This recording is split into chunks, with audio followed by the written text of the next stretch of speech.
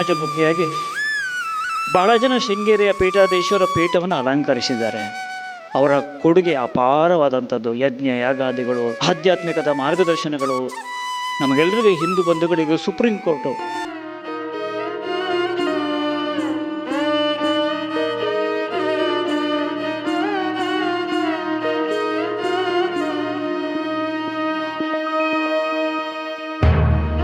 ಪರಮ ಪವಿತ್ರವಾದ ಒಂದು ಕರ್ತವ್ಯ ನನ್ನ ಹೆಗಲಿನ ಮೇಲಿದೆ.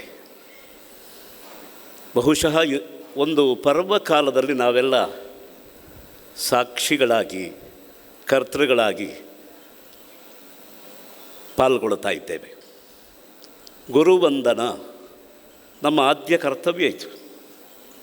ಯಾಕೆ ಅಂತಂದರೆ ಹಿಂದಿದ್ದು ಗುರು ಹಿಂದಿದ್ದು ಮುಂದೆ ದಾರಿಯನ್ನು ತೋರಿಸುವನು. ಮುಂದೆ ಲಕ್ಷ್ಯ ಇರಬೇಕು. ಆ ಲಕ್ಷ್ಯವನ್ನು ತಲುಪಿಸುವ ಮಾರ್ಗ ನಮಗೆ ತೆರೆದಿರಬೇಕು. ಈ ಮಾರ್ಗವನ್ನು ಗುರು ಬೆಂಬಲವಾಗಿದ್ದು ನಮಗೆ ತೋರಿಸ್ತಾ ಇರಬೇಕು. ದಾರಿಯನ್ನು ಕ್ರಮಿಸುವಾಗ ಅನೇಕ ಸಮಸ್ಯೆಗಳು ಬರಬಹುದು, ಅನೇಕ ತೊಂದರೆಗಳು ಬರಬಹುದು. ಅವುಗಳನ್ನು ನಿವಾರಿಸಿಕೊಳ್ಳುವ ಶಕ್ತಿ, ಯುಕ್ತಿ ಮತ್ತು ಭಕ್ತಿ ಎಲ್ಲವನ್ನೂ ತುಂಬಿಸಿಕೊಡುವವನು ಗುರು. ಅಂತಹ ಗುರುವನ್ನು ಮುಂದಿಟ್ಟು, ಗುರುವನ್ನು ಮೇಲಿಟ್ಟು, ಗುರುವಿನ ಶಿರಸ್ಸಿನಲ್ಲಿ ಕಿರೀಟವನ್ನಿಟ್ಟು, ಗುರುವಿಗೆ ಸಿಂಹಾಸನವನ್ನು ಕೊಟ್ಟು ಅವನನ್ನು ವಂದಿಸುವುದು, ಅವನಿಗೆ ನಮ್ಮ ಪೂಜೆಯನ್ನು ಸಲ್ಲಿಸುವುದು ಭಾರತೀಯರ ಒಂದು ಆದ್ಯ ಕರ್ತವ್ಯ. ಶಿಷ್ಯರ ತಲೆಯಲ್ಲಿ ಏನಿದೆ ಅಂತ ಗೊತ್ತಾಗುವುದೇ ಅವರ ನಡವಳಿಕೆಯಲ್ಲಿ. ತಲೆಯಲ್ಲಿ ವಿನಯ ಇಲ್ಲದೇ ಇದ್ದರೆ ಮೈಯೊಳಗೆ ವಿನಯ ಬರೋದಿಲ್ಲ. ಆಧುನಿಕ ಕಾಲದ ಸಮಸ್ಯೆ ಅದು, ನಾವು ಗಮನಿಸಬೇಕು. ಹಲವರು ಹೇಳ್ತಾರೆ ನಮಗೆ ವಿಚಾರ ಇದೆ, ಆದರೆ ಆಚಾರ ಇರೋದಿಲ್ಲ. ಕೆಲವು ಮುಗ್ಧರಲ್ಲಿ ಆಚಾರ ಇರ್ತದೆ, ತಲೆಯಲ್ಲಿ ವಿಚಾರ ಇರೋದಿಲ್ಲ. ಆವಾಗ ಯಾವುದೂ ಪೂರ್ಣ ಅಲ್ಲ. ಆಚಾರದಂತೆ ಕಂಡರೂ ಅದು ಆಚಾರ ಅಲ್ಲ. ಯಾಕೆ ಅಂತಂದರೆ ನಮ್ಮ ಗುರುಗಳು ಪಾಠ ಮಾಡುವಾಗ ಒಂದು ವಿಷಯ ಹೇಳ್ತಿದ್ರು. ಯಾವುದಪ್ಪ ಆಚಾರ ಅಂತ ಕೇಳಿದರೆ, ಆ ಸಮಂತಾತ್ ಚಾರಯತೀತಿ. ನಮ್ಮ ಪ್ರಾಣ, ಇಂದ್ರಿಯ, ಮನಸ್ಸು ಎಲ್ಲವನ್ನ ಯೋಗಿಗಳು ಹೋಗಿ ಯಾವುದನ್ನು ಮುಟ್ಟಿ ಮುಟ್ಟಿ ಇದಂತತ್ವಂ ಅಂತ ಹೇಳಿದ್ರು, ಆ ತತ್ವದ ನೆಲದಲ್ಲಿ, ತತ್ವದ ನೆಲೆಯಲ್ಲಿ ಚಾರಯತಿ. ನಮ್ಮ ಮನಸ್ಸನ್ನು, ಬುದ್ಧಿಯನ್ನು, ಪ್ರಾಣನ್ನು ಅಲ್ಲಿ ಸಂಚಾರ ಮಾಡಿಸಬೇಕಾದ್ದು, ಅದು ಆಚಾರ ಅಂತ. ಆದ್ದರಿಂದಲೇ ಭಾರತೀಯರು ಆಚಾರದ ಬೆಳಕಿನಲ್ಲಿ ಎಲ್ಲವನ್ನೂ ಕಂಡ್ರು. ಆಚಾರವನ್ನು ರಕ್ಷಣೆ ಮಾಡಿಕೊಡೋದೇ ಇದ್ದರೆ ವಿಚಾರ ಉಳಿಯೋದಿಲ್ಲ. ವಿಚಾರ ಮಾತ್ರ ಸಾಕು ಎನ್ನುವುದು ಒಂದು ಬಾಲಿಶವಾದ ಅಭಿಪ್ರಾಯ ಅದು. ಯಾಕೆಂದರೆ ವಿಚಾರ ಯಾಕೆ ಬೇಕಾಗಿದ್ದರೆ ತಲೆಯನ್ನು ತುಂಬಿಸಿಕೊಳ್ಳೋದಕ್ಕಲ್ಲ. ಇವತ್ತು ಶಿಕ್ಷಣದ ದೃಷ್ಟಿ ಯಾಕೆ ಮಂಕಾಗಿದೆ ಅಂತ ಕೇಳಿದರೆ, ಎಲ್ಲರ ಮಸ್ತಿಷ್ಕವನ್ನು ನಾವು ಉಗ್ರಾಣ ಮಾಡ್ತಾ ಇದ್ದೇವೆ. ಮಾಹಿತಿಗಳನ್ನು ತುಂಬಿ ಅವರ ತಲೆಯಲ್ಲಿ ಒಂದು ಭಾವಕ್ಕೆ ಸ್ಥಳವೇ ಇಲ್ಲ ಅನ್ನುವ ಒಂದು ಸಂದರ್ಭವನ್ನು ನಾವು ನಿರ್ಮಾಣ ಮಾಡ್ತಾ ಇದ್ದೇವೆ.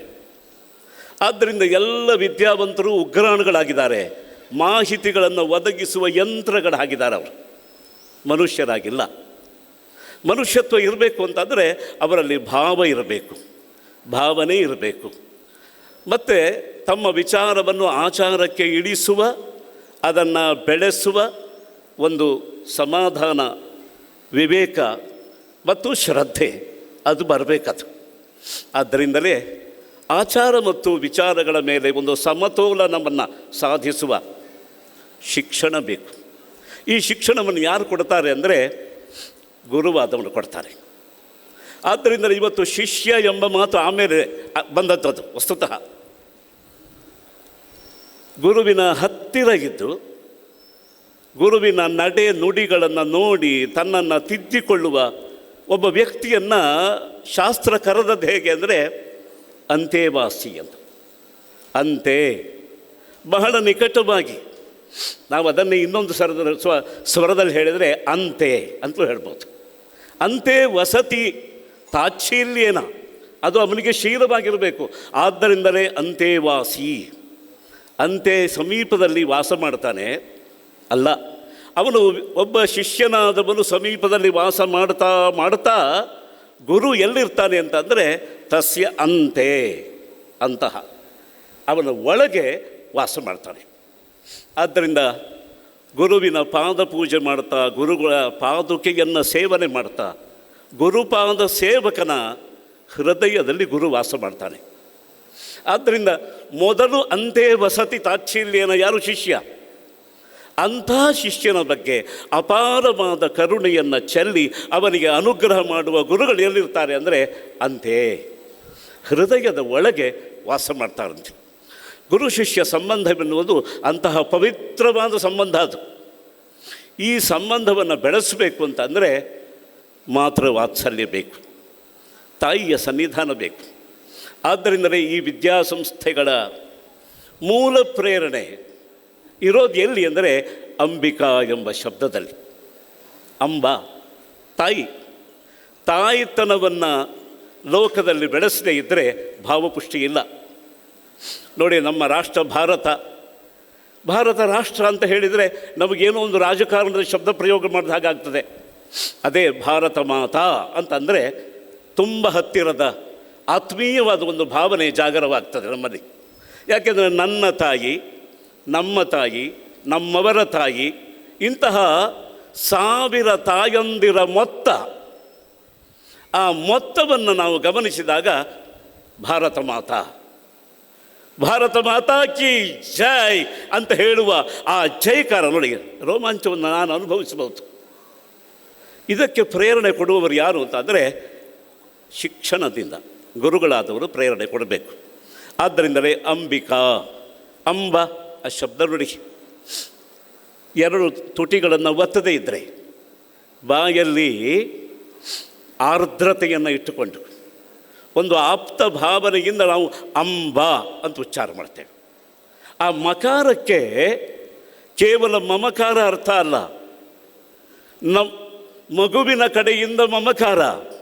ಇದೇ ಮಮಕಾರ ತಾಯಿಯ ಕಡೆಯಿಂದ ವಾತ್ಸಲ್ಯ ಎಂಬ ಒಂದು ಪಾಕವನ್ನು ಪಡ್ಕೊಡುತ್ತದೆ, ಅದು ವಾತ್ಸಲ್ಯವಾಗ್ತದೆ.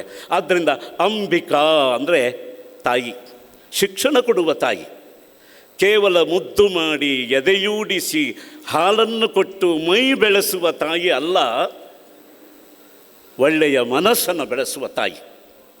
ಅಂತಹ ಒಂದು ಅಂಬಿಕಾ ಎಂಬ ಹೆಸರಿನ ಈ ವಿದ್ಯಾಸಂಸ್ಥೆಗಳ ಸಮುದಾಯ ಅಂತಹ ಅಪೂರ್ವವಾದ ಒಂದು ಶಿಕ್ಷಣವನ್ನು ಮಕ್ಕಳಿಗೆ ಕೊಡ್ತಾ ಇದೆ. ಭಾಳ ಸಂತೋಷದ ವಿಷಯ ಇದು. ಇದಕ್ಕೆ ಮೂಲ ಪ್ರೇರಣೆ, ಮಾರ್ಗದರ್ಶನ ನಮ್ಮ ಜಗದ್ಗುರುಗಳದ್ದು, ಸ್ವಾಮೀಜಿಯವರದ್ದು. ಅವರನ್ನು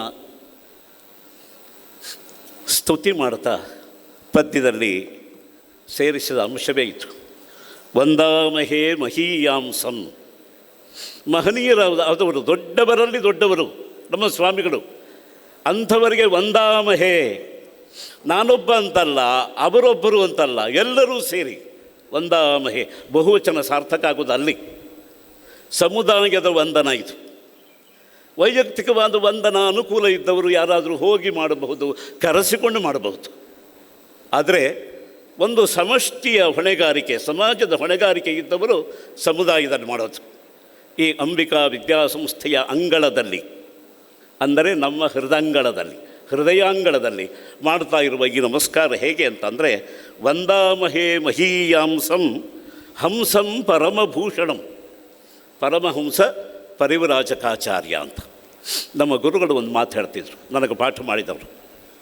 ಹಂಸಃ ಅಂತಂದರೆ ಅಹಂ ಸಹ, ಸಂಸಾರದ ದಶೆಯಲ್ಲಿ ನಾನು ಮತ್ತು ಅವನು, ನಮ್ಮಂತಹ ಕೋಟಿ ಕೋಟಿ ಪ್ರಜೆಗಳನ್ನು ಮುನ್ನಡೆಸುವ ಅವನು, ಅಹಂ ಸಹ.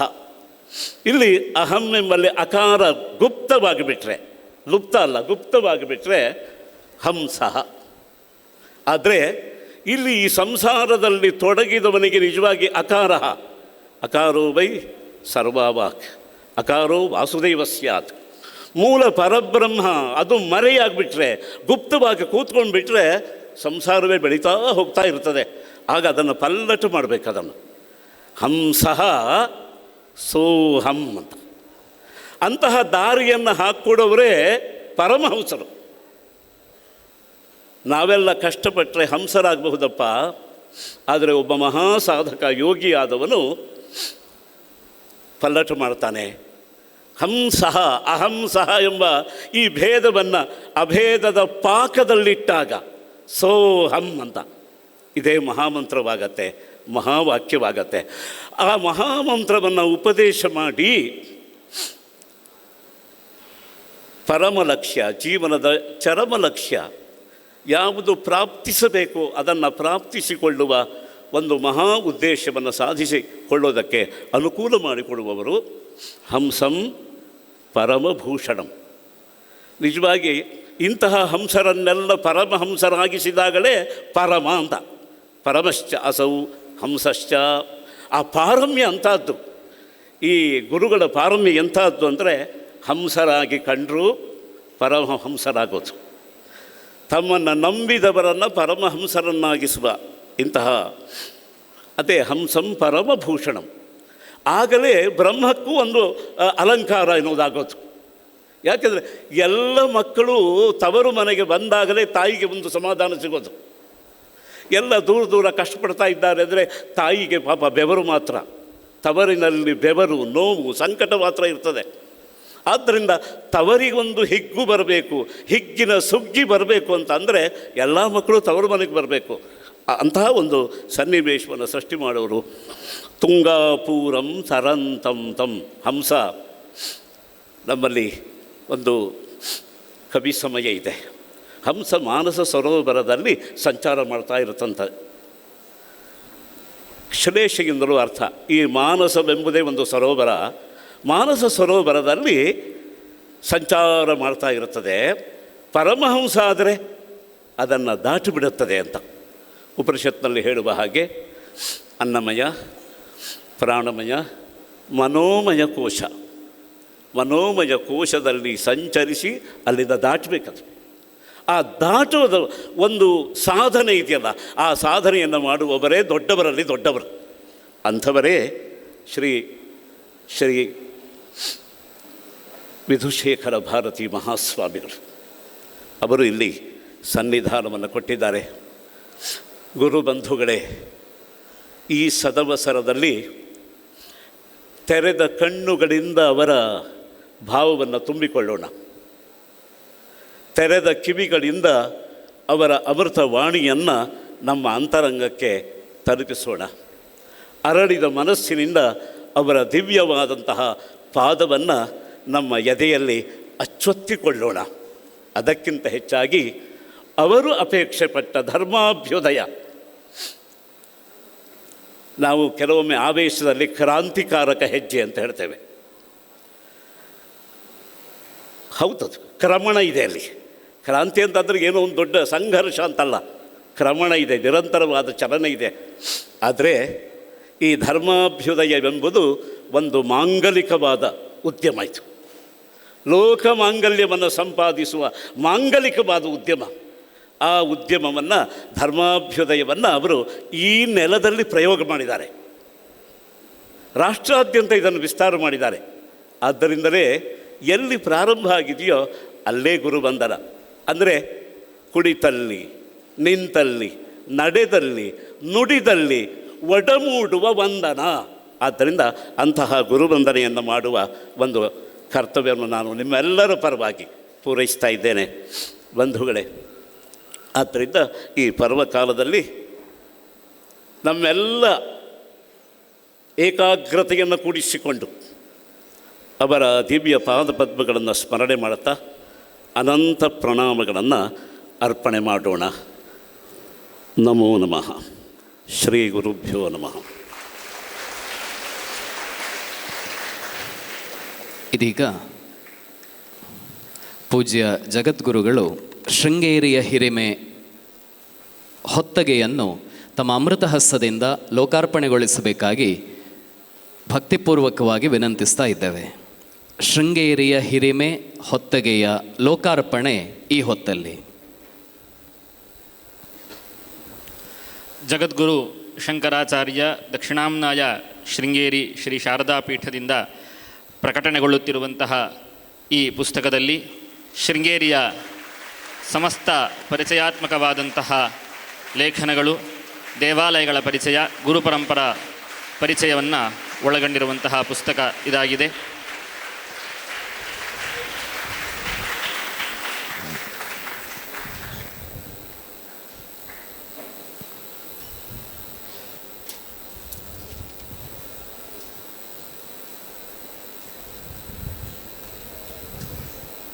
ಶ್ರೀ ಶಂಕರ ಜಯಂತಿ ಮತ್ತು ಅಂಬಿಕಾ ವಿದ್ಯಾಸಂಸ್ಥೆಗಳ ರಜತ ಸಂಭ್ರಮದ ನಿಮಿತ್ತ ಶಂಕರ ವಿಜಯ ಸ್ಪರ್ಧೆಗಳನ್ನು ಅಂಬಿಕಾದ ಆವರಣದಲ್ಲಿ ಆಯೋಜಿಸಲಾಗಿತ್ತು. ಲ್ಯಾಪ್ಟಾಪ್, ಟ್ಯಾಬ್ ಸಹಿತ ಸುಮಾರು 2.5 ಲಕ್ಷ ರೂಪಾಯಿ ಮೌಲ್ಯದ ಪ್ರಶಸ್ತಿಗಳನ್ನು ಕೂಡ 4 ತಾಲೂಕುಗಳ ವಿದ್ಯಾರ್ಥಿಗಳಿಗೆ ಸ್ಪರ್ಧೆಯನ್ನು ಏರ್ಪಡಿಸುವುದರ ಮೂಲಕ ಬಹುಮಾನವಾಗಿ ಅಂಬಿಕಾ ಸಂಸ್ಥೆ ಪ್ರಾಯೋಜಿಸಿದೆ. ಇದೀಗ ಪ್ರಶಸ್ತಿ ಪುರಸ್ಕಾರ ಸಮಾರಂಭ. ಪ್ರಶಸ್ತಿ ಪುರಸ್ಕೃತ ವಿದ್ಯಾರ್ಥಿಗಳ ಪಟ್ಟಿಯನ್ನು ಶಾಂಕರ ತತ್ವ ಪ್ರಸಾರ ಅಭಿಯಾನದ ಕರ್ನಾಟಕ ರಾಜ್ಯ ಸಂಚಾಲಕರಾದ ವಿದ್ವಾನ್ ತೇಜಶಂಕರ ಸೋಮಯಾಜಿಯವರು ನಮ್ಮ ಎದುರುಗಡೆ ಪ್ರಸ್ತುತಪಡಿಸಲಿಕ್ಕಿದ್ದಾರೆ. ಶ್ರೀ ಗುರುಭ್ಯೋ ನಮಃ. ಸದಾಶಿವ ಸಮಾರಂಭಾಂ ಶಂಕರಾಚಾರ್ಯ ಮಧ್ಯಮಾಂ ಅಸ್ಮದಾಚಾರ್ಯ ಪರ್ಯಂತಾಂ ವಂದೇ ಗುರು ಪರಂಪರಾಂ.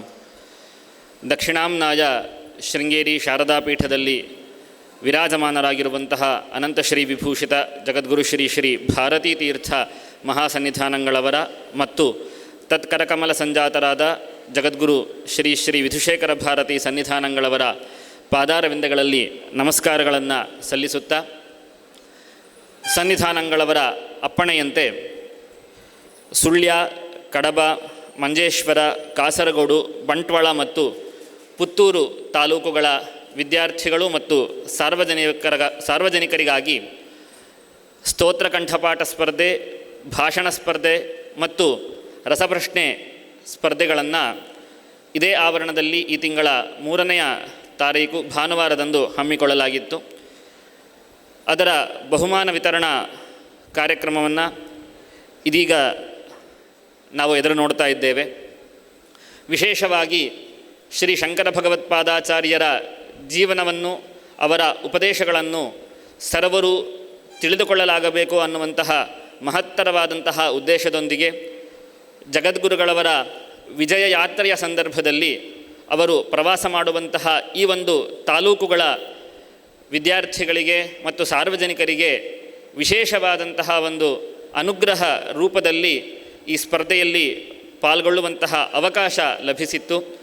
ಸರಿಸುಮಾರು 140 ಜನ ಅಭ್ಯರ್ಥಿಗಳು ನೋಂದಣಿಯನ್ನು ಮಾಡಿಕೊಂಡು 122 ವಿದ್ಯಾರ್ಥಿಗಳು ಒಟ್ಟಾರೆ ಈ ಸ್ಪರ್ಧೆಯಲ್ಲಿ ಭಾಗವಹಿಸಿದರು. ಕಿರಿಯ ಮಕ್ಕಳಿಗೋಸ್ಕರವಾಗಿ, ಪ್ರಾಥಮಿಕ ಹಂತದ ಮಕ್ಕಳಿಗೋಸ್ಕರವಾಗಿ ಇಟ್ಟಂತಹ ಸ್ತೋತ್ರ ಕಂಠಪಾಠ ಈ ಸ್ಪರ್ಧೆಯಲ್ಲಿ ಗಣೇಶ ಪಂಚರತ್ನ ಮತ್ತು ಗುರುಪಾದುಕಾ ಸ್ತೋತ್ರದ ಕಂಠಪಾಠವನ್ನು ಮಾಡಿ ಮಕ್ಕಳು ಸ್ಪರ್ಧೆಯಲ್ಲಿ ಹೇಳಬೇಕಾಗಿತ್ತು. ಆ ಸ್ಪರ್ಧೆಯಲ್ಲಿ ಪ್ರಥಮ ಸ್ಥಾನವನ್ನು ಪಡೆದುಕೊಂಡಂಥವರು ಸಾನ್ವಿ ಚೇಂಬರ್ಪು, ಬಂಟವಾಳ ತಾಲೂಕಿನ ವಿದ್ಯಾರ್ಥಿನಿ. ಇವರು ಆಗಮಿಸಿ ಬಹುಮಾನವನ್ನು ಪಡೆದುಕೊಳ್ಳಬೇಕಾಗಿ ಕೇಳಿಕೊಳ್ತಾ ಇದ್ದೇನೆ. ಶ್ರೀ ಶಾರದಾಮ್ಮನವರ ಫೋಟೋ, ಪ್ರಮಾಣಪತ್ರ, ಸರಿಸುಮಾರು 18,000 ರೂಪಾಯಿಗಳ ಟ್ಯಾಬ್ ಒಳಗೊಂಡಂತಹ ಬಹುಮಾನವನ್ನು ಸಾನ್ವಿ ಚೇಂಬರ್ಪ ಇವರು ಸ್ತೋತ್ರ ಕಂಠಪಾಠದಲ್ಲಿ ಪ್ರಥಮ ಸ್ಥಾನವನ್ನು ಪಡೆಯುವುದರ ಮೂಲಕವಾಗಿ ತಮ್ಮದಾಗಿಸಿಕೊಂಡಿದ್ದಾರೆ.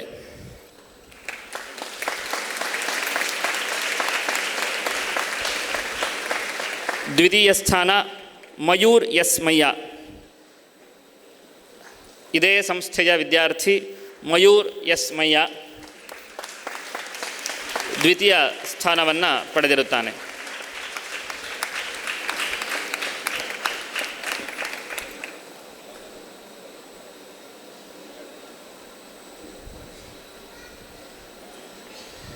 ತೃತೀಯ ಬಹುಮಾನ ಸ್ಪಂದನಾ ಭಟ್, ಪುತ್ತೂರು ತಾಲೂಕಿನ ವಿದ್ಯಾರ್ಥಿನಿ ಸ್ಪಂದನಾ ಭಟ್ ಇವರು ತೃತೀಯ ಸ್ಥಾನವನ್ನು ಪಡೆದಿರುತ್ತಾರೆ.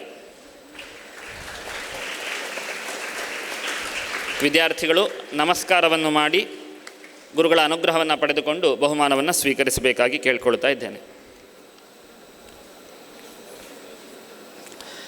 ಸಮಾಧಾನಕರ ಬಹುಮಾನವಾಗಿ 5 ಜನ ಅಭ್ಯರ್ಥಿಗಳನ್ನು ಗುರುತಿಸಿದ್ದು ಲಹರಿ ಕೆ ಇವರು ಬಹುಮಾನವನ್ನು ಸ್ವೀಕರಿಸಬೇಕಾಗಿ ಕೇಳಿಕೊಳ್ತಾ ಇದ್ದೇನೆ. ಸಮಾಧಾನಕರ ಬಹುಮಾನವಾಗಿ 5 ವಿದ್ಯಾರ್ಥಿಗಳಿಗೆ ಪಾರಿತೋಷಕವನ್ನು ನೀಡಲಾಗ್ತಾ ಇದೆ. ಲಹರಿ ಕೆ, 2ನೇ ಅಭ್ಯರ್ಥಿ ರಶ್ಮಿ PR. ಎಲ್ಲ ಮಹನೀಯರು ಚಪ್ಪಾಳೆಯೊಂದಿಗೆ ಮಕ್ಕಳನ್ನು ಪ್ರೋತ್ಸಾಹಿಸಬೇಕು.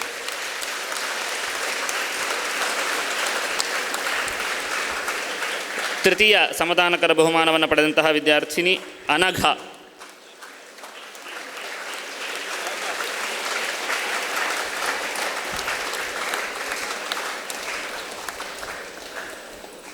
ಅನಘ, ಅನನ್ಯ,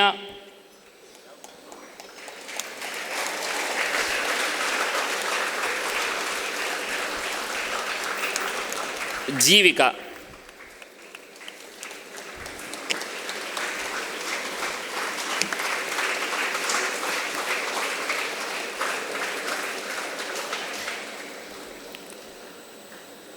ಭಾಷಣ ಸ್ಪರ್ಧೆಯ ಕಿರಿಯ ವಿಭಾಗದ ಪ್ರಥಮ ಬಹುಮಾನವನ್ನು ಪಡೆದಂತಹ ವಿದ್ಯಾರ್ಥಿ ಅಭಿನವ ರಾಜ್ ಎನ್.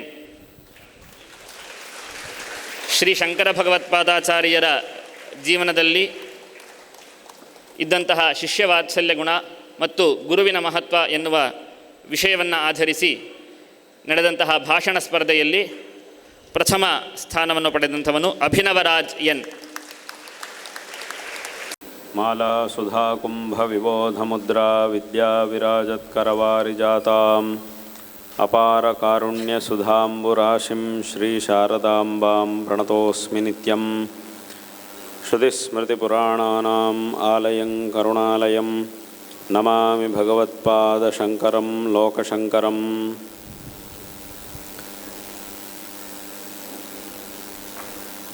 ಸಮಸ್ತ ಪ್ರಪಂಚದಲ್ಲೂ ಅತ್ಯಂತ ಶ್ರೇಷ್ಠವಾದಂತಹದ್ದು ನಮ್ಮ ಈ ಸನಾತನ ಹಿಂದೂ ಧರ್ಮ ಪರಂಪರೆಯಾಗಿದೆ. ಈ ಒಂದು ಧರ್ಮ ಪರಂಪರೆಯು ನಮ್ಮ ಸಮಸ್ತ ವೈದಿಕ ವಾಂಗ್ಮಯವು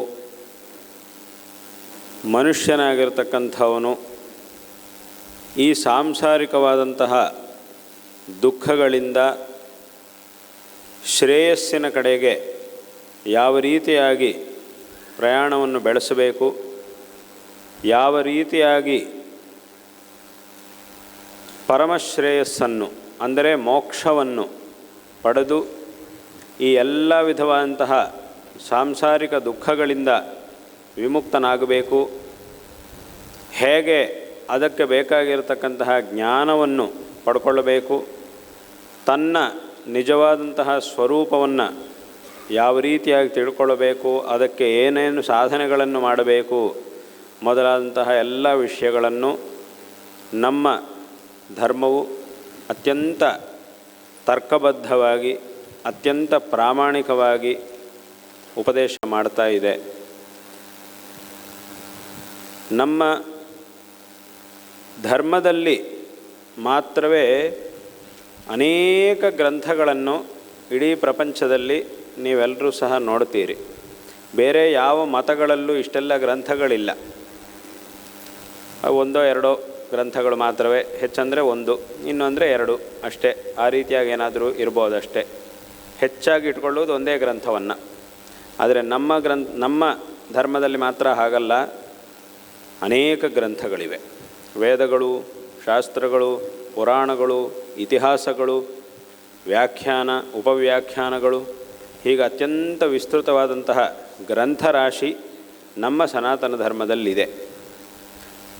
ಯಾಕೆ ಇಷ್ಟೆಲ್ಲ ಗ್ರಂಥಗಳು? ಬೇರೆ ಕಡೆಯಲ್ಲೂ ಇಷ್ಟೆಲ್ಲ ಗ್ರಂಥಗಳಿಲ್ಲ, ನಮ್ಮಲ್ಲಿ ಮಾತ್ರ ಯಾಕೆ ಇಷ್ಟು ಗ್ರಂಥಗಳು? ಕೇವಲ ಅಲ್ಲಿರುವಂತಹ ವಿಚಾರಗಳನ್ನು ಅರ್ಥ ಮಾಡಿಕೊಳ್ಳೋದು ಬೇರೆ ವಿಷಯ. ಆದರೂ ಬರೀ ಎಷ್ಟು ಗ್ರಂಥಗಳಿದಾವೋ ನಮ್ಮ ಧರ್ಮದಲ್ಲಿ, ಆ ಎಲ್ಲ ಗ್ರಂಥಗಳನ್ನು ಒಮ್ಮೆ ಆರಂಭದಿಂದ ಕೊನೆಯ ತನಕ ಪಾರಾಯಣೆ ಮಾಡಬೇಕು. ಬರೀ ಓದ್ತಾ ಹೋಗೋದಷ್ಟೇ, ಅದರ ಅರ್ಥ ವಿಚಾರ ಎಲ್ಲ ಮಾಡುವುದಿಲ್ಲ. ಬರೀ ಓದ್ತಾ ಹೋಗಲಿಕ್ಕೆ ಇಡೀ ಜೀವನವೇ ಸಾಕಾಗುವುದಿಲ್ಲ, ಮನುಷ್ಯನ ಜೀವನ. ಅಷ್ಟು ಗ್ರಂಥಗಳು ನಮ್ಮ ಸನಾತನ ಧರ್ಮದಲ್ಲಿವೆ. ಇನ್ನು ಅದರ ಅರ್ಥವನ್ನೆಲ್ಲ ತಿಳ್ಕೊಳ್ಳಿಕ್ಕೆ ಶುರು ಮಾಡಿದರೆ, ಅರ್ಥ ಮಾಡಿಕೊಳ್ಳುವಂಥ ಪ್ರಯತ್ನ ಮಾಡಲಿಕ್ಕೆ ಹೋದರೆ ಇನ್ನೂ ತುಂಬ ಕಾಲ ಬೇಕಾಗುತ್ತೆ. ಅದಕ್ಕೆ ಒಂದು ಅತ್ಯಂತ ಅದ್ಭುತವಾದಂತಹ ಒಂದು ಕಥೆ ವೇದದಲ್ಲಿ ಬರುತ್ತೆ. ಒಮ್ಮೆ ಭರದ್ವಾಜ ಮಹರ್ಷಿಗಳು ಏನು ಸಂಕಲ್ಪ ಮಾಡಿದರು ಅಂತಂದರೆ, ನಾನು ಸಂಪೂರ್ಣವಾಗಿ ಎಲ್ಲ ವೇದಗಳನ್ನು ಅಧ್ಯಯನ ಮಾಡಬೇಕು ಅಂತ ಅವರು ಸಂಕಲ್ಪ ಮಾಡಿ ಜೀವನದಲ್ಲಿ ಬೇರೆ ಯಾವ ಕೆಲಸವನ್ನು ಇಟ್ಕೊಳ್ಳದೆ ಆರಂಭದಿಂದ ಕೊನೆ ತನಕ ವೇದಗಳನ್ನೇ ಅಧ್ಯಯನ ಮಾಡ್ತಾಯಿದ್ರು. ಪೂರ್ತಿ ಇವತ್ತೊಂದು ನಾಳೆ ಇನ್ನೊಂದು ಇಂಥ ಹೀಗೆ ಪೂರ್ತಿ ವೇದಗಳನ್ನೇ ಅಧ್ಯಯನ ಮಾಡ್ತಾಯಿದ್ರು. ಬೇರೆ ಯಾವ ಕೆಲಸವನ್ನು ಮಾಡಲಿಲ್ಲ, ಅವರು ಅಧ್ಯಯನ ಒಂದನ್ನೇ ಮಾಡ್ತಾಯಿದ್ರು.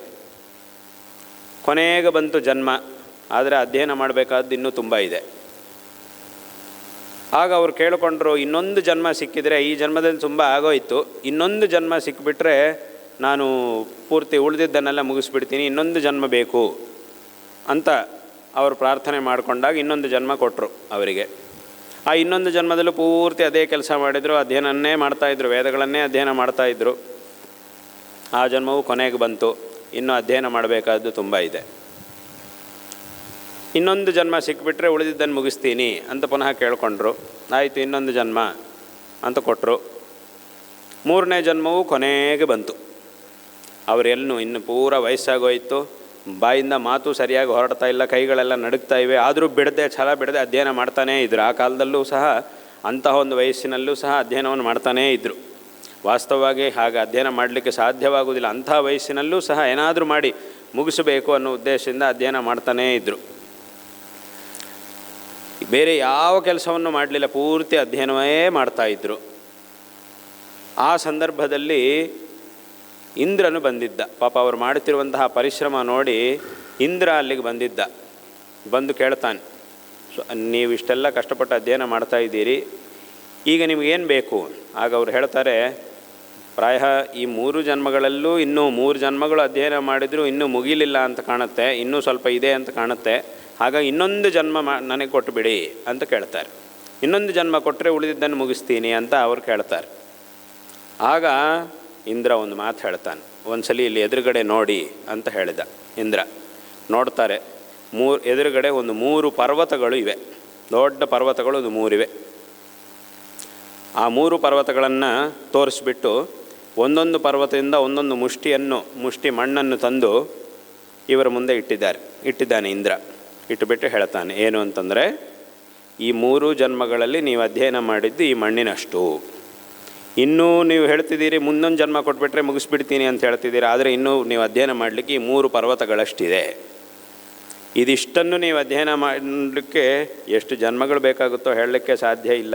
ಈ 3 ಜನ್ಮಗಳಲ್ಲಿ ಬೇರೆ ಯಾವ ಕೆಲಸವನ್ನು ಮಾಡದೆ ಸಂಪೂರ್ಣವಾಗಿ ನೀವು ಅಧ್ಯಯನವನ್ನೇ ಮಾಡಿದರೂ ಸಹ ಒಂದು ಬೆಟ್ಟದಲ್ಲಿ, ದೊಡ್ಡ ಬೆಟ್ಟದಲ್ಲಿ ಒಂದು ಮುಷ್ಟಿ ಮಣ್ಣು ಎಷ್ಟೋ ಅಷ್ಟನ್ನು ಮಾತ್ರವೇ ನಿಮ್ಮಿಂದ ಅಧ್ಯಯನ ಮಾಡಲಿಕ್ಕಾಯಿತು.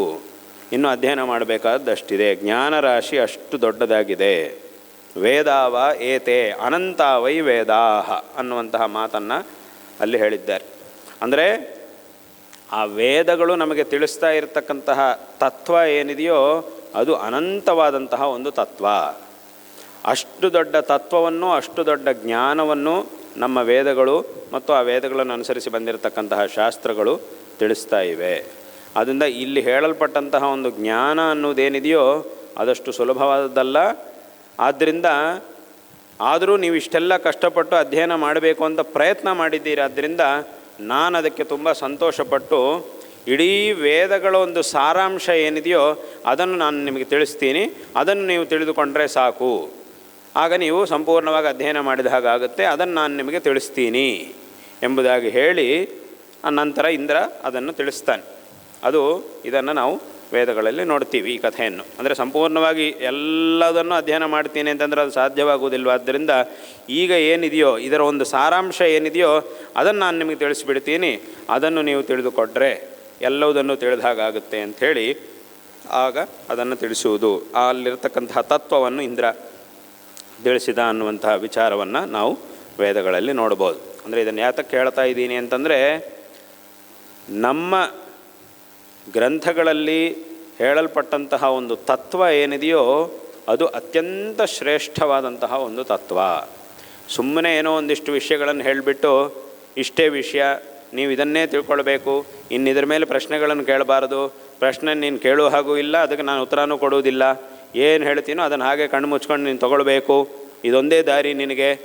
ಈ ರೀತಿಯಾದಂತಹ ಮಾತುಗಳಿಗೆ ನಮ್ಮ ಧರ್ಮದಲ್ಲಿ ಅವಕಾಶ ಇಲ್ಲ. ಇದು ವಿಷಯ. ಈ ವಿಷಯದ ಮೇಲೆ ನಿನ್ನ ಮನಸ್ಸಿನಲ್ಲಿ ಏನೇನು ಪ್ರಶ್ನೆಗಳು ಬರುತ್ತೋ ಆ ಎಲ್ಲ ಪ್ರಶ್ನೆಗಳನ್ನು ಕೇಳು. ಎಷ್ಟು ಪ್ರಶ್ನೆಗಳನ್ನು ಬೇಕಾದರೂ ನೀನು ಕೇಳು. ಎಲ್ಲದಕ್ಕೂ ನಮ್ಮ ಹತ್ರ ತರ್ಕಬದ್ಧವಾದಂತಹ ಉತ್ತರ ಇದೆ. ಸುಮ್ಮನೆ ಏನೋ ಹೇಳಿಬಿಟ್ಟು ಇದನ್ನು ನೀನು ಒಪ್ಕೊಳ್ಳೇಬೇಕು ಅಂತ ನಾವು ಒತ್ತಾಯ ಮಾಡುವುದಿಲ್ಲ. ತರ್ಕಬದ್ಧವಾಗಿ ನೀನು ಕೇಳಿದ ಎಲ್ಲ ಪ್ರಶ್ನೆಗಳಿಗೂ ನಾವು ಉತ್ತರ ಹೇಳ್ತೀವಿ. ಅದಕ್ಕೆ ಸ್ವಲ್ಪ ಸಮಯ ಬೇಕಾಗುತ್ತೆ. ನಮಗೆ ಹೇಳುವುದಕ್ಕೂ ಸ್ವಲ್ಪ ಸಮಯ ಬೇಕು. ಮುಖ್ಯವಾಗಿ ಹೇಳಿದ್ದಕ್ಕಿಂತಲೂ ಹೇಳಿದ್ದನ್ನು ಅರ್ಥ ಮಾಡ್ಕೊಳ್ಳಿಕ್ಕೆ ನಿನಗೆ ಸಮಯ ಬೇಕು. ಅರ್ಥ ಮಾಡ್ಕೊಂಡು ಒಂದೊಂದು ಮೆಟ್ಲು ಹತ್ತಾ ಮೇಲೆ ಬರಲಿಕ್ಕೆ ನಿನಗೆ ಸಮಯ ಬೇಕು. ಒಂದು ಕ್ರಮ ಇದೆ. ಆ ಒಂದು ಕ್ರಮದಲ್ಲಿ ನೀನು ಪ್ರಶ್ನೆಗಳು ಕೇಳಿದಾಗ ನಾವು ಅದಕ್ಕೆ ಸರಿಯಾಗಿ ಉತ್ತರವನ್ನು ಕೊಟ್ಟಿದ್ದೀವಿ, ಅದನ್ನು ನೀನು ಸರಿಯಾಗಿ ಅರ್ಥ ಮಾಡಿಕೊಂಡ್ರೆ ನೀನು ಆ ತತ್ವವನ್ನು ಚೆನ್ನಾಗಿ ತಿಳ್ಕೊಳ್ಳಿಕ್ಕೆ ಸಾಧ್ಯವಾಗುತ್ತೆ. ನಮ್ಮ ಧರ್ಮ ನಿನಗೆ ಎಷ್ಟು ಪ್ರಶ್ನೆಗಳಿದ್ದರೂ ಕೇಳು, ಆ ಎಲ್ಲ ಪ್ರಶ್ನೆಗಳಿಗೂ ನಾವು ಉತ್ತರ ಹೇಳ್ತೀವಿ. ನಮ್ಮ ಹತ್ರ ಉತ್ತರ ಇದೆ. ತರ್ಕಬದ್ಧವಾಗಿ, ಅದು ಸುಮ್ಮನೆ ಏನೋ ಉತ್ತರ ಕೊಟ್ಟುಬಿಟ್ಟು ಸಾಕು ಅಂತ ಹಂಗೆ ಹೇಳುವುದಿಲ್ಲ. ತರ್ಕಬದ್ಧವಾಗಿ, ಪ್ರಮಾಣಬದ್ಧವಾಗಿ ನಾವು ನಿನಗೆ ಉತ್ತರವನ್ನು ಕೊಡ್ತೀವಿ. ಈ ರೀತಿಯಾಗಿ ನಮ್ಮ ಒಂದು ತತ್ವ ಏನಿದೆಯೋ, ನಮ್ಮ ಒಂದು ಭಾರತೀಯ ತತ್ವ, ನಮ್ಮ ಹಿಂದೂ ಧರ್ಮದ ಈ ಸನಾತನ ಧರ್ಮದ ತತ್ವ ಏನಿದೆಯೋ, ಆ ತತ್ವಜ್ಞಾನದ ವಿಷಯದಲ್ಲಿ ನಮ್ಮ ಮನಸ್ಸಿನಲ್ಲಿ ಏನೆಲ್ಲ ಸಂದೇಹಗಳು ಬರುತ್ತೋ, ಎಷ್ಟೆಲ್ಲ ಪ್ರಶ್ನೆಗಳು ಬರ್ತಾ ಇವೆಯೋ, ಆ ಎಲ್ಲ ಪ್ರಶ್ನೆಗಳಿಗೂ ಸಹ ವಿಸ್ತಾರವಾಗಿ ಚರ್ಚೆಗಳನ್ನು ಮಾಡುವುದರ ಮೂಲಕ ಉತ್ತರವನ್ನು ಚೆನ್ನಾಗಿ ಸರಿಯಾದಂತಹ ಉತ್ತರವನ್ನು ಕೊಡುವುದಕ್ಕೋಸ್ಕರವೇ ಇಷ್ಟೆಲ್ಲ ಗ್ರಂಥಗಳನ್ನು ನಮ್ಮ ಧರ್ಮದಲ್ಲಿ ರಚನೆ ಮಾಡಿದ್ದಾರೆ. ಯಾಕೆ ಇಷ್ಟೆಲ್ಲ ಗ್ರಂಥಗಳು ನಮ್ಮ ಧರ್ಮದಲ್ಲಿವೆ ಅಂತ ಕೇಳಿದರೆ, ಹೇಳಬೇಕಾದಂತಹ ವಿಚಾರವನ್ನು ವಿಸ್ತಾರವಾಗಿ ಇನ್ನು ಮತ್ತೆ ಪುನಃ ಅದರ ಮೇಲೆ ನಮಗೆ ಪ್ರಶ್ನೆಗಳು ಬರಬಾರದು. ಆ ರೀತಿಯಾಗಿ ನೀನು ಪ್ರಶ್ನೆ ಕೇಳಬಾರದು ಅಂತ ಹೇಳಲಿಲ್ಲ, ನಿನಗೆ ಪ್ರಶ್ನೆನೇ ಬರುವುದಿಲ್ಲ ಇನ್ನು ನಾವು ಉತ್ತರ ಕೊಟ್ಟ ಮೇಲೆ. ಆ ರೀತಿಯಾಗಿ ನಾವು ಉತ್ತರ ಕೊಡ್ತೀವಿ. ಆವಾಗ ಆ ರೀತಿಯಾಗಿ ಇನ್ನು ಪ್ರಶ್ನೆನೇ ಬರಬಾರದು ಅನ್ನೋ ಹಾಗೆ ಉತ್ತರ ಕೊಡಬೇಕು ಅಂತಂದರೆ ಸರಿಯಾಗಿ ಉತ್ತರ ಕೊಟ್ಟಿರಬೇಕು. ಆವಾಗ ಮಾತ್ರವೇ ಪ್ರಶ್ನೆ ಬರುವುದಿಲ್ಲ. ಆದ್ದರಿಂದ ಪುನಃ ನಿನ್ನ ಮನಸ್ಸಿನಲ್ಲಿರುವ ಯಾವುದೇ ವಿಧವಾದಂತಹ ಪ್ರಶ್ನೆಗೆ ಸ್ಥಾನವಿಲ್ಲದೇ ಇರುವ ಹಾಗೆ ನಾವು ನಿನಗೆ ಉತ್ತರವನ್ನು ಕೊಡ್ತೀವಿ ಎಂಬುದಾಗಿ ಎಲ್ಲ ಹೇಳುವುದಕ್ಕೋಸ್ಕರವೇ ಇಷ್ಟೆಲ್ಲ ಗ್ರಂಥಗಳು. ತುಂಬ ಜನ ಕೇಳಿದ್ದೀರಿ, ಶಂಕರಾಚಾರ್ಯರು ಅವರ ಜೀವನ ಚರಿತ್ರೆಯಲ್ಲಿ ದೇಶದಲ್ಲೆಲ್ಲ ಕಡೆ ಸಂಚಾರ ಮಾಡಿ ಎಲ್ಲ ಪಂಡಿತರ ಜೊತೆಗೆ ವಾದಗಳನ್ನು ಮಾಡಿದರು. ಯಾಕೆ ವಾದವನ್ನು ಮಾಡಿದರು?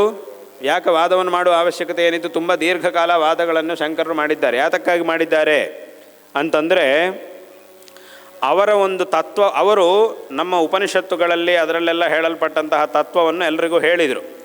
ಹೇಳಿದಾಗ ತುಂಬ ಜನ ಅದನ್ನು ಒಪ್ಕೊಂಡ್ಬಿಟ್ರು. ಯಾಕೆ ಇದೇ ಸರಿಯಾಗಿದೆ, ನಾವು ತಿಳ್ಕೊಂಡಿರೋದಕ್ಕಿಂತ ಇದು ಸರಿಯಾಗಿದೆ, ಆದ್ದರಿಂದ ನಾವು ಈ ಮಾರ್ಗದಲ್ಲಿ ಹೋಗಬೇಕು ಅಂಥೇಳಿ ಎಲ್ಲರೂ ಅದನ್ನು ಒಪ್ಕೊಂಡು ಆ ಮಾರ್ಗದಲ್ಲಿ ಹೋಗಲಿಕ್ಕೆ ಪ್ರಾರಂಭ ಮಾಡಿದರು.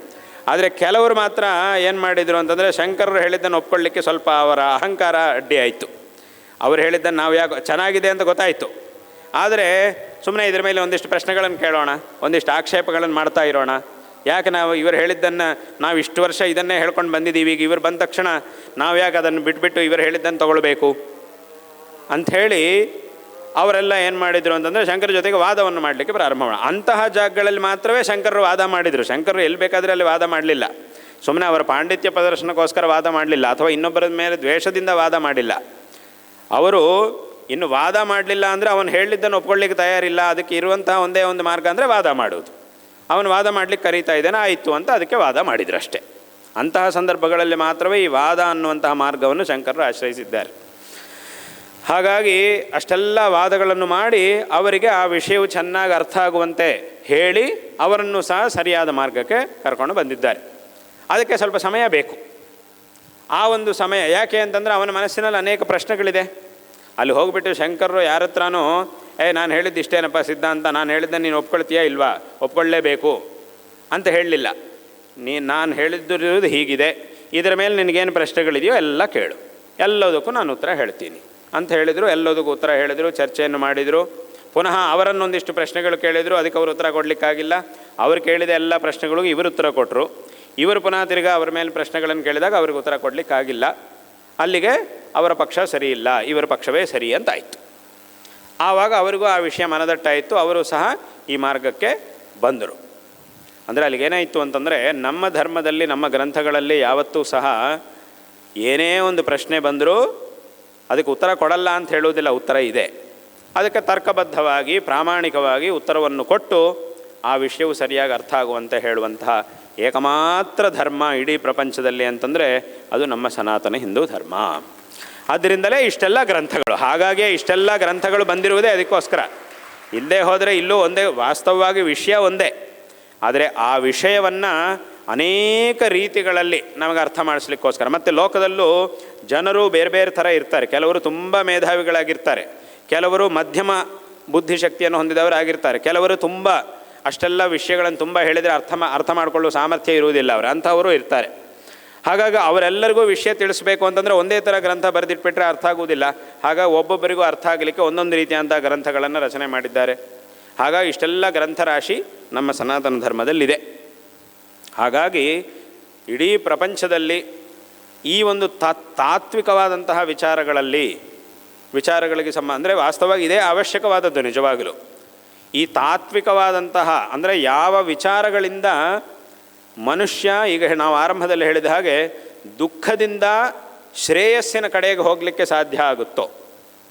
ಯಾಕೆಂತಂದರೆ ಇವತ್ತಿನ ದಿವಸ ಲೋಕದಲ್ಲಿ ಆಧುನಿಕತೆ ತುಂಬ ಬೆಳೆದಿದೆ. ನಾನು ಅನೇಕ ಕಡೆಗಳಲ್ಲಿ ಹೇಳ್ತಾ ಇರ್ತೀನಿ. ಏನು ಅಂತಂದರೆ, ಇವತ್ತಿನ ಕಾಲದಲ್ಲಿ ಲೋಕದಲ್ಲಿ ವಿಜ್ಞಾನ ತುಂಬ ಬೆಳೆದಿದೆ.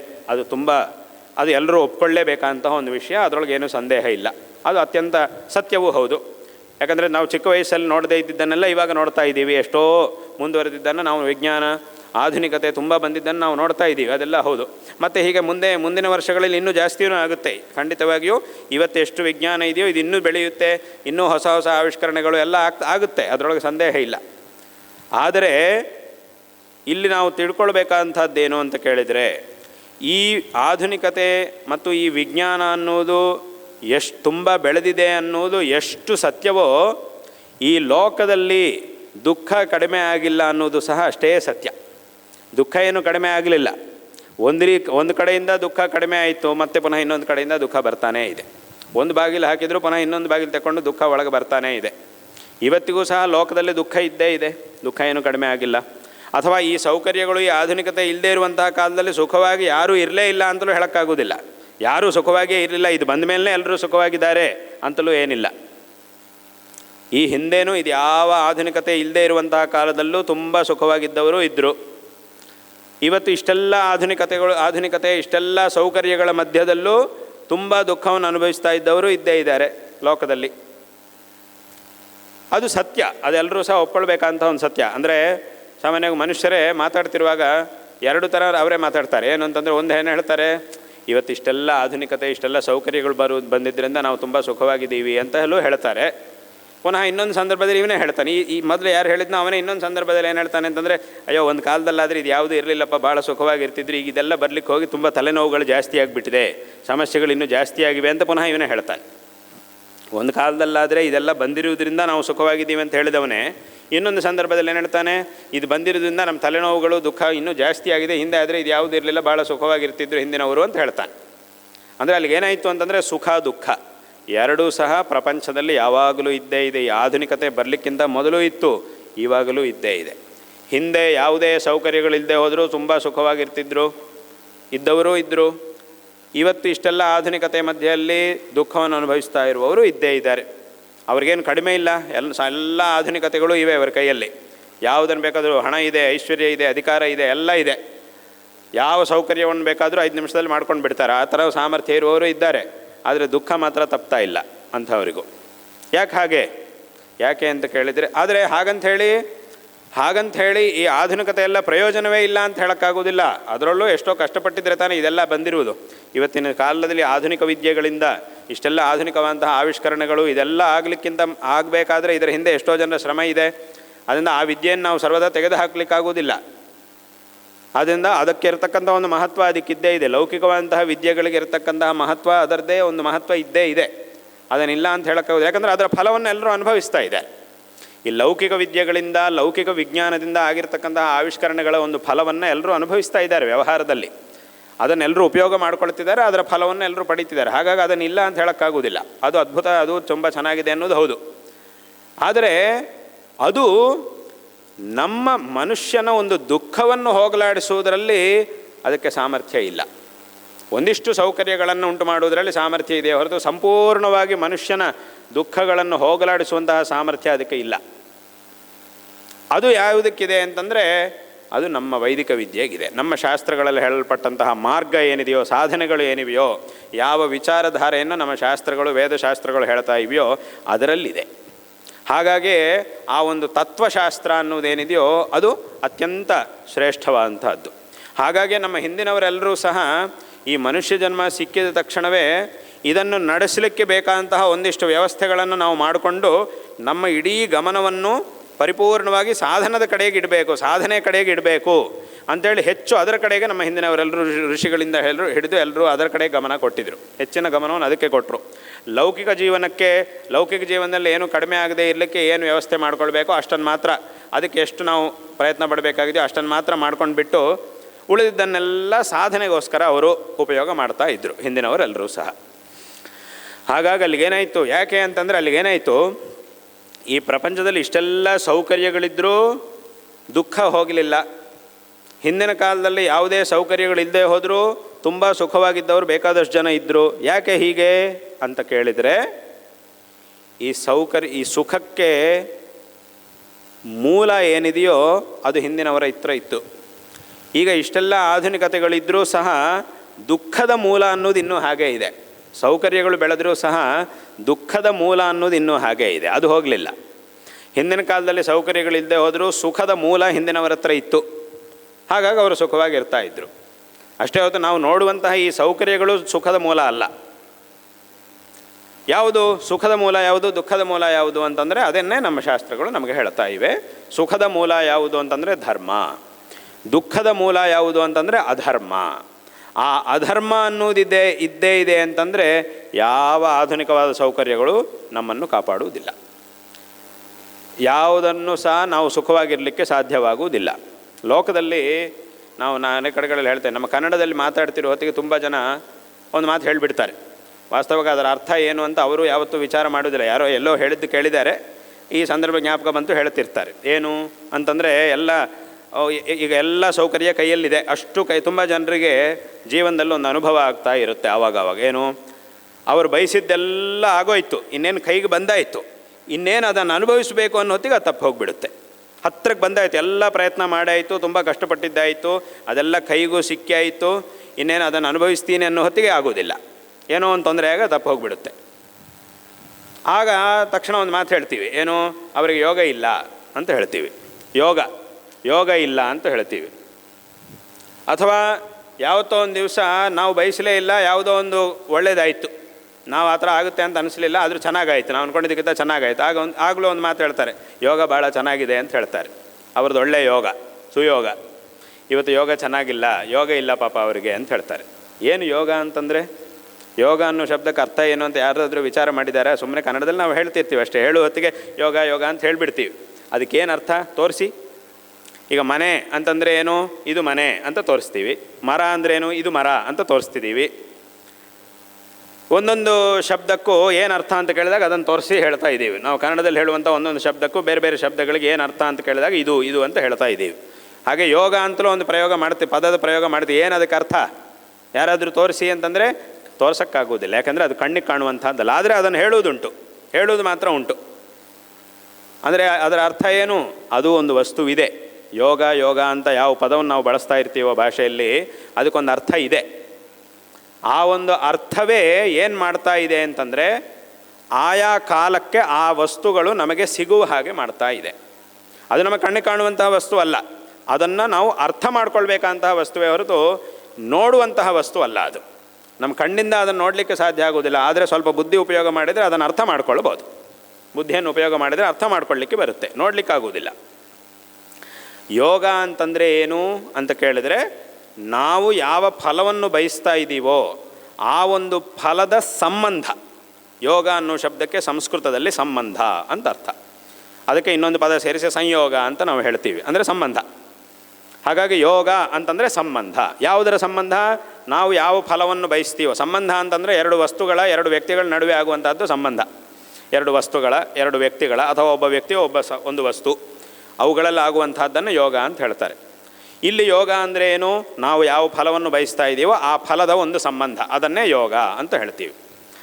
ಆ ಫಲದ ಯೋಗ ಇವನಿಗೆ ಇಲ್ಲ ಅಂತ. ಯಾಕೆ ಇಲ್ಲ? ಆ ಯೋಗವನ್ನು ಉಂಟು ಮಾಡುವಂತಹದ್ದು ಒಂದು ವಸ್ತು ಇದೆ, ಅದು ಇವನ ಹತ್ರ ಇಲ್ಲ. ಹಾಗಾಗಿ ಯೋಗವೂ ಇಲ್ಲ. ಯೋಗವಿಲ್ಲವಾದ್ದರಿಂದ ಆ ಫಲದ ಅನುಭವವೂ ಇವನಿಗೆ ಆಗುವುದಿಲ್ಲ, ಫಲವನ್ನು ಅನುಭವಿಸಲಿಕ್ಕೂ ಇವನ ಕೈಯಲ್ಲಿ ಆಗ್ತಾ ಇಲ್ಲ. ಹಾಗಿದ್ದರೆ ಆ ಯೋಗವನ್ನು ಆ ವಸ್ತುವಿಗೆ ಇವನಿಗೆ ಯೋಗವನ್ನು ಉಂಟು ಮಾಡುವಂಥದ್ದು ಯಾವುದು? ಅದು ಯಾವುದು ಹಾಗಿದ್ದರೆ ಅಂತ ಕೇಳಿದರೆ, ಈಗ ಉದಾಹರಣೆಗೆ ಲೋಕದಲ್ಲಿ ಒಬ್ಬ ವ್ಯಕ್ತಿ ಒಂದು ಅಂಗಡಿಗೆ ಹೋಗಿದ್ದಾನೆ. ಅಲ್ಲಿ ಬೇರೆ ಬೇರೆ ವಸ್ತುಗಳಿವೆ, ಸುಮಾರು ವಸ್ತುಗಳೆಲ್ಲ ಮಾರಾಟಕ್ಕೆ ಇಟ್ಟಿದ್ದಾರೆ. ಅಲ್ಲಿರುವಂತಹ ಎಲ್ಲ ವಸ್ತುಗಳ ಸಂಬಂಧ, ಎಲ್ಲ ವಸ್ತುಗಳು ಇವಂದಲ್ಲ. ಇವನು ಹೋಗಿ ಅದರ ಎದುರುಗಡೆ ನಿಂತ್ಕೊಂಡಿದ್ದಾನೆ ಅಷ್ಟೇ. ಅವನ ಎದುರಿಗೆ, ಆ ವಸ್ತುಗಳ ಎದುರಿಗೆ ಹೋಗಿ ನಿಂತ್ಕೊಂಡು ಮಾತ್ರಕ್ಕೆ ಆ ವಸ್ತುಗಳೆಲ್ಲ ಇವಂದು ಅಂತ ಆಗುವುದಿಲ್ಲ. ಸುಮ್ಮನೆ ಇವನು ಹೋಗಿ ನಿಂತ್ಕೊಂಡಿದ್ದಾನೆ.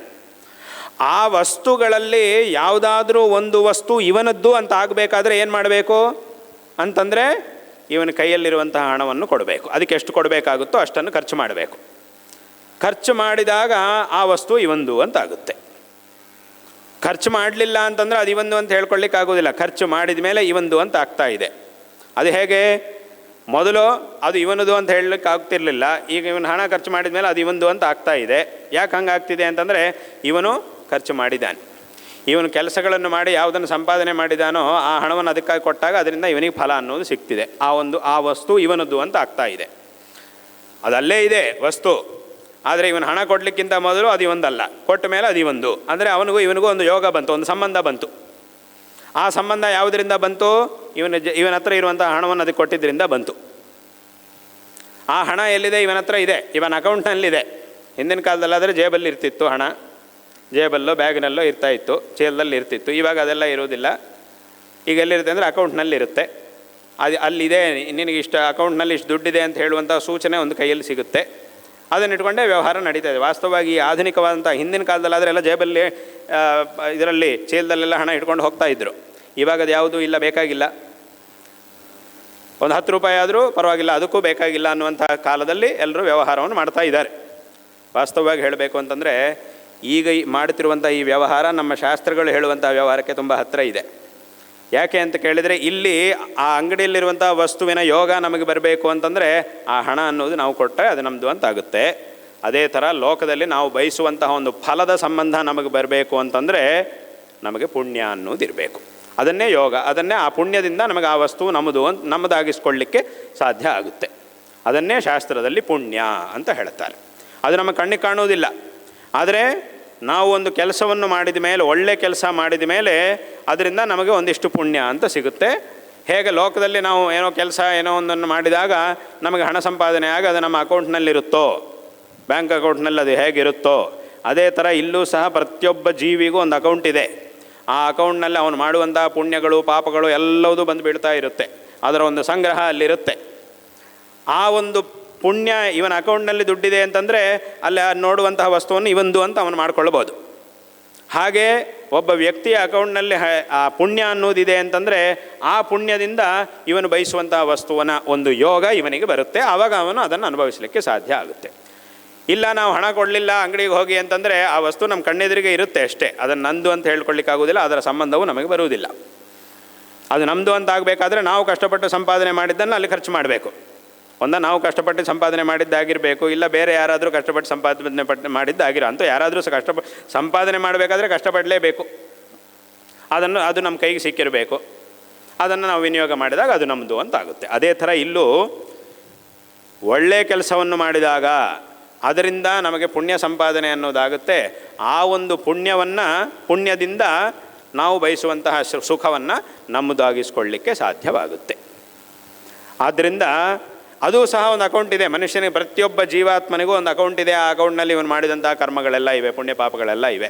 ಅವುಗಳ ಅನುಸಾರವಾಗಿ ಇವನಿಗೆ ಫಲ ಸಿಗ್ತಾ ಇರುತ್ತೆ. ಹಾಗಾಗಿ ಅಲ್ಲಿಗೆ ಏನಾಯಿತು ಅಂತಂದರೆ, ಇವನ ಹತ್ರ ಹಣ ಇಲ್ಲ ಅಂತಂದರೆ ಆ ವಸ್ತುವನ್ನು ನಂದು ಅಂತ ಆಗಿಸ್ಕೊಳ್ಳಿ, ಅದರ ಎದುರುಗಡೆ ಹೋಗಿ ನಿಂತ್ಕೊಂಡ್ರೂ ಸಹ ಇದು ನಂದು ಅಂತ ಮಾಡ್ಕೊಳ್ಳಿಕ್ಕೆ ಹೇಗೆ ಸಾಧ್ಯವಾಗುವುದಿಲ್ವೋ ಅದೇ ರೀತಿಯಾಗಿ ಇವನ ಹತ್ರ ಆ ಪುಣ್ಯ ಅನ್ನೋದಿಲ್ಲ ಅಂತಂದರೆ ಇವನು ಬಯಸುವಂತಹ ಫಲವನ್ನು ಸಹ ತನ್ನದಾಗಿಸ್ಕೊಳ್ಳಿಕ್ಕೆ ಸಾಧ್ಯವಾಗುವುದಿಲ್ಲ. ಸುಮ್ಮನೆ ಅದರ ಎದುರುಗಡೆ ಹೋಗಿ ನಿಂತ್ಕೊಳ್ಬೋದು ಅಷ್ಟೇ. ಆದರೆ ಹೇಗೆ ಅಂಗಡಿಯಲ್ಲಿ ಆ ವಸ್ತುವಿನ ಎದುರುಗಡೆ ಹೋಗಿ ನಿಂತ್ಕೊಳ್ಬೋದು ಅಷ್ಟೇ, ಆದರೆ ಅದು ನಂದು ಅಂತ ಹೇಳಬೇಕು, ಆ ಯೋಗ, ಅದನ್ನೇ ಯೋಗ ಅಂತ ಹೇಳಿದ್ದು.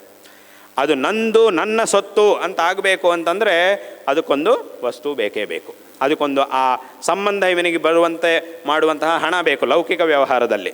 ಇಲ್ಲೇನು ಬೇಕು ಅಂತಂದರೆ ಪುಣ್ಯ ಅನ್ನೋದು ಬೇಕು, ಅದನ್ನೇ ನಾವು ಕನ್ನಡದಲ್ಲಿ ಯೋಗ ಅಂತ ಹೇಳ್ತೀವಿ.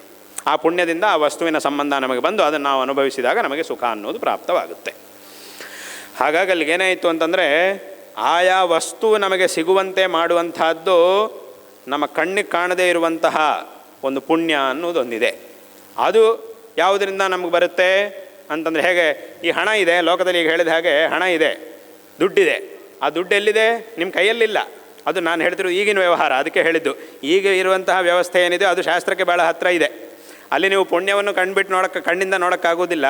ಇಲ್ಲಿ ನಿಮ್ಮ ಹತ್ರ ಎಷ್ಟು ಹಣ ಇದೆ ಅನ್ನೋದನ್ನು ಕಣ್ಣಿಂದ ನೋಡೋಕ್ಕಾಗೋದಿಲ್ಲ, ಅದು ಬ್ಯಾಂಕ್ ಅಕೌಂಟ್ನಲ್ಲಿದೆ. ಅದು ಎಷ್ಟಿದೆ ಅನ್ನೋದನ್ನು ತೋರಿಸುವಂಥದ್ದು ಮಾತ್ರ ನಿಮ್ಮ ಕೈಯಲ್ಲಿದೆ ಅಷ್ಟೇ. ಹಿಂದಿನ ಕಾಲ ಆದರೆ ಕೈಯಲ್ಲೇ ಇಟ್ಕೊಂಡು ಹೋಗ್ತಾಯಿದ್ರು. ನಿಮ್ಮ ಹತ್ರ ಎಷ್ಟು ಹಣ ಇದೆ? 10,000 ಇದೆ, ಎಲ್ಲಿ ತೋರಿಸಿ, ಆ ಜೇಬಿಂದ ತೆಗೆದುಬಿಟ್ಟು ಆ ನೋಟ್ಗಳನ್ನೆಲ್ಲ ತೋರಿಸಿದೆ, ಇಷ್ಟಿದೆ ಅಂತ ಹೇಳ್ಬೋದು. ಈಗ ನಿಮ್ಮ ಹತ್ರ ಎಷ್ಟಿದೆ ಹಣ? 10,000 ಇದೆ, ಎಲ್ಲಿ ತೋರಿಸಿ? ಸುಮ್ಮನೆ ಅದನ್ನು ತೋರಿಸೋದಷ್ಟೇ, ಅಲ್ಲಿ 10,000 ಇಷ್ಟು ಇದೆ ನಿನ್ನ ಅಕೌಂಟ್ನಲ್ಲಿ ಅಂತ ಹೇಳುತ್ತೆ ಅಷ್ಟೇ. ಅದು ನೀನೇನು ಅದನ್ನು ನೋಡಿ ಎಣಿಸಿದ್ದಲ್ಲ, ಎಣಿಸಿ ಅವನಿಗೆ ಕೊಟ್ಟಿದ್ದಲ್ಲ. ಹಿಂದಿನ ಕಾಲದಲ್ಲಾದರೆ ಆಗ ಇವನು ಎಣಿಸಿ ಇಟ್ಕೊಳ್ಳುವುದು, ಇದನ್ನು ಇನ್ನೊಬ್ಬನಿಗೆ ಕೊಡುವುದು, ಕೊಟ್ಟ ತಕ್ಷಣ ಅವನು ಎಣಿಸ್ಕೊಂಡು ಸರಿ ಇದೆಯಾ ಇಲ್ವಾ ಅಂತ ನೋಡ್ಕೊಳ್ಳೋದು, ಹೀಗೆಲ್ಲ ವ್ಯವಹಾರ ನಡೀತಾ ಇತ್ತು. ಈಗ ಆ ವ್ಯವಹಾರ ಇಲ್ಲ. ಇಲ್ಲಿ ಪುಣ್ಯನೂ ಕಾಣೋದಿಲ್ಲ, ಅಲ್ಲಿ ಹಣನೂ ಕಾಣೋದಿಲ್ಲ, ಬರೀ ಅದರ ಸೂಚಕ ಒಂದು ಕಾಣುತ್ತೆ ಅಷ್ಟೇ.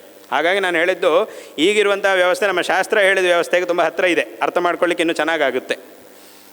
ಆದ್ದರಿಂದ ಏನಾಯಿತು ಅಂತಂದರೆ ಆ ಪುಣ್ಯ ಅನ್ನೋದು ಮನುಷ್ಯನ ಹತ್ತಿರ ಇದ್ದರೆ ಮಾತ್ರ ಅದರಿಂದ ಅವನು ಶ್ರೇಯಸ್ಸನ್ನು ಪಡೆಯುವುದಕ್ಕೆ ಸಾಧ್ಯ ಆಗುತ್ತೆ. ಅಲ್ಲಿಗೆ ಇಲ್ಲ ಅಂತಂದರೆ ಅದು ನಮ್ಮ ಎದುರುಗಡೆ ಇದ್ದರೂ ಸಹ ನಾವು ಅದನ್ನು ಅನುಭವಿಸಲಿಕ್ಕೆ ಸಾಧ್ಯವಾಗುವುದಿಲ್ಲ. ಅಲ್ಲಿಗೇನಾಯಿತು ಅಂತಂದರೆ ನಮಗೆ ಶ್ರೇಯಸ್ಸು ಸುಖ ಅನ್ನೋದು ಸಿಗಬೇಕು ಅಂತಂದರೆ ಆ ಪುಣ್ಯ ಅನ್ನೋದು ಮನುಷ್ಯನಿಗೆ ಇರಬೇಕೇ ಹೊರತು ಬರೀ ಸಾಧನಗಳಿಂದ ನಮಗೆ ಪುಣ್ಯ ಅನ್ನೋದು ಸಿಕ್ಕುವುದಿಲ್ಲ. ಆ ಸಾಧನಗಳಿಂದ ನಾವು ಸುಖವನ್ನು ಅನುಭವಿಸಲಿಕ್ಕೆ ಬೇಕಾದಂತಹ ಪುಣ್ಯ ನಮ್ಮ ಹತ್ರ ಇರಬೇಕು. ಹೇಗೆ ಆ ಒಂದು ವಸ್ತುವಿನ ಎದುರಿಗೆ ಹೋಗಿ ನಿಂತ್ಕೊಂಡು ಮಾತ್ರಕ್ಕೆ ಅದು ನಮ್ಮದು ಅಂತ ಆಗೋದಿಲ್ಲ. ಹಾಗೆ ಎಷ್ಟೆಲ್ಲ ಆ ಲೌಕಿಕವಾದಂತಹ ಸಾಧನೆಗಳು ಆಧುನಿಕತೆ ಮಧ್ಯದಲ್ಲಿ ನಾವಿದ್ದರೂ ಸಹ ಅದೆಲ್ಲ ನಂದು, ನಾನು ಅದನ್ನೆಲ್ಲ ಅನುಭವಿಸ್ಬಿಡ್ತೀನಿ ಅಂತ ಹೇಳಲಿಕ್ಕೆ ಸಾಧ್ಯ ಆಗೋದಿಲ್ಲ. ಯಾಕಾಗೋದಿಲ್ಲ ಅಂತಂದರೆ ಅದಕ್ಕೂ ನಿನಗೂ ಸಂಬಂಧ ಬರೆಸುವಂಥದ್ದೊಂದು ಬೇಕು. ಅದನ್ನೇ ನಮ್ಮ ಶಾಸ್ತ್ರಗಳಲ್ಲಿ ಪುಣ್ಯ ಅಂತ ಹೇಳಿದ್ದಾರೆ. ಹಿಂದಿನ ಕಾಲದಲ್ಲಿ ಏನಾಗಿತ್ತು, ಈ ಆಧುನಿಕವಾದಂತಹ ಸಾಧನೆಗಳು ಯಾವುದು ಇಲ್ಲದೆ ಹೋದರೂ ಅವರ ಹತ್ರ ಪುಣ್ಯ ಇತ್ತು. ಹಾಗಾಗಿ ಪುಣ್ಯ ಇದೆ ಅಂತಂದರೆ ಅದು ಯಾವುದೋ ಒಂದು ವಸ್ತುವಿನ ಮೂಲಕ ಅದರ ಫಲ ಸುಖ ಮನುಷ್ಯನಿಗೆ ಬಂದೇ ಬರುತ್ತೆ. ಇವತ್ತಿಷ್ಟೆಲ್ಲ ಸಾಧನೆಗಳಿದ್ದರೂ ಸಹ ಆ ಪುಣ್ಯ ಮನುಷ್ಯನ ಹತ್ರ ಇಲ್ಲ ಅಂತಂದರೆ ಅದರ ಸಂಬಂಧ ಇವನಿಗೆ ಬರುವುದಿಲ್ಲ. ಹಾಗಾಗಿಯೇ ಇಷ್ಟೆಲ್ಲ ಆಧುನಿಕತೆ ಮಧ್ಯೆಯಲ್ಲೂ ಸಹ ದುಃಖ ಅನ್ನೋದು ಹಾಗೇ ಇದೆ. ದುಃಖವನ್ನು ಅನುಭವಿಸ್ತಾ ಇರತಕ್ಕಂಥವ್ರು ಇವತ್ತಿಗೂ ಸಹ ಪ್ರಪಂಚದಲ್ಲಿ ಇದ್ದೇ ಇದ್ದಾರೆ. ಹಾಗಾಗಿ ಅಲ್ಲಿಗೆ ಏನಾಯಿತು ಅಂತಂದರೆ ಈ ಲೌಕಿಕವಾದಂತಹ ವಿದ್ಯೆಯಿಂದ ಎಷ್ಟೆಲ್ಲ ಸಾಧನೆಯನ್ನು ಏನೇ ಮಾಡಿದರೂ ಸಹ ಅದು ಕೇವಲ ಲೌಕಿಕವಾಗಿ ನಮಗೆ ಉಪಯೋಗಕ್ಕೆ ಬರ್ತಾ ಇದೆ ಹೊರತು ಈ ದುಃಖದಿಂದ ಸುಖವನ್ನು ಪಡೆಯಲಿಕ್ಕೆ ಮಾತ್ರ, ದುಃಖದಿಂದ ಸಂಪೂರ್ಣವಾಗಿ ವಿಮುಕ್ತಿಯನ್ನು ಹೊಂದಿ ಸುಖವನ್ನು ಪಡೆಯಲಿಕ್ಕೆ ಸಾಧ್ಯವಾಗ್ತಾ ಇಲ್ಲ. ಆದ್ದರಿಂದಲೇ ಲೋಕದಲ್ಲಿ ದುಃಖ ಅನ್ನೋದೇನೂ ಕಡಿಮೆ ಆಗುತ್ತೆ. ದುಃಖ ಯಾವಾಗ ಕಡಿಮೆ ಆಗುತ್ತೆ? ಅಧರ್ಮ ಕಡಿಮೆ ಆದರೆ ಆಗುತ್ತೆ. ಸುಖ ಯಾವಾಗ ಜಾಸ್ತಿ ಆಗುತ್ತೆ? ಧರ್ಮ ಜಾಸ್ತಿ ಆದಾಗ ಸುಖ ಜಾಸ್ತಿ ಆಗುತ್ತೆ. ಆದ್ದರಿಂದ ಇದು ಮಾತ್ರ ಯಾವತ್ತೂ ಸಹ ಬದಲಾಗುವುದಿಲ್ಲ. ಪ್ರಪಂಚದಲ್ಲಿ ಎಷ್ಟೆಲ್ಲ ಬದಲಾವಣೆಗಳಾದರೂ ಧರ್ಮಗಳು ಸುಖ ದುಃಖಗಳು ಇದು ಮಾತ್ರ ಯಾವತ್ತೂ ಬದಲಾಗುವುದಿಲ್ಲ. ಅದು ಒಂದೇ ರೀತಿಯಾಗಿರುತ್ತೆ. ಅದು ಯಾವತ್ತೂ ಸಹ ಬದಲಾಗುವುದಿಲ್ಲ. ಅದು ಸತ್ಯವಾದಂತಹ ವಿಷಯ, ಅದು ಯಾವತ್ತೂ ಸಹ ಬದಲಾಗುವುದಿಲ್ಲ. ಸತ್ಯವಾದಂತಹ ವಿಷಯ ಅದು ಹೇಗಿದೆಯೋ ಹಾಗೆ ಅದನ್ನು ನಾವು ತಗೊಳ್ಬೇಕೇ ಹೊರತು ನಮ್ಮ ಇಷ್ಟ ಬಂದಾಗ ಅದು ಬದಲಾಯಿಸಲಿಕ್ಕೆ ಸಾಧ್ಯ ಆಗುವುದಿಲ್ಲ. ಸತ್ಯವಾದಂತಹ ವಸ್ತು ಒಂದೇ ಥರ ಇರುತ್ತೆ, ಅದು ಯಾವಾಗಲೂ ಒಂದೇ ಥರ ಇರುತ್ತೆ. ಆದ್ದರಿಂದ ಅದಕ್ಕೆ ಕೆಲವರೆಲ್ಲ ಕೇಳ್ತಾ ಇರ್ತಾರೆ, ಇವಾಗ ಇಷ್ಟೆಲ್ಲ ಆಧುನಿಕವಾದಂಥ ಕಾಲದಲ್ಲೂ ಸುಮ್ಮನೆ ಈ ವೇದ ಶಾಸ್ತ್ರ, ಈ ಧರ್ಮ ಪುಣ್ಯ ಪಾಪ ಇದೆಲ್ಲ ಬೇಕಾ ಅಂತ ಕೆಲವರೆಲ್ಲ ಕೇಳ್ತಾ ಇರ್ತಾರೆ. ಇದೆಲ್ಲ ಬೇಕೇ ಬೇಕು. ಈಗಲ್ಲ, ಇನ್ನೂ 100 ವರ್ಷಗಳಾಗಿ ಇನ್ನೂ ಆಧುನಿಕತೆ ಹೆಚ್ಚಾದ ಮೇಲೂ ಸಹ ಧರ್ಮಗಳು ಮನುಷ್ಯನಿಗೆ ಬೇಕೇ ಬೇಕು. ಆಧುನಿಕತೆಯನ್ನು ಬೇಡ ಅಂತ ಹೇಳಬೇಕಾಗಿಲ್ಲ, ಅದು ಬರಲಿ, ಬೇಕಾದಷ್ಟು ಬರಲಿ. ಇನ್ನು ಈಗ ನಾನು ಹೇಳಿದಾಗ ಈಗಿರುವುದಕ್ಕಿಂತ ಇನ್ನೂ ಚೆನ್ನಾಗಿ ಬರಲಿ, ಇನ್ನೂ ಒಳ್ಳೊಳ್ಳೆ ಆವಿಷ್ಕರಣೆಗಳಾಗಲಿ, ಇನ್ನೂ ಚೆನ್ನಾಗಿ ಉಪಯೋಗ ಆಗಲಿ ಜನರಿಗೆ, ಅದೆಲ್ಲ ಹೌದು, ಅದೆಲ್ಲ ಆಗಲಿ. ಆದರೆ ಅದೆಲ್ಲ ಆಗ್ತಾ ಇದೆ ಅಂತ ಹೇಳಿ ಇದು ಬೇಕಾಗಿಲ್ಲ ಅಂತ ಹೇಳಿದರೆ ಮಾತ್ರ ಅದು ಸಾಧ್ಯವಾಗುವುದಿಲ್ಲ. ಯಾಕಂದರೆ ಕೆಲವು ವಿಚಾರಗಳನ್ನು ನಾವು ಬದಲಾಯಿಸಲಿಕ್ಕೆ ಸಾಧ್ಯವಾಗುವುದಿಲ್ಲ. ಅದು ಹಾಗೇ ಇರುತ್ತೆ. ಅದು ಹೇಗಿದೆಯೋ ಹಾಗೆ ನಾವು ಅದನ್ನು ಪಡ್ಕೊಳ್ಳಬೇಕು. ಹಾಗಾಗಿ ಈ ರೀತಿಯಾದಂತಹ ಎಲ್ಲ ಕಾಲಗಳಲ್ಲೂ ಯಾವುದು ಸತ್ಯವಾಗಿ ಒಂದೇ ರೀತಿಯಾಗಿರುತ್ತೋ ಅಂಥದ್ದನ್ನು ನಮಗೆ ತಿಳಿಸುವಂತಹ ವಿದ್ಯೆಯೇ ನಮ್ಮ ಸನಾತನ ಧರ್ಮದ ವಿದ್ಯೆ. ಹಾಗಾಗಿ ಈ ಒಂದು ವಿದ್ಯೆಗೆ ಅಷ್ಟೊಂದು ಶ್ರೇಷ್ಠತೆ ಇದೆ.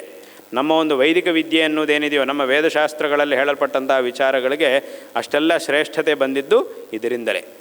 ಅಂದರೆ ಇಷ್ಟು ನಾವು ಊಹಿಸಲಿಕ್ಕೂ ಸಾಧ್ಯವಿಲ್ಲದೆ ಇರುವಂತಹ ವಿಚಾರಗಳನ್ನು ನಮ್ಮ ವೇದಶಾಸ್ತ್ರಗಳು ನಮಗೆ ತಿಳಿಸ್ತಾವೆ. ಸಾಮಾನ್ಯ ಬುದ್ಧಿಯಿಂದ ನಾವು ಊಹಿಸಲಿಕ್ಕೆ ಸಾಧ್ಯ ಆಗುವುದಿಲ್ಲ. ಅಂತಹ ವಿಚಾರಗಳನ್ನು ನಮ್ಮ ವೇದಶಾಸ್ತ್ರಗಳು ನಮಗೆ ತಿಳಿಸ್ತಾ ಇವೆ. ಹಾಗಾಗಿ ಈ ವೇದಶಾಸ್ತ್ರ ವಿದ್ಯೆಗೂ ಮತ್ತು ನಮ್ಮ ಈ ಧರ್ಮಕ್ಕೂ ಇಷ್ಟೊಂದು ಶ್ರೇಷ್ಠತೆ.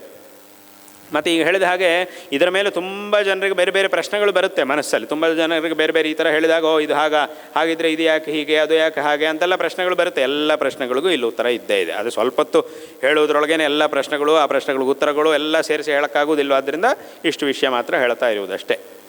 ಅದೇ ಆರಂಭದಲ್ಲಿ ಹೇಳಿದ್ದು, ಇದರ ಮೇಲೆ ನಮಗೆ ಬರುವಂತಹ ಎಲ್ಲ ಪ್ರಶ್ನೆಗಳಿಗೂ ಸರಿಯಾದಂತಹ ಉತ್ತರವನ್ನು ತರ್ಕಬದ್ಧವಾಗಿ ಕೊಡುವುದಕ್ಕೋಸ್ಕರವೇ ಇಷ್ಟೆಲ್ಲ ಗ್ರಂಥಗಳನ್ನು ಹಿಂದಿನವರು ರಚನೆ ಮಾಡಿದ್ದಾರೆ.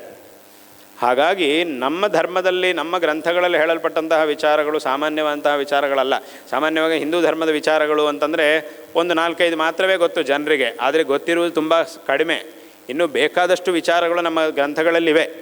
ಸುಮ್ಮನೆ ಏನೋ ನಮ್ಮ ಹಿಂದೂ ಧರ್ಮದಲ್ಲಿ ಏನು ಹೇಳಿದ್ದಾರೆ ಅಂತಂದರೆ 1-2-3 ವಿಚಾರಗಳನ್ನು ಹೇಳಬೇಡ. ದೇವರ ಪೂಜೆ ಮಾಡುವುದು, ಇನ್ಯಾವುದೋ ವೇಷ, ಈ ಒಂದು ಧಾರ್ಮಿಕವಂಥ ಒಂದು ವೇಷವನ್ನು ಹಾಕ್ಕೊಳ್ಳೋದು ಇತ್ಯಾದಿಗಳು ಬರೀ ಇಷ್ಟೇ. ಹಿಂದೂ ಧರ್ಮ ಅಂದರೆ ಬರೀ ಇಷ್ಟೇನೆ ಅಂತ ತಿಳ್ಕೊಂಡಿದ್ದಾರೆ. ಆದರೆ ಬರೀ ಇಷ್ಟೇ ಅಲ್ಲ. ಹಿಂದೂ ಧರ್ಮ ಅಂತಂದರೆ ಮತ್ತು ಇಲ್ಲಿ ಹೇಳಲ್ಪಟ್ಟಂತಹ ವಿಚಾರಗಳು ಅಂತಂದರೆ ಅದು ಇಡೀ ಪ್ರಪಂಚದಲ್ಲೇ ಎಲ್ಲರಿಗೂ ಎಲ್ಲರ ಆತ್ಮೋದ್ಧಾರಕ್ಕೆ ಬೇಕಾಗಿರುವಂತಹ ವಿಚಾರಗಳನ್ನು ನಮ್ಮ ಧರ್ಮವು ಹೇಳ್ತಾ ಇದೆ. ಮತ್ತು ಇಲ್ಲಿ ಹೇಳಲ್ಪಟ್ಟಂತಹ ವಿಚಾರಗಳು ಕೆಲವರಿಗೋಸ್ಕರ ಮಾತ್ರವೇ ಅಲ್ಲ, ಇಡೀ ಪ್ರಪಂಚದಲ್ಲಿ ಯಾರು ಬೇಕಾದರೂ ಇದನ್ನು ಅನುಸರಣೆ ಮಾಡ್ಬೋದು. ಇದನ್ನು ಅನುಸರಣೆ ಮಾಡಿ ಇಲ್ಲಿ ಹೇಳಲ್ಪಟ್ಟಂತಹ ಒಂದು ಜೀವನ ಶೈಲಿಯನ್ನು ಅಳವಡಿಸಿಕೊಂಡಾಗ ಎಲ್ಲರಿಗೂ ಸಹ ಶ್ರೇಯಸ್ಸು ಅನ್ನೋದು ಪ್ರಾಪ್ತವಾಗೇ ಆಗುತ್ತೆ. ಅವರಿಗೆ ಗೊತ್ತಿರಲಿ ಗೊತ್ತಿಲ್ಲದೆ ಹೋಗಲಿ, ಅಥವಾ ಅವರು ಇದನ್ನು ಒಪ್ಪದೇ ಇರಲಿ, ಸತ್ಯ ಅನ್ನೋದು ಒಂದೇ ರೀತಿಯಾಗಿರುತ್ತೆ. ಲೋಕದಲ್ಲಿ ಸತ್ಯಾಂಶ ಯಾವತ್ತೂ ಸಹ ಬದಲಾಗುವುದಿಲ್ಲ. ನೋಡಿ, ಒಂದು ದೊಡ್ಡ ಭವನ ಇದೆ. ದೊಡ್ಡ ದೊಡ್ಡ ಕಂಬಗಳನ್ನು ಕಟ್ಟಿ ಆ ಕಂಬಗಳ ಮೇಲೆ ದೊಡ್ಡ ಭವನವನ್ನು ನಿರ್ಮಾಣ ಮಾಡಿದ್ದಾರೆ. ಈ ಕಂಬಗಳ ಮೇಲೆ, ಈ ಸ್ತಂಭಗಳ ಮೇಲೆ ಭವನ ನಿಂತಿದೆ ಅನ್ನುವಂತಹ ವಿಷಯ ಏನಿದೆಯೋ ಇದು ಸತ್ಯವಾದ ವಿಷಯ. ಇದು ಯಾರೋ ಒಬ್ಬರು ಕಲ್ಪನೆ ಮಾಡಿರೋ ವಿಷಯ ಅಲ್ಲ.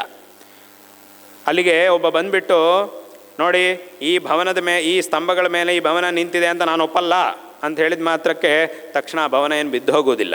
ನೀನು ಒಪ್ಪದೇ ಇದ್ದಿದ್ದರಿಂದ ಏನಂತೆ, ಇದು ಸತ್ಯವಾದಂತಹ ವಿಷಯ ಇದು. ಹಾಗಾಗಿ ನಿನ್ನ ಒಪ್ಪಿಗೆ ಇಲ್ಲ, ಅವಶ್ಯಕತೆ ಇಲ್ಲ. ಸತ್ಯವಾದಂತಹ ವಿಚಾರ ಏನಿರುತ್ತೋ ಅದಕ್ಕೆ ಯಾರೋ ಒಬ್ಬರು ಒಪ್ಪಿಗೆ ಬೇಕಾಗಿಲ್ಲ. ಅದು ತಾನಾಗೇ ಇರುತ್ತೆ, ಅದು ಹಾಗೇ ಇರುತ್ತೆ. ಅಥವಾ ಒಬ್ಬ ಹೇಳಿದಾನೆ, ಓ ಈ ಥರ ಸ್ತಂಭಗಳ ಮೇಲೆ ಈ ಭವನ ನಿಂತಿದೆ ಅಂತ ನನಗೆ ಗೊತ್ತೇ ಇಲ್ಲಲ್ವಾ ಇಷ್ಟು ದಿವಸ ಅಂತ ಹೇಳಿದ ಒಬ್ಬ. ಹೌದು, ಇವನಿಗೆ ಗೊತ್ತಿಲ್ಲ ಅಂಥೇಳಿ ಆ ಭವನ ಏನು ಬಿದ್ದು ಹೋಗುವುದಿಲ್ಲ. ನಿನಗೆ ಗೊತ್ತಿರಲಿ ಗೊತ್ತಿಲ್ಲದೆ ಇರಲಿ, ನೀನು ಅದನ್ನು ಒಪ್ಪದೇ ಇರಲಿ, ಇದು ಸತ್ಯ. ಆ ಸತ್ಯ ತಿಳಿದವರು ಅದನ್ನು ಕಟ್ಟಿ ಅದನ್ನು ನಿಲ್ಲಿಸಿದ್ದಾರೆ. ಎಲ್ಲರಿಗೂ ಅದು ಗೊತ್ತಿಲ್ಲದೆ ಹೋದರೂ ಆ ಸತ್ಯವನ್ನು ತಿಳಿದಿರ್ತಕ್ಕಂಥವ್ರು ಯಾರಿದ್ದಾರೋ ಅವರು ಅದನ್ನು ಕಟ್ಟಿ ಅದರ ಮೇಲೆ ಆ ಭವನವನ್ನು ನಿಲ್ಲಿಸಿಟ್ಟಿದ್ದಾರೆ. ಆ ಭವನ ಆ ಸತ್ಯದ ಮೇಲೆ ನಿಂತಿದೆ. ಹಾಗಾಗಿ ನೀನು ಒಪ್ಪಿದ್ರು ಒಪ್ಪದೇ ಇರಿದ್ರು ಏನು ಮಾಡಿದ್ದಾರೆ, ಆ ಕಟ್ಟಿದವ್ರಿಗೆ ಗೊತ್ತಿದೆ ಯಾವ ರೀತಿಯಾಗಿ ಕಟ್ಟಿದರೆ ಭವನ ಚೆನ್ನಾಗಿ ದೃಢವಾಗಿ ನಿಲ್ಲುತ್ತೆ ಅನ್ನೋದು ಅವ್ರಿಗೆ ಗೊತ್ತಿದೆ. ಅವರು ತಿಳ್ಕೊಂಡಿದ್ದಾರೆ. ಅವರು ಚೆನ್ನಾಗಿ ತಿಳ್ಕೊಂಡು ಆ ಒಂದು ಅಂದರೆ ಯಾವ ರೀತಿಯಾಗಿ ಯಾಕೆಂದರೆ ಭವನ ಕಟ್ಟುವುದು ಅಂತಂದರೆ ಅದು ನಮ್ಮ ಕಲ್ಪನೆಗೆ ಅನುಸಾರವಾಗಿ ಇಷ್ಟ ಬಂದಂಗೆ ಮಾಡುವುದಲ್ಲ. ಅದಕ್ಕೊಂದು ಶಾಸ್ತ್ರ ಇದೆ. ಆ ಒಂದು ಶಾಸ್ತ್ರದ ರೀತಿಯಲ್ಲೇ ಯಾವ ರೀತಿಯಾಗಿ ಕಟ್ಟಬೇಕು ಅಂತ ಹೇಳಿ, ಅದರಲ್ಲೂ ಒಂದೊಂದು ಕಡೆ ಕಟ್ಟಬೇಕಾದ್ರೆ ಹೀಗೆ ಕಟ್ಟಬೇಕಾದ್ರೆ ಈ ಥರ, ಇದರಲ್ಲಿ ಬೇರೆ ಥರ ಕಟ್ಟಬೇಕಾದ್ರೆ ಹೀಗೆ ಅಂತ ಅದಕ್ಕೊಂದೊಂದು ಶಾಸ್ತ್ರ ಇದೆ. ಅಲ್ಲಿ ಯಾವ ಥರ ಹೇಳಿದಾರೋ ಹಾಗೆ ಕಟ್ಟಿದರೆ ಮಾತ್ರ ಅದು ನಿಲ್ಲುತ್ತೆ. ಆ ಶಾಸ್ತ್ರವನ್ನು ಚೆನ್ನಾಗಿ ತಿಳಿದವರು ಅವರು ಅದನ್ನು ನೋಡಿ ಯಾವ ರೀತಿಯಾಗಿ ಕಟ್ಟಿದರೆ ಚೆನ್ನಾಗಿರುತ್ತೆ ಅನ್ನೋದನ್ನು ಕಟ್ಟಿ ನಮಗೆ ಕೊಟ್ಟಿದ್ದಾರೆ. ಹಾಗಾಗಿ ಇವತ್ತು ನಾವು ಅದನ್ನು ಒಪ್ಪದೇ ಇದ್ದರೂ ಅದು ಸತ್ಯವೇ, ಅದು ಹಾಗೇ ಇದೆ. ಹಾಗೆ ಯಾವ ರೀತಿಯಾದಂತಹ ಒಂದು ಜೀವನ ಶೈಲಿಯಿಂದ ಈ ಮನುಷ್ಯ ಜನ್ಮವನ್ನು ನಾವು ಸಾರ್ಥಕ ಮಾಡಿಕೊಳ್ಳಿಕ್ಕೆ ಸಾಧ್ಯವಾಗುತ್ತೆ ಅನ್ನುವಂತಹ ವಿಚಾರವನ್ನು, ಆ ಸತ್ಯವಾದ ವಿಚಾರವನ್ನು, ಯಾರೊಬ್ಬರ ಕಲ್ಪನೆ ಅಲ್ಲ, ಆ ಸತ್ಯವಾದಂತಹ ವಿಚಾರವನ್ನು ನಮ್ಮ ಹಿಂದಿನ ಕಾಲದ ಋಷಿಗಳು ಅವರೆಲ್ಲರೂ ಸಹ ತಪಸ್ಸನ್ನು ಮಾಡಿ, ಅಖಂಡವಾದಂತಹ ತಪಸ್ಸನ್ನು ಮಾಡಿ, ಆ ತಪಸ್ಸಿನ ಮೂಲಕ ಅವರ ಅಪಾರವಾದಂತಹ ಬುದ್ಧಿಶಕ್ತಿಯ ಮೂಲಕ ಯಾವುದು ಸತ್ಯವಾದಂತಹ ಮಾರ್ಗ, ಸತ್ಯವಾದಂತಹ ತತ್ವ ಅನ್ನೋದನ್ನು ಅವರು ತಿಳ್ಕೊಂಡು ಅದನ್ನು ನಮಗೆ ಉಪದೇಶ ಮಾಡಿದ್ದಾರೆ. ಹೇಗೆ ಲೋಕದಲ್ಲಿ ಆ ಭವನ ಹೇಗೆ ನಿರ್ಮಾಣ ಮಾಡಿದರೆ ಚೆನ್ನಾಗಿರುತ್ತೆ ಅನ್ನೋದನ್ನು ತಿಳ್ಕೊಂಡವರು ನಮಗೆ ಸೂಚನೆ ಮಾಡ್ತಾರೋ, ಆ ರೀತಿಯಾಗಿ ಮಾಡಿದಾಗ ಅದಾಗ್ತಾ ಇದೆಯೋ, ಅದೇ ರೀತಿಯಾಗಿ ನಮ್ಮ ಹಿಂದಿನವರು ಸಹ ಈ ಒಂದು ಜೀವನವನ್ನು ಸಾರ್ಥಕ ಮಾಡಿಕೊಳ್ಳಿಕ್ಕೆ ಮತ್ತೆ ಇಂತಹ ಒಂದು ಸಂಸಾರದ ದುಃಖವನ್ನು ಮತ್ತೆ ಮತ್ತೆ ಅನುಭವಿಸಿದ ಹಾಗೆ ಆಗಬಾರದು, ಇದರಿಂದ ನಾವು ಹೊರಗೆ ಬರಬೇಕು ಅಂತಂದರೆ ಅದಕ್ಕೆ ಏನು ಮಾಡಬೇಕು ಅನ್ನುವಂತಹ ಒಂದು ವಿಚಾರವನ್ನು ಅವರು ಚೆನ್ನಾಗಿ ತಿಳ್ಕೊಂಡು ಅದನ್ನು ನಮಗೆ ತಿಳಿಸಿದ್ದಾರೆ. ಇದು ಯಾರೊಬ್ಬರು ತಯಾರು ಮಾಡಿ ಹೇಳಿರುವಂಥ ಅದಲ್ಲ, ವಾಸ್ತವವಾಗಿರ್ತಕ್ಕಂಥ ವಿಚಾರವನ್ನು ಅವರು ಹೇಳಿದ್ದಾರೆ. ಆದ್ದರಿಂದ ಇದನ್ನು ಪ್ರತಿಯೊಬ್ಬರೂ ಸಹ ಚೆನ್ನಾಗಿ ತಿಳ್ಕೊಳ್ಬೇಕು. ಅಥವಾ ಈಗ ಹೇಳಿದ ಹಾಗೆ ಇದು ನೀವು ಕೆಲವರು ಒಪ್ಪಲಿಲ್ಲ, ಈ ಸರಿ ನೀವು ಹೇಳ್ತಿದ್ದೀರಿ ಇದು ಸತ್ಯ ಅಂತ ನೀವು ಹೇಳ್ತಾ ಇದ್ದೀರಿ, ಇದೇ ನಮ್ಮ ಒಂದು ಧರ್ಮದಲ್ಲಿ ಹೇಳಿದ್ದೇ ಸತ್ಯ ಅಂತ ನೀವು ಹೇಳ್ತಾ ಇದ್ದೀರಿ, ಆದರೆ ಇದನ್ನು ಲೋಕದಲ್ಲಿ ಎಲ್ಲರೂ ಒಪ್ತಾ ಇಲ್ಲಲ್ವಾ? ಎಲ್ಲರೂ ಸಹ ಇದನ್ನೇನು ಒಪ್ತಾ ಇಲ್ಲ. ಕೆಲವರು ವಿರೋಧ ಮಾಡ್ತಾರೆ, ಕೆಲವರಿಗೆ ಇದರ ಬಗ್ಗೆ ಗೊತ್ತೇ ಇಲ್ಲ. ಆದ್ದರಿಂದ ಇದೇ ಸರಿ ಅಂತ ಹೆಂಗೆ ಹೇಳ್ತೀರಿ ಅಂತಂದರೆ, ಈಗ ಹೇಳಿದ ಹಾಗೆ ಇದು ಸತ್ಯವಾದಂತಹ ವಿಚಾರ ಆಗಿರಬೇಕಾದ್ರೆ ಅದನ್ನು ಅವರು ಒಪ್ಪಲಿಲ್ಲ ಅನ್ನೋದು ಮಾತ್ರಕ್ಕೆ ಇದು ಅಸತ್ಯ ಆಗಿಬಿಡೋದಿಲ್ಲ. ಅದೇ ಈಗ ಹೇಳಿದಾಗ ಇಷ್ಟು ಕಂಬಗಳ ಮೇಲೆ ಈ ಭವನ ನಿಂತಿದೆ ಅನ್ನೋದು ಆ ಭವನದೊಳಗಿರುವವ್ರಿಗೆ ಗೊತ್ತಿಲ್ಲ, ಹಾಗಂತೇಳಿ ಆ ಭವನ ಏನು ಬಿದ್ದು ಹೋಗೋದಿಲ್ಲ. ಇಷ್ಟು ಸ್ತಂಭಗಳ ಮೇಲೆ ಈ ಭವನ ನಿಂತಿದೆ ಅಂತ ಆ ಭವನದೊಳಗೆ ಇರುವವನೊಬ್ಬ ಒಪ್ಪಲಿಲ್ಲ, ಅವನು ಒಪ್ಪಿಲ್ಲ ಅನ್ನೋ ಮಾತ್ರಕ್ಕೆ ಆ ಭವನ ಬಿದ್ದು ಹೋಗೋದಿಲ್ಲ. ಅವನು ಒಪ್ಪದೇ ಇರ್ಬೋದು, ಆದರೆ ಇದು ಸತ್ಯ ಹೌದು. ಹಾಗೇ ಈ ಒಂದು ಧರ್ಮ ಅನ್ನೋದು ನಮ್ಮ ಶ್ರೇಯಸ್ಸಿನ ಮಾರ್ಗವನ್ನು ಉಪದೇಶ ಮಾಡ್ತಾ ಇದೆ. ಈ ಧರ್ಮ ನಮಗೆ ತೋರಿಸುವಂತಹ ಶ್ರೇಯಸ್ಸಿನ ಮಾರ್ಗ ಅನ್ನೋದು ಸತ್ಯ. ಆದ್ದರಿಂದ ಇದಕ್ಕೆ ಯಾರೋ ಒಬ್ಬರು ಒಪ್ಪಿಗೆ ಬೇಕಾಗಿಲ್ಲ, ಯಾರೋ ಒಬ್ಬರು ವಿರೋಧ ಮಾಡಿದ ಮಾತ್ರಕ್ಕೆ ಇದು ತಪ್ಪು ಅಂತಾಗೋದಿಲ್ಲ. ಇದು ಹೀಗೇ ಇರುತ್ತೆ. ಅದನ್ನು ಪ್ರತಿಯೊಬ್ಬರು ಸಹ ಚೆನ್ನಾಗಿ ತಿಳ್ಕೊಳ್ಬೇಕು.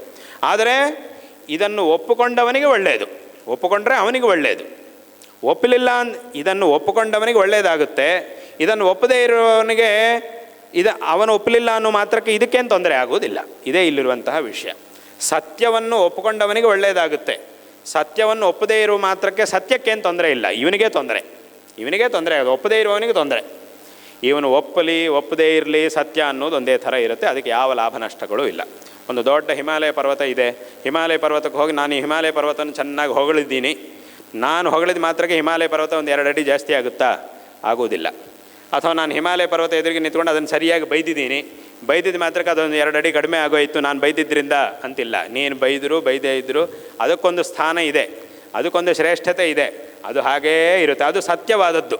ಸತ್ಯವಾದಂತಹ ಶ್ರೇಷ್ಠತೆ, ಸತ್ಯವಾದಂತಹ ಒಂದು ಸಾಮರ್ಥ್ಯ ಅದಕ್ಕಿದೆ. ಅದು ಹಾಗೇ ಇರುತ್ತೆ. ನೀನು ಒಪ್ತೀಯೋ ಬಿಡ್ತೀಯೋ ಯಾರಿಗೆ ಬೇಕು? ಅದು ಯಾರಿಗೆ ಬೇಕು? ಅದರದ್ದೇ ಒಂದು, ಅದು ತನ್ನ ಒಂದು ಸಾಮರ್ಥ್ಯದ ಮೇಲೆ ನಿಂತಿದೆಯೇ ಹೊರತು ನಿನ್ನ ಹೊಗಳಿಕೆ ಮೇಲೆ ಅದು ನಿಂತಿರುವುದಲ್ಲ, ನಿನ್ನ ಸಮ್ಮತಿ ಮೇಲೆ ಅದು ನಿಂತಿರುವುದಲ್ಲ, ತನ್ನ ಸಾಮರ್ಥ್ಯದ ಮೇಲೆ ತಾನು ನಿಂತಿದೆ. ಹಾಗೇ ನಮ್ಮ ಒಂದು ನಮ್ಮ ಧರ್ಮ ತೋರಿಸುವಂತಹ ಒಂದು ಮಾರ್ಗ ಏನಿದೆಯೋ ಅದು ಸಹ ತನ್ನ ಸಾಮರ್ಥ್ಯದ ಮೇಲೆ ನಿಂತಿದೆ ಹೊರತು ಯಾರೋ ಒಬ್ಬರ ಒಪ್ಪಿಗೆ ಮೇಲೆ ನಿಂತಿರುವುದಲ್ಲ. ಆದ್ದರಿಂದಲೇ ಇದು ಧರ್ಮ, ಇದು ಮತ ಅಲ್ಲ, ಇದು ಧರ್ಮ. ಮತ ಅನ್ನೋದೇನಿದೆಯೋ ಅದು ಮತಿಯ ಮೇಲೆ ನಿಂತಿರುತ್ತೆ, ಧರ್ಮ ಅನ್ನೋದು ವಾಸ್ತವವಾಗಿ ನಿಂತಿರುತ್ತೆ. ವಸ್ತುಸ್ಥಿತಿಯನ್ನಿಟ್ಟುಕೊಂಡು ಧರ್ಮ ಅನ್ನೋದು ನಿಂತಿರುತ್ತೆ. ಮತ ಅನ್ನುವಂತಹದ್ದು ಮತಿಯ ಆಧಾರದ ಮೇಲೆ ನಿಂತಿರುತ್ತೆ. ಆ ಮತಿ ಇರೋ ತನಕ ಆ ಮತ ಇರುತ್ತೆ, ಆ ಮತಿ ಉಳ್ಳವರು ಇರೋ ತನಕ ಆ ಮತ ಇರುತ್ತೆ. ಅದರಿಂದಲೇ ಅದಕ್ಕೆ ಪ್ರಾರಂಭ ಉಂಟು, ಇದಕ್ಕೆ ಪ್ರಾರಂಭ ಇಲ್ಲ. ಮತಕ್ಕಾದರೆ ಪ್ರಾರಂಭ ಉಂಟು, ಧರ್ಮಕ್ಕಾದರೆ ಪ್ರಾರಂಭ ಇಲ್ಲ. ನಾವು ಲೋಕದಲ್ಲಿ ನೋಡ್ಬೋದು ಎಷ್ಟೆಲ್ಲ ಮತಗಳಿವೆ. ಆ ಮತಗಳು ಒಂದೊಂದು ಮತಕ್ಕೂ ಪ್ರಾರಂಭ ಇದೆ. ಅದಕ್ಕೊಂದು ಇಂಥ ಕಾಲದಲ್ಲಿ ಇಂಥ ವ್ಯಕ್ತಿಯಿಂದ ಇದು ಪ್ರಾರಂಭವಾಯಿತು ಅಂತ ನಾವು ಹೇಳ್ತಿರುವುದಲ್ಲ, ಅವರೇ ಹೇಳ್ತಾರೆ. ಅದಕ್ಕೆ ಪ್ರಾರಂಭ ಇದೆ. ಹಾಗೆ ಈ ಧರ್ಮಕ್ಕೆ ಹೇಳ್ತೀರಾ? ಹೇಳೋಕ್ಕಾಗೋದಿಲ್ಲ, ಹೇಳಲಿಕ್ಕೆ ಸಾಧ್ಯ ಆಗೋದಿಲ್ಲ. ಯಾಕಂದರೆ ಇದು ಮತ ಮಾತ್ರ ಅಲ್ಲ, ಇದು ಧರ್ಮ, ಇದು ವಸ್ತುಸ್ಥಿತಿಯನ್ನು ಇಟ್ಟುಕೊಂಡು ಬಂದಿರುವಂತಹದ್ದು. ವಸ್ತುಸ್ಥಿತಿ ಅನ್ನೋದು ಯಾವಾಗಲೂ ಒಂದೇ ರೀತಿಯಾಗಿರುತ್ತೆ. ಮತ ಮಾತ್ರ ಆ ಒಂದು ರೀತಿಯಾದಂತಹ ಮತಿ ಹುಟ್ಟಿದಾಗ ಮಾತ್ರವೇ ಮತ ಹುಟ್ಟುತ್ತೆ. ಆ ಮತಿ ನಡೆಯುವ ತನಕ ಆ ಮತ ಅನ್ನೋದು ಇರುತ್ತೆ. ಹಾಗಾಗಿ ನೀವು ನೋಡಿದರೆ ಲೋಕದಲ್ಲಿ ಎಷ್ಟೋ ಮತಗಳು ಹುಟ್ಟುತ್ತಾ ಇವೆ, ಎಷ್ಟೋ ಮತಗಳು ಅಳಿಸಿ ಹೋಗಿವೆ, ನಾಶವೂ ಆಗಿವೆ ಇತಿಹಾಸದಲ್ಲಿ. ಆದರೆ ಧರ್ಮ ಮಾತ್ರ ನಾಶ ಆಗಲಿಲ್ಲ. ಧರ್ಮ ಅನ್ನೋದು ಹಾಗೇ ಇದೆ. ಯಾಕೆ? ಇದು ಸತ್ಯ. ಯಾಕಂದರೆ ಧರ್ಮವನ್ನು ನಾಶ ಮಾಡುವುದು ಅಂತಂದರೆ ಇನ್ನು ನಮ್ಮನ್ನು ನಾವು ನಾಶ ಮಾಡಿಕೊಳ್ಳುವುದು ಅಂತಲೇ ಅರ್ಥ. ಯಾವಾಗ ಈ ಧರ್ಮವೇ ನಾಶ ಆಗಿಬಿಡುತ್ತೋ ಸಂಪೂರ್ಣವಾಗಿ, ಆಗ ಇನ್ನು ಪ್ರಪಂಚವೇ ನಾಶ ಆಗುತ್ತೆ. ಯಾವುದೋ ಒಂದು ಮತ ನಾಶ ಆದ ಮಾತ್ರಕ್ಕೆ ಪ್ರಪಂಚ ನಾಶ ಆಗುವುದಿಲ್ಲ. ಆದ್ದರಿಂದ ಇದನ್ನು ಸರಿಯಾಗಿ ಎಲ್ಲರೂ ಸಹ ತಿಳ್ಕೊಳ್ಬೇಕು. ಮತಕ್ಕೂ ಧರ್ಮಕ್ಕೂ ಇರುವಂಥ ವ್ಯತ್ಯಾಸ ತಿಳ್ಕೊಳ್ಬೇಕು. ಇದು ಧರ್ಮ, ಉಳಿದಿದ್ದೆಲ್ಲ ಮತಗಳು. ಈ ಒಂದು ವ್ಯತ್ಯಾಸವನ್ನು ಎಲ್ಲರೂ ಸಹ ಚೆನ್ನಾಗಿ ತಿಳ್ಕೊಳ್ಬೇಕು. ಆದ್ದರಿಂದ ಇಂತಹ ಒಂದು ಸತ್ಯವಾದ ವಿಚಾರಗಳನ್ನು ನಮ್ಮ ಧರ್ಮವು ನಮಗೆ ಹೇಳ್ತಾ ಇದೆ.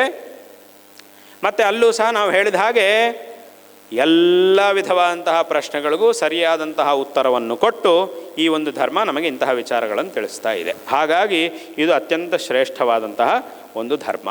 ಹಾಗಾಗಿ ಇದರ ಒಂದು ಮಹತ್ವವನ್ನು ಪ್ರತಿಯೊಬ್ಬರೂ ಸಹ ಚೆನ್ನಾಗಿ ತಿಳ್ಕೊಳ್ಬೇಕು, ಇದನ್ನು ಅನುಸರಣೆ ಮಾಡಿ ಜೀವನವನ್ನು ಸಾರ್ಥಕ ಮಾಡಿಕೊಳ್ಳಬೇಕು ಅನ್ನುವಂತಹ ಒಂದು ವಿಷಯವನ್ನು ಈ ಸಂದರ್ಭದಲ್ಲಿ ಎಲ್ಲರಿಗೂ ಸಹ ಹೇಳಬಯಸ್ತಾ ಇದ್ದೇವೆ. ಇಲ್ಲಿ ಒಂದು ವಿಷಯ ಏನು ಅಂತಂದರೆ, ಇದನ್ನು ನಾವು ಅನುಸರಣೆ ಮಾಡಿದರೆ ಈ ಒಂದು ಧರ್ಮ ಬಂದಿರುವುದೇ ಯಾತಕ್ಕಾಗಿ ಅಂತಂದರೆ ನಮ್ಮನ್ನು ದುಃಖದಿಂದ ಸುಖದ ಕಡೆಗೆ, ಶ್ರೇಯಸ್ಸಿನ ಕಡೆಗೆ ಕರ್ಕೊಂಡು ಹೋಗಲಿಕ್ಕೆ ಈ ಧರ್ಮ ಅನ್ನೋದು ನಮಗೆ ಮಾರ್ಗವನ್ನು ತೋರಿಸ್ತಾ ಇದೆ. ಆದ್ದರಿಂದ ಇದನ್ನು ನಾವು ಅನುಸರಣೆ ಮಾಡಿದರೆ ನಾವು ಶ್ರೇಯವಂತರಾಗ್ತೀವಿ. ಅನುಸರಣೆ ಮಾಡಲಿಲ್ಲ ಅಂತಂದರೆ ಏನಾಗುತ್ತೆ ಅಂತಂದರೆ ಹಾಗೆಯೇ ನಡೀತಾ ಇರುತ್ತೆ ಜೀವನ, ಅದೇ ಥರ ನಡೀತಾ ಇರುತ್ತೆ. ಯಾವ ದುಃಖ ಇದೆಯೋ ಆ ದುಃಖದಲ್ಲೇ ಜೀವನ ನಡೀತಾ ಇರುತ್ತೆ.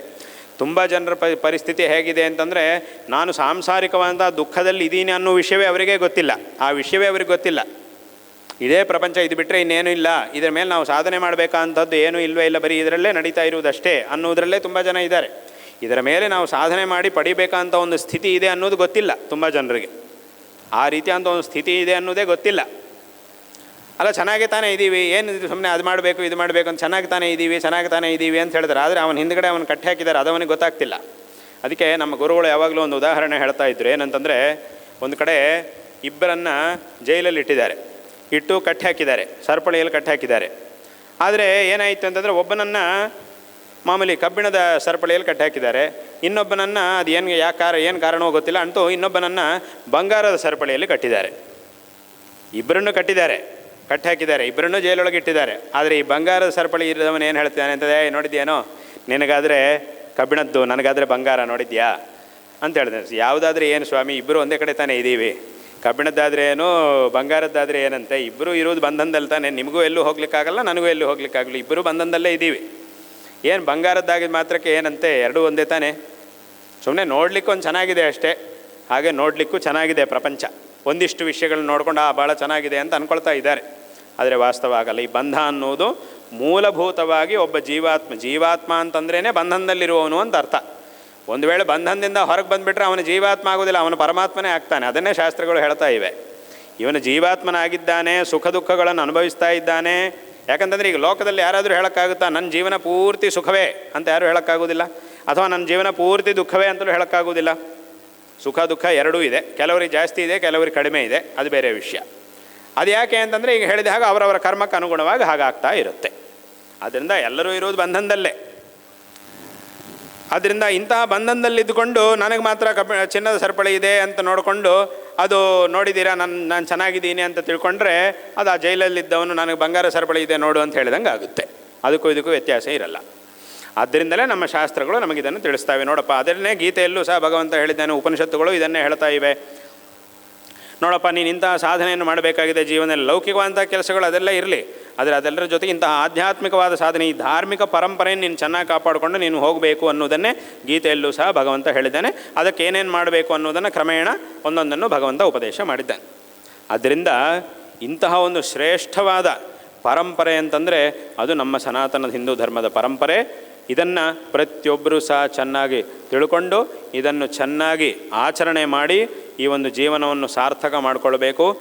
ಮತ್ತು ಇನ್ನೊಂದು ವಿಷಯ ಏನು ಅಂತಂದರೆ, ಈ ಸಾಧನೆಯನ್ನು ಮಾಡುವುದು, ಈ ಧರ್ಮಾಚರಣೆ ಮಾಡುವುದು, ಅದನ್ನೆಲ್ಲದನ್ನು ಪ್ರತಿಯೊಬ್ಬರೂ ಸಹ ಚೆನ್ನಾಗಿ ಮಾಡಬೇಕು, ಒಳ್ಳೆಯವರಾಗಿ ಜೀವನ ನಡೆಸಬೇಕು. ಆದರೆ ಈ ಒಳ್ಳೆಯವರಾಗಿ ಜೀವನ ನಡೆಸಬೇಕು ಅನ್ನುವಂತಹ ದೃಷ್ಟಿಯಲ್ಲಿ ಒಳ್ಳೆಯ ಕೆಲಸಗಳನ್ನು ಚೆನ್ನಾಗಿ ಮಾಡಬೇಕು, ಧೈರ್ಯಶಾಲಿಗಳಾಗಿ ಮುಂದೆ ಹೋಗಬೇಕು. ಒಳ್ಳೆಯವರಾಗಿರಬೇಕು ಅಂತಂದರೆ ಅದರ ಅರ್ಥ ಏನು ಮಾಡಲಿಕ್ಕೆ ಸಾಧ್ಯ ಆಗದೆ ಇರೋ ಹಂಗಿರಬೇಕು ಅಂತಲ್ಲ. ಒಳ್ಳೆಯವರಾಗಿರಬೇಕು ಅಂತಂದರೆ ಒಳ್ಳೆಯ ಕೆಲಸಗಳನ್ನು ಮಾಡಬೇಕು, ಅದಕ್ಕೆ ತೊಂದರೆ ಆದಾಗ ಅದನ್ನು ಸರಿಯಾಗಿ ಉತ್ತರ ಕೊಡುವಂಥವರು ಆಗಿರಬೇಕು. ಅದು ಒಳ್ಳೆಯ ಕೆಲಸಗಳನ್ನು ಮಾಡುವುದು ಅಂತಂದರೆ. ಒಳ್ಳೆಯ ಕೆಲಸಗಳನ್ನು ಮಾಡಿದ್ರೆ ಮಾಡ್ತೀವಿ, ಒಂದು ವೇಳೆ ಅದಕ್ಕೆ ತೊಂದರೆ ಆಯಿತಾ, ಸರಿ ಸುಮ್ಮನೆ ಕೈ ಕಟ್ಕೊಂಡು ಕೂತಿರ್ತೀವಿ ಅಂತಲೂ ಇರಬಾರ್ದು, ಹಾಗಿರಬಾರ್ದು. ಒಳ್ಳೆಯ ಕೆಲಸಗಳನ್ನು ಮಾಡುವವನು ಅಂತಂದರೆ ಅದರ ಅರ್ಥ ಏನು ಅಂತ ಕೇಳಿದರೆ, ಬರೀ ಒಳ್ಳೆಯ ಕೆಲಸಗಳನ್ನು ಮಾಡುವವನು ಮಾತ್ರ ಅಲ್ಲ, ಆ ಒಳ್ಳೆಯ ಕೆಲಸಗಳಿಗೆ ತೊಂದರೆ ಮಾಡುವವರಿಗೆ ತಕ್ಕ ಉತ್ತರವನ್ನು ಕೊಡ್ತಾ ಒಳ್ಳೆಯ ಕೆಲಸ ಮಾಡುವವನು. ಇದು ಒಳ್ಳೆಯ ಕೆಲಸವನ್ನು ಮಾಡುವನು ಅನ್ನೋದರ ಅರ್ಥ. ಇದು ಒಳ್ಳೆಯವನು ಅಂತಂದರೆ ಅದರ ಅರ್ಥ ಅದು. ಒಳ್ಳೆಯವರು ಅಂತಂದರೆ ಒಳ್ಳೆಯ ಕೆಲಸಗಳನ್ನು ಮಾಡ್ತಾ ಇರುವವರು. ಆ ಒಳ್ಳೆಯ ಕೆಲಸಗಳನ್ನು ಯಾರಾದರೂ ಮಾಡುವತ್ತಿಗೆ ಯಾರಾದರೂ ತೊಂದರೆ ಮಾಡಿದರೆ ಅದಕ್ಕೆ ಉತ್ತರವನ್ನು ಕೊಡಲಿಲ್ಲ ಅಂತಂದರೆ ಆವಾಗ ಅದು ಸರಿಯಾಗುವುದಿಲ್ಲ. ಆದ್ದರಿಂದ ಒಳ್ಳೆಯ ಮಾರ್ಗ, ನಮ್ಮ ಈ ಧರ್ಮ ಮಾರ್ಗವನ್ನು ಧಾರ್ಮಿಕರು, ಹಾಗಾಗಿ ಧಾರ್ಮಿಕರು ಅಂತಂದ್ರೇನು, ಧರ್ಮಾಚರಣೆ ಮಾಡುವವರು ಆಗಿರಬೇಕು, ಮತ್ತು ಆ ಧರ್ಮಕ್ಕೆ ಯಾರಾದರೂ ತೊಂದರೆ ಮಾಡಲಿಕ್ಕೆ ಬಂದಾಗ ಅದಕ್ಕೆ ತಕ್ಕ ಉತ್ತರವನ್ನು ಕೊಟ್ಟು ಮತ್ತೆ ಪುನಃ ಧರ್ಮಾಚರಣೆ ಮಾಡುವಂಥವ್ರು ಆಗಬೇಕು. ನಮಗೆ ಅವಕಾಶ ಇದ್ದರೆ ಮಾಡ್ತೀವಿ, ಇಲ್ಲದೆ ಹೋದರೆ ಬಿಟ್ಬಿಡ್ತೀವಿ ಅಂತ ಹೇಳಿದರೆ ಅವರನ್ನು ಧಾರ್ಮಿಕರು ಅಂತ ಹೇಳಲಿಕ್ಕೆ ಸಾಧ್ಯವಾಗುವುದಿಲ್ಲ. ಆದ್ದರಿಂದ ಇವತ್ತಿನ ಕಾಲದಲ್ಲಿ ಅಂತಹ ಧಾರ್ಮಿಕತೆ ಬೇಕಾಗಿದೆ. ಅಂತಹ ಅಂತಂದರೆ ಒಳ್ಳೆಯ ಕೆಲಸಗಳನ್ನು ಮಾಡಬೇಕಾಗಿದೆ. ಆ ಒಳ್ಳೆಯ ಕೆಲಸಗಳಿಗೆ ಯಾರು ತೊಂದರೆ ಮಾಡ್ತಾರೋ ಅವರಿಗೆ ತಕ್ಕ ಉತ್ತರವನ್ನು ಕೊಡ್ತಾ ಒಳ್ಳೆಯ ಕೆಲಸಗಳನ್ನು ಮಾಡಬೇಕಂತ ಒಂದು ಪರಿಸ್ಥಿತಿ ಇವಾಗಿದೆ. ಆ ರೀತಿಯಾದ ಒಂದು ಧಾರ್ಮಿಕತೆ ಇವಾಗ ಬೇಕಾಗಿದೆ. ಆದ್ದರಿಂದ ಇದನ್ನು ಪ್ರತಿಯೊಬ್ಬರೂ ಸಹ ಚೆನ್ನಾಗಿ ತಿಳ್ಕೊಳ್ಬೇಕು. ಯಾಕೆ ಅಂತಂದರೆ ಈ ಧಾರ್ಮಿಕತೆ, ಇದು ಒಳ್ಳೆಯ ಕೆಲಸಗಳನ್ನು, ಈ ಧರ್ಮಾಚರಣೆಯನ್ನು ಮಾಡಲಿಕ್ಕೆ ತೊಂದರೆ ಮಾಡುವವರು ಇವತ್ತಿನ ಕಾಲದಲ್ಲಿ ಬೇಕಾದಷ್ಟು ಜನ ಇದ್ದಾರೆ.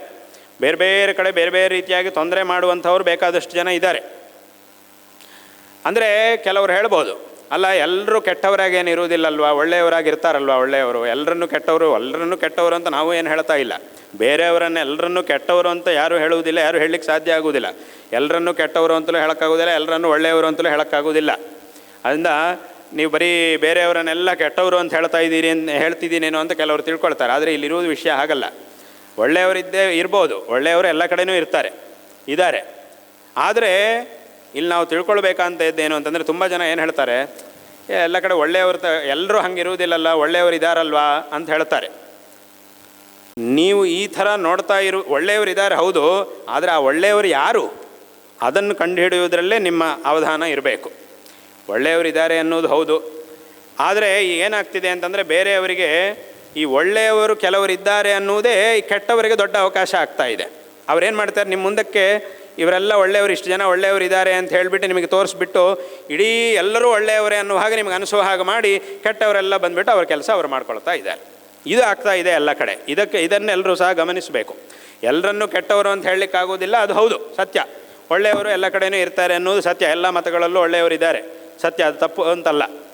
ಆದರೆ ಆ ಒಳ್ಳೆಯವರನ್ನು ನಿಮ್ಮ ಕಣ್ಣು ಮುಂದೆಗಡೆ ಇಟ್ಟುಬಿಟ್ಟು ಏನು ಮಾಡ್ತಿದ್ದಾರೆ ಅಂತಂದರೆ, ನೋಡಿದರೆ ಇವರು ಒಳ್ಳೆಯವರು ಹಾಗಾಗಿ ಎಲ್ಲರೂ ಒಳ್ಳೆಯವರು ಅನ್ನೋ ಹಾಗೆ ನಿಮಗೆ ಅನಿಸುವ ಹಾಗೆ ಮಾಡಿ ಈ ಕೆಟ್ಟವರೆಲ್ಲ ಅವರನ್ನು ನಿಮ್ಮ ಮುಂದೆ ಇಟ್ಟು ಅವರ ಹಿಂದುಗಡೆಯಿಂದ ನಿಮಗೆ ಮಾಡಬೇಕಾದ್ದನ್ನೆಲ್ಲ ಮಾಡ್ತಾ ಇದ್ದಾರೆ, ತೊಂದರೆಯನ್ನೆಲ್ಲ ಮಾಡ್ತಾ ಇದ್ದಾರೆ. ಆದ್ದರಿಂದ ಇಂಥದ್ದನ್ನು ಸರಿಯಾಗಿ ಎಲ್ಲರೂ ಸಹ ಗಮನಿಸಬೇಕು. ಇದನ್ನು ಪ್ರತಿಯೊಬ್ಬರೂ ಸಹ ಗಮನಿಸಬೇಕು. ಈಗ ಲೋಕದಲ್ಲಿ ಮೋಸ ಯಾಕೆ ನಡೆಯುತ್ತೆ? ಮೋಸ ಮಾಡದೇ ಇರೋರು ತುಂಬ ಜನ ಇದ್ದಾರೆ.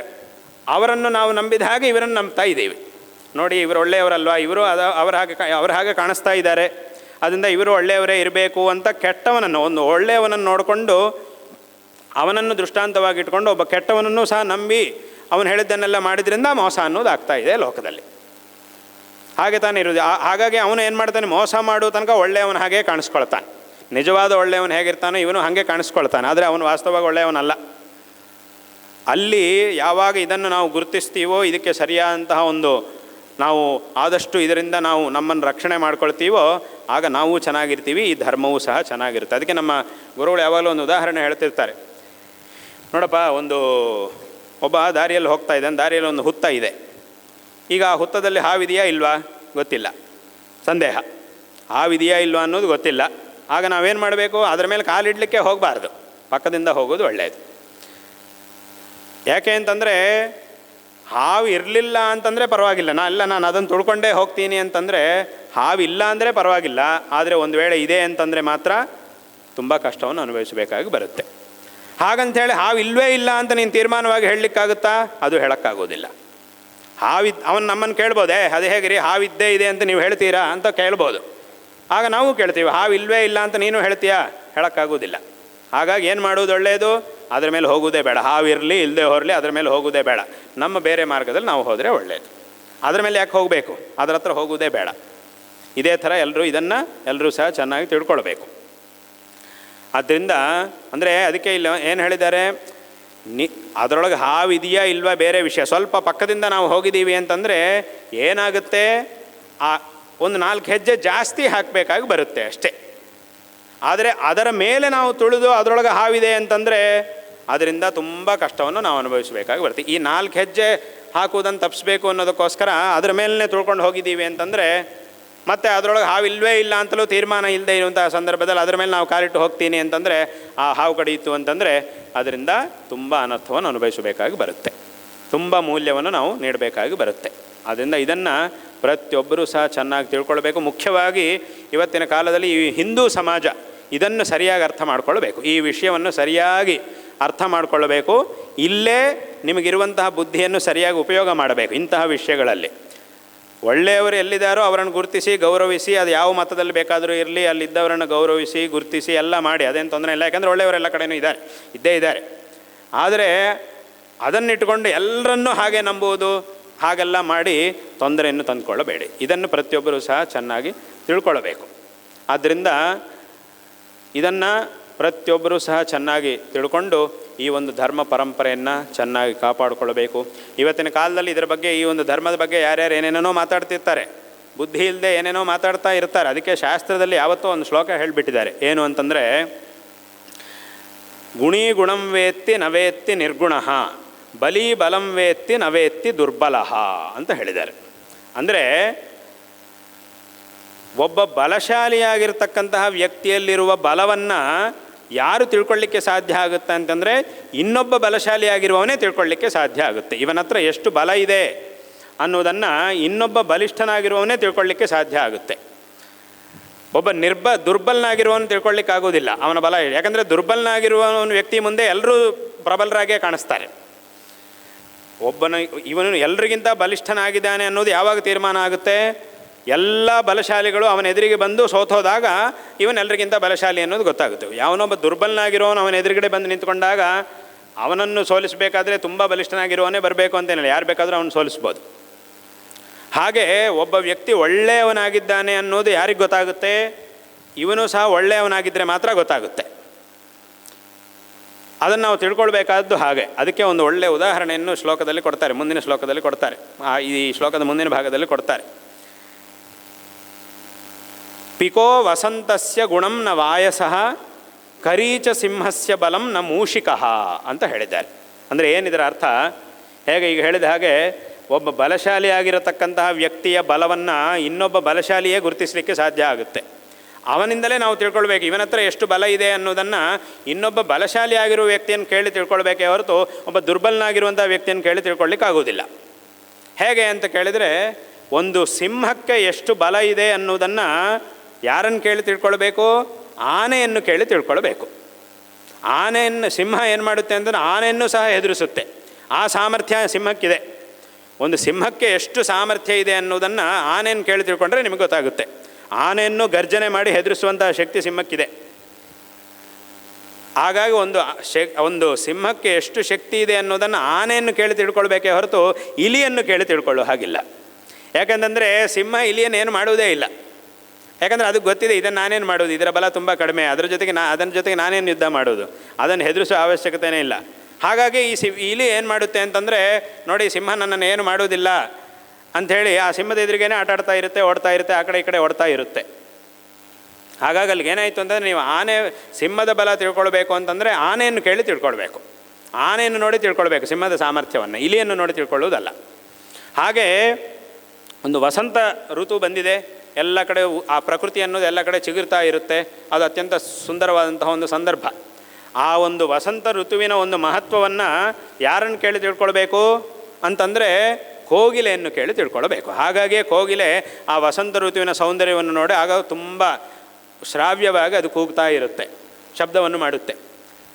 ಆದ್ದರಿಂದ ಒಂದು ವಸಂತ ಋತುವಿನ ಒಂದು ವೈಶಿಷ್ಟ್ಯವನ್ನು ಕೋಗಿಲೆಯನ್ನು ಕೇಳಿ ತಿಳ್ಕೊಳ್ಬೇಕೇ ಹೊರತು ಕಾಗೆಯನ್ನು ಕೇಳಿ ತಿಳ್ಕೊಳ್ಳೋದಿಲ್ಲ. ಯಾಕಂದರೆ ಕಾಗೆ ಯಾವಾಗಲೂ ಒಂದೇ ಥರ ಕೂಗ್ತಾರೆ. ಅದಕ್ಕೆ ವಸಂತ ಋತು ವರ್ಷ ಋತು ಯಾವ ವ್ಯತ್ಯಾಸ ಇಲ್ಲ, ಎಲ್ಲ ಕಾಲದಲ್ಲೂ ಅದು ಒಂದೇ ಥರ ಕೂಗ್ತಾ ಇರುತ್ತೆ. ಅದಕ್ಕೆ ಈ ವ್ಯತ್ಯಾಸವೇ ಗೊತ್ತಾಗೋದಿಲ್ಲ. ಯಾವ ಕಾಲ ಆದರೂ ಒಂದೇ ಥರ ಇರುತ್ತೆ.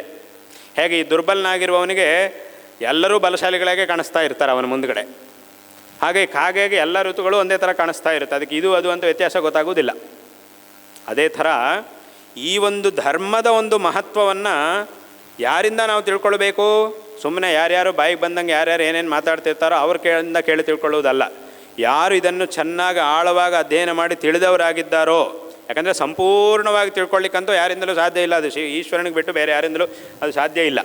ಆದರೆ ಯಾರು ತುಂಬ ಈ ಧರ್ಮದ ಬಗ್ಗೆ ತಿಳಿದಂತಹ ವಿದ್ವಾಂಸರಾಗಿದ್ದಾರೋ, ಜ್ಞಾನಿಗಳಾಗಿದ್ದಾರೋ, ಅಂಥವರ ಮೂಲಕ ಈ ಧರ್ಮದ ಮಹತ್ವವನ್ನು ನಾವು ತಿಳ್ಕೊಳ್ಬೇಕು. ಇದನ್ನು ತಿಳ್ಕೊಳ್ಳದೆ ಸುಮ್ಮನೆ ಬಾಯಿಗೆ ಬಂದಂಗೆ ಮಾತಾಡುವವರು ಯಾರ್ಯಾರು ಇರ್ತಾರೋ ಅವರಿಂದ ತಿಳ್ಕೊಳ್ಳೋದಲ್ಲ. ಯಾಕಂದರೆ ಅವ್ರಿಗೆ ಇದ್ರ ಬಗ್ಗೆ ಗೊತ್ತೇ ಇಲ್ಲ. ಅವರು ಇಲಿಗಳಿದ್ದ ಹಾಗೆ ಈ ಒಂದು ಧರ್ಮದ ಮುಂದೆ. ಅದನ್ನು ಅಂಥವರಿಂದ ಇದನ್ನ ಬಗ್ಗೆ ತಿಳ್ಕೊಳ್ಳೋದಲ್ಲ. ಈ ಇಲಿ ಅದೇ ಈಗ ಹೇಳಿದಾಗ ಇಲಿ ಏನು ಮಾಡುತ್ತೆ ಅಂತಂದರೆ ಸಿಂಹದ ಎದುರಿಗೆ ಆ ಕಡೆ ಈ ಕಡೆ ಓಡಾಡ್ತಾ ಇರುತ್ತೆ. ಅದೇ ಥರ ಬೇರೆಯವರು ಬಾಯಿಗೆ ಬಂದಾಗ ಮಾತಾಡ್ತಿರ್ತಾರೆ. ಅಂಥವರಿಂದ ತಿಳ್ಕೊಳ್ಳೋದಲ್ಲ ಇದರ ಮಹತ್ವ. ಯಾರಿಂದ ತಿಳ್ಕೊಳ್ಬೇಕು? ನಿಜವಾಗಲೂ ಯಾರು ಇದರ ಆಳವನ್ನು ನೋಡಿದಾರೋ ಅಂಥವರಿಂದ ತಿಳ್ಕೊಳ್ಬೇಕು. ಇದನ್ನು ಪ್ರತಿಯೊಬ್ಬರೂ ಸಹ ಚೆನ್ನಾಗಿ ಜ್ಞಾಪಕ ಇಟ್ಕೊಳ್ಬೇಕು. ಹಾಗಾಗಿ ಗುಣಿ ಗುಣಂ ವೇತ್ತಿ ನವೇತ್ತಿ ನಿರ್ಗುಣ, ಬಲಿ ಬಲಂ ವೇತ್ತಿ ನವೇತ್ತಿ ದುರ್ಬಲ ಅನ್ನೋದನ್ನು ಶಾಸ್ತ್ರದಲ್ಲಿ ಯಾವತ್ತೂ ಹೇಳಿದ್ದಾರೆ. ಆದ್ದರಿಂದ ಸುಮ್ಮನೆ ಯಾರ್ಯಾರು ಹುಚ್ಚುಚ್ಚಾಗಿ ಇದ್ರ ಬಗ್ಗೆ ಅರ್ಧಂಬರ್ಧ ತಿಳ್ಕೊಂಡು ಆಳವಾಗಿ ಇದರೊಳಗೆ ಏನಿದೆ ಅನ್ನೋದನ್ನು ನೋಡದೆ ಸುಮ್ಮನೆ ಯಾರೋ ಬಾಯಿಗೆ ಬಂದಂಗೆ ಏನು ಮಾತಾಡ್ತಿರ್ತಾರೋ ಅದಕ್ಕೆಲ್ಲ ಬೆಲೆ ಕೊಡಬೇಕಾಗಿಲ್ಲ.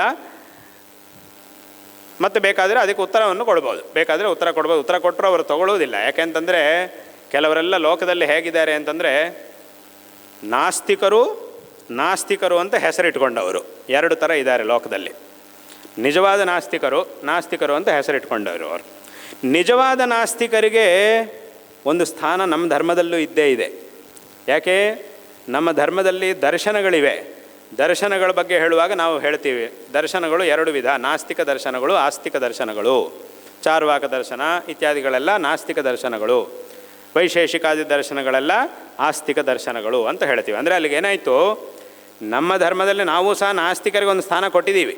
ನಿಜವಾದ ನಾಸ್ತಿಕರಿಗೆ ನಮ್ಮ ಧರ್ಮದಲ್ಲೂ ಒಂದು ಸ್ಥಾನ ಕೊಟ್ಟಿದ್ದಾರೆ. ಅವ್ರಿಗೊಂದು ಕುರ್ಚಿ ಹಾಕಿದ್ದೀವಿ, ಅವರು ಬಂದು ಕೂತ್ಕೊಂಡಿದ್ದಾರೆ.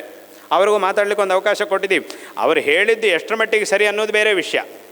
ಆದರೂ ಅವರು ಒಂದು ಮಾರ್ಗವನ್ನು ನಂಬಿ ತೀರ್ಮಾನ ಮಾಡಿಕೊಂಡು ಆ ಮಾರ್ಗದಲ್ಲಿ ಇದ್ದಾರೆ. ಆದ್ದರಿಂದ ಅದಕ್ಕೆ ನಾವೇನು ತೊಂದರೆ ಮಾಡ್ತಿಲ್ಲ. ಆಯ್ತಪ್ಪ, ನಿನ್ನ ಮಾರ್ಗದ ಬಗ್ಗೆ ನೀನು ಬಾ, ನೀನು ಕೂತ್ಕೊಂಡು ಮಾತಾಡು ಅಂತ ನಾವು ಅವ್ರಿಗೊಂದು ಅವಕಾಶ ಕೊಟ್ಟಿದ್ದೀವಿ. ಆದ್ದರಿಂದ ನಿಜವಾದ ನಾಸ್ತಿಕರು ಅಂತಂದರೆ ಅವ್ರಿಗೊಂದಿಷ್ಟು ಗೌರವ ಕೊಡ್ಬೋದು, ಅದರೊಳಗೇನು ತಪ್ಪಿಲ್ಲ. ಯಾಕಂದರೆ ಅವ್ರೇನು ಮಾಡಿದ್ದಾರೆ, ನಾವು ಹೇಳಿದ್ದು ಒಪ್ಪದೇ ಇರ್ಬೋದು, ಆದರೆ ಅವರೊಂದು ತೀರ್ಮಾನದಲ್ಲಿದ್ದಾರೆ, ಒಂದು ಸಿದ್ಧಾಂತವನ್ನು ಅವರು ನಂಬಿದ್ದಾರೆ, ಆ ಸಿದ್ಧಾಂತದಲ್ಲಿ ಅವರು ಹೋಗ್ತಾ ಇದ್ದಾರೆ. ಅದಕ್ಕೆ ವಿರುದ್ಧವಾಗಿ ಎಲ್ಲಿ ಸಂದರ್ಭ ಕಂಡು ಬಂದರೂ ಅದ್ರ ಬಗ್ಗೆ ತಕ್ಷಣ ಅವರು ಪ್ರಶ್ನೆ ಮಾಡ್ತಾರೆ. ಆ ಥರ ಇದೆ. ಆದರೆ ಈ ನಾಸ್ತಿಕರು ಅಂತ ಹೆಸರಿಟ್ಕೊಂಡವ್ರು ಯಾರಿದ್ದಾರೋ ಅವರೇನು ಮಾಡ್ತಾರೆ ಅಂತಂದರೆ ಬರೀ ಹಿಂದೂ ಧರ್ಮದ ಬಗ್ಗೆ ಮಾತ್ರ ಮಾತಾಡ್ತಾರೆ, ಇದನ್ನು ಮಾತ್ರ ಆಕ್ಷೇಪ ಮಾಡ್ತಾರೆ. ಇಲ್ಲಿ ಮಾತ್ರವೇ ಅವರಿಗೆ ಆಕ್ಷೇಪಾರ್ಹವಾದ ವಿಷಯಗಳೆಲ್ಲ ಕಾಣಿಸ್ಲಿಕ್ಕೆ ಶುರುವಾಗುತ್ತೆ. ಇಲ್ಲಿ ಮಾತ್ರವೇ ಅವರ ತಲೆ ಕೆಲಸ ಮಾಡುತ್ತೆ, ಇಲ್ಲಿ ಮಾತ್ರ ಅವರ ಕಣ್ಣುಗಳು ಕೆಲಸ ಮಾಡುತ್ತೆ. ಬೇರೆ ಕಡೆ ಎಷ್ಟಿದ್ರೂ ಸಹ, ಎಷ್ಟೆಲ್ಲ ಅನ್ಯಾಯಗಳು ಅನರ್ಥಗಳು ನಡೀತಾ ಇದ್ದರೂ ಸಹ ಅವರ ಬುದ್ಧಿ ಕೆಲಸ ಮಾಡೋದಿಲ್ಲ, ಅವ್ರ ಕಣ್ಣುಗಳು ಕೆಲಸ ಮಾಡೋದಿಲ್ಲ, ಏನೂ ಮಾಡೋದಿಲ್ಲ, ಅವ್ರ ಬಾಯಿನೂ ಕೆಲಸ ಮಾಡೋದಿಲ್ಲ. ಇದೇ ನಾಸ್ತಿಕರು ಅಂತ ಹೆಸರಿಟ್ಕೊಂಡವರಿಗೂ ಇರುವಂತಹ ವ್ಯತ್ಯಾಸ. ಅಂದರೆ ನಿಜವಾದ ನಾಸ್ತಿಕರು ಏನು ಮಾಡ್ತಾರೆ, ಅವರು ನಂಬಿರುವಂತಹ ಒಂದು ಸಿದ್ಧಾಂತಕ್ಕೆ ವಿರುದ್ಧವಾಗಿ ಇಡೀ ಪ್ರಪಂಚದಲ್ಲಿ ಎಲ್ಲಿ ಯಾವ ಸಂದರ್ಭ ಕಂಡು ಬಂದರೂ ತಕ್ಷಣ ಪ್ರಶ್ನೆ ಮಾಡ್ತಾರೆ, ತಕ್ಷಣ ಆಕ್ಷೇಪ ಮಾಡ್ತಾರೆ. ಅದು ನಿಜವಾದ ನಾಸ್ತಿಕರ ಲಕ್ಷಣ. ಅಂಥವರಿಗೂ ಒಂದು ಸ್ಥಾನ ಇದ್ದೇ ಇದೆ. ನಾವು ಹೇಳಿದಾಗ ಅವ್ರಿಗೂ ಒಂದು ಸ್ಥಾನ ಇದೆ, ನಮ್ಮ ಧರ್ಮದಲ್ಲಿ ಕೊಟ್ಟಿದ್ದೀವಿ. ಆದರೆ ಈ ನಾಸ್ತಿಕರು ಅಂತ ಹೆಸರಿಟ್ಕೊಂಡವ್ರು ಏನು ಮಾಡ್ತಾರೆ ಅಂತ ಕೇಳಿದರೆ ಬರೀ ಹಿಂದೂ ಧರ್ಮದ ಬಗ್ಗೆ ಮಾತ್ರ ಮಾತಾಡ್ತಾರೆ, ಇಲ್ಲಿರುವಂತಹ ಆಚರಣೆಗಳ ಬಗ್ಗೆ ಮಾತ್ರ ಆಕ್ಷೇಪ ಮಾಡ್ತಾರೆ. ಬೇರೆ ಎಲ್ಲಿ ಏನು ನಡೀತಾ ಇದ್ರೂ ಅದ್ರ ಬಗ್ಗೆ ಮಾತಾಡೋದಿಲ್ಲ, ಏನು ಅವ್ರ ಕಣ್ಣಿಗೆ ಕಾಣುವುದೇ ಇಲ್ಲ, ಎಲ್ಲಿರ್ತಾರೆ ಅಂತಲೇ ಗೊತ್ತಿಲ್ಲ. ಇದು ಬರ್ತಿದೆ, ಯಾವುದೋ ಒಂದು ಹಬ್ಬ ಬರ್ತಾ ಇದೆ, ನೀವು ನಮ್ಮ ಧರ್ಮದಲ್ಲಿ ಆಚರಣೆ ಮಾಡೋದು ಯಾವುದೋ ಒಂದು ಹಬ್ಬವೋ ಏನೋ ಒಂದು ಕಾರ್ಯಕ್ರಮ ಬರ್ತಾ ಇದೆ ಅಂದ ತಕ್ಷಣ ನೀವು ಕರಿಬೇಕಲ್ಲ, ಅವರಾಗೆ ಬಂದುಬಿಡ್ತಾರೆ. ಇದು ಮುಗಿದು ಅದೇ ಮಾತಾಡ್ತಾರೆ. ಹಿಂದೆ ಹೇಳ್ತಾ ಬಂದಿದ್ದೇ ಇದ್ದೀನಿ, ನಿನ್ನೆ ಶುರು ಮಾಡಿದ್ದಲ್ಲ, ಇದನ್ನೇ ಹೇಳ್ತಾ ಬಂದಿದ್ದಾರೆ. ಇದನ್ನು ಹಿಂದಿನ ವರ್ಷವೂ ಇದನ್ನೇ ಹೇಳಿದ್ದಾರೆ, ನಾವು ಅದೇ ಉತ್ತರ ಕೊಟ್ಟಿದ್ದೀವಿ. ಪುನಃ ಈ ವರ್ಷ ಬರುವುದು ಅದನ್ನೇ ಶುರು ಮಾಡುವುದು, ಪುನಃ ಅದೇ ಉತ್ತರ ಕೊಡುವುದು. ಇದು ಹಾಗೆ ಆಗ್ತಾನೇ ಇರುತ್ತೆ. ಪ್ರತಿ ವರ್ಷ ಅದೇ ಹೇಳ್ತಾರೆ, ಅದನ್ನೇ ನಾವು ಉತ್ತರ ಕೊಡ್ತಿರ್ತೀವಿ. ಹೀಗೆ ನಡೀತಾನೆ ಇರ್ತದೆ, ಅದು ಮುಂದೆ ಮುಗಿಯುವುದೇ ಇಲ್ಲ. ಮತ್ತು ಆಮೇಲೆ ಕಾಣೆ ಆಗಿಬಿಡ್ತದೆ, ಎಲ್ಲಿದ್ದಾರೆ ಅಂತಲೇ ಗೊತ್ತಿಲ್ಲ.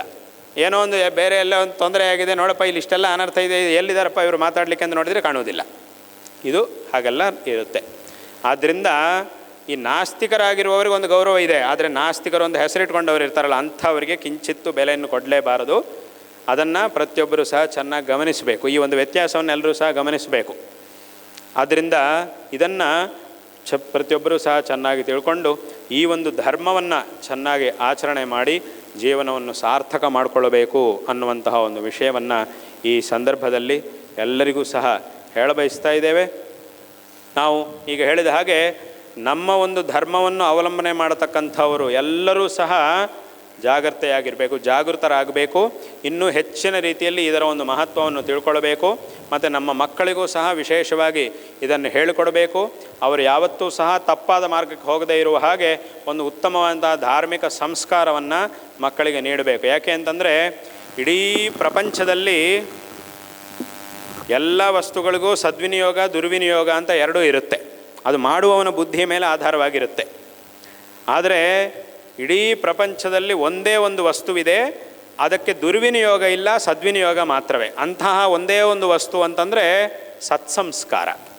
ಧಾರ್ಮಿಕವಾದಂತಹ ಸಂಸ್ಕಾರ ಏನಿದೆಯೋ ಆ ಸಂಸ್ಕಾರಕ್ಕೆ ಸದ್ವಿನಿಯೋಗ ಒಂದೇ ಉಂಟೆ ಹೊರತು ದುರ್ವಿನಿಯೋಗ ಅಂತ ಆಗೋದಿಲ್ಲ. ಇವನು ಸಂಸ್ಕಾರಶಾಲಿಯೂ ಆಗಿದ್ದಾನೆ, ಆದರೆ ಕೆಟ್ಟ ಕೆಲಸಗಳನ್ನು ಮಾಡ್ತಾನೆ ಅಂತ ಎಲ್ಲೂ ಇಲ್ಲ. ಕೆಟ್ಟ ಕೆಲಸಗಳನ್ನು ಮಾಡ್ತಾನೆ ಅಂದರೆ ಸಂಸ್ಕಾರ ಇಲ್ಲ ಅಂತ ಅರ್ಥ. ಸಂಸ್ಕಾರ ಇದೆ ಅಂತಂದರೆ ಕೆಟ್ಟ ಕೆಲಸಗಳನ್ನು ಮಾಡಲ್ಲ ಅಂತ ಅರ್ಥ. ಎರಡೂ ಉಂಟು ಅಂತ ಹೇಳೋಕ್ಕಾಗಿದೆ. ಅಂದರೆ ಒಬ್ಬ ಧನವಂತ ಅವನು ತಪ್ಪು ಮಾಡ್ಬೋದು, ಅವನ ಹತ್ರ ಐಶ್ವರ್ಯ ಇದೆ, ಆದರೆ ಅವನು ತಪ್ಪು ಮಾಡ್ಬೋದು. ಒಬ್ಬ ಪಂಡಿತ ಇದ್ದಾನೆ, ಅವನ ಹತ್ರ ಪಾಂಡಿತ್ಯ ಇದೆ, ಆದರೆ ಅದನ್ನು ದುರ್ವಿನಿಯೋಗ ಮಾಡ್ಬೋದು. ಒಬ್ಬ ಅಧಿಕಾರಿ ಇದ್ದಾನೆ, ಅವನ ಅಧಿಕಾರವನ್ನು ಅವನು ದುರ್ವಿನಿಯೋಗ ಮಾಡ್ಬೋದು.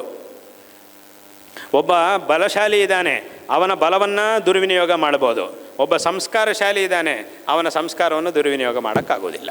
ಯಾಕಂದರೆ ಸಂಸ್ಕಾರವನ್ನು ದುರ್ವಿನಿಯೋಗ ಮಾಡ್ತಿದ್ದಾನೆ ಅಂತಂದ್ರೇ ಸಂಸ್ಕಾರ ಇಲ್ಲ ಅಂತ ಅರ್ಥ. ಸಂಸ್ಕಾರ ಇದೆ ಅಂತಂದರೆ ದುರ್ವಿನಿಯೋಗ, ಆದರೆ ಕೆಟ್ಟ ಕೆಲಸಗಳನ್ನು ಮಾಡಲ್ಲ ಅಂತ ಅರ್ಥ. ಎರಡೂ ಒಂದು ಕಡೆ ಇರಲಿಕ್ಕೆ ಸಾಧ್ಯ ಆಗೋದಿಲ್ಲ. ಒಂದು ಧನ ಮತ್ತು ದುರ್ವಿನಿಯೋಗ ಒಂದು ಕಡೆ ಇರ್ಬೋದು, ಬೇರೆದೆಲ್ಲೋದ್ರ ಜೊತೆಗೂ ದುರ್ವಿನಿಯೋಗ ಅನ್ನೋದಿರ್ಬೋದು. ಸಂಸ್ಕಾರದ ಜೊತೆಗೆ ಮಾತ್ರ ಸದ್ವಿನಿಯೋಗ ಒಂದೇ ಇರುತ್ತೆ, ದುರ್ವಿನಿಯೋಗ ಇರಲಿಕ್ಕೆ ಸಾಧ್ಯ ಆಗೋದು. ಅಂತಹ ಏಕಮಾತ್ರ ವಸ್ತು ಅಂತಂದರೆ ಸಂಸ್ಕಾರ. ಅದರೊಳಗೂ ನಮ್ಮ ಧರ್ಮ ನಮಗೆ ಕೊಡ್ತಿರುವಂತಹ ಒಂದು ಸಂಸ್ಕಾರ ಅದು ಅತ್ಯಂತ ಶ್ರೇಷ್ಠವಾದದ್ದು. ಅದು ಒಬ್ಬ ಮನುಷ್ಯನನ್ನು ದೇವರನ್ನಂತೆ ಮಾಡುತ್ತೆ. ಅಂತಹ ಒಂದು ಸಂಸ್ಕಾರ ನಮ್ಮ ಧರ್ಮ ನಮಗೆ ಕೊಡ್ತಾ ಇದೆ. ನಾವು ಲೋಕದಲ್ಲಿ ಕೆಲವ್ರ ಬಗ್ಗೆ ಅವ್ರು ದೇವರಂತಹ ಮನುಷ್ಯರು ಅಂತ ಹೇಳ್ತೀವಿ. ಯಾಕೆ ದೇವರಂತಹ ಮನುಷ್ಯರು ಅಂತಂದರೆ ಅದರ ಅರ್ಥ ಏನು? ಅಷ್ಟು ಸಂಸ್ಕಾರವಂತರಾಗಿದ್ದಾರೆ, ಅಷ್ಟು ಸದಾಕಾಲ ಎಲ್ರಿಗೂ ಒಳ್ಳೆಯದನ್ನು ಮಾಡುವಂಥವ್ರಾಗಿರ್ತಾರೆ. ಆದ್ದರಿಂದಲೇ ಅವ್ರ ಬಗ್ಗೆ ನಾವು ಆ ಥರ ಹೇಳ್ತೀವಿ. ಆದ್ದರಿಂದ ಇದನ್ನು ಪ್ರತಿಯೊಬ್ಬರೂ ಸಹ ಚೆನ್ನಾಗಿ ತಿಳ್ಕೊಳ್ಬೇಕು. ಇಂಥ ಒಂದು ಧಾರ್ಮಿಕ ಸಂಸ್ಕಾರವನ್ನು ಮಕ್ಕಳಿಗೆ ಕೊಟ್ಟಾಗ ಅವರು ಸದಾಕಾಲ ಒಳ್ಳೆಯ ಮಾರ್ಗದಲ್ಲಿರ್ತಾರೆ ಮತ್ತು ಉತ್ತಮವಾದಂತಹ ಸ್ಥಿತಿಯನ್ನು ತಲುಪ್ತಾರೆ. ಲೋಕದಲ್ಲಿ ಎಷ್ಟು ಎತ್ತರಕ್ಕೆ ನಾವು ಬೆಳೀಬೇಕೋ ಅಷ್ಟು ಸಂಸ್ಕಾರವನ್ನು ನಾವು ಬೆಳೆಸ್ಕೊಳ್ಬೇಕು. ಆಗ ನಾವು ತುಂಬ ಎತ್ತರಕ್ಕೆ ಬೆಳೀಲಿಕ್ಕೆ ಸಾಧ್ಯ ಆಗುತ್ತೆ. ಅದರಿಂದ ಇದನ್ನು ಪ್ರತಿಯೊಬ್ಬರೂ ಸಹ ಚೆನ್ನಾಗಿ ತಿಳ್ಕೊಳ್ಬೇಕು. ಸಂಸ್ಕಾರ ಇಲ್ಲದೆ ಇರುವಂತಹ ವ್ಯಕ್ತಿಯನ್ನು ಯಾವತ್ತೂ ಪ್ರಪಂಚ ಒಪ್ಪೋದಿಲ್ಲ, ಸಮಾಜ ಒಪ್ಪೋದಿಲ್ಲ. ಅವನು ಎಷ್ಟು ದೊಡ್ಡ ಮನುಷ್ಯ ಬೇಕಾದರೂ ಆಗಲಿ, ಸುಮ್ಮನೆ ಅವನ ಎದುರಿಗೆ ಬೇಕಾದರೆ ಸರಿ ಮಾಡಲಿಲ್ಲ ಅಂದರೆ ತೊಂದರೆ ಮಾಡ್ತಾನೇನೋ ಅಂಥೇಳಿ ಬೇಕಾದರೆ ನಮಸ್ಕಾರ ಮಾಡ್ಬೋದೇ ಹೊರತು ಮನಸ್ಸಿನಿಂದ ಯಾರೂ ಗೌರವ ಕೊಡುವುದಿಲ್ಲ ಸಂಸ್ಕಾರ ಇಲ್ಲದೆ ಇರುವವನಿಗೆ. ಆದ್ದರಿಂದ ಈ ಸಂಸ್ಕಾರ ಅನ್ನೋದು ಭಾಳ ಅವಶ್ಯಕವಾದದ್ದು. ಆದ್ದರಿಂದ ಇಂತಹ ಧಾರ್ಮಿಕ ಸಂಸ್ಕಾರವನ್ನು ಸಹ ವಿಶೇಷವಾಗಿ ಮಕ್ಕಳಲ್ಲಿ ಬೆಳೆಸಬೇಕು.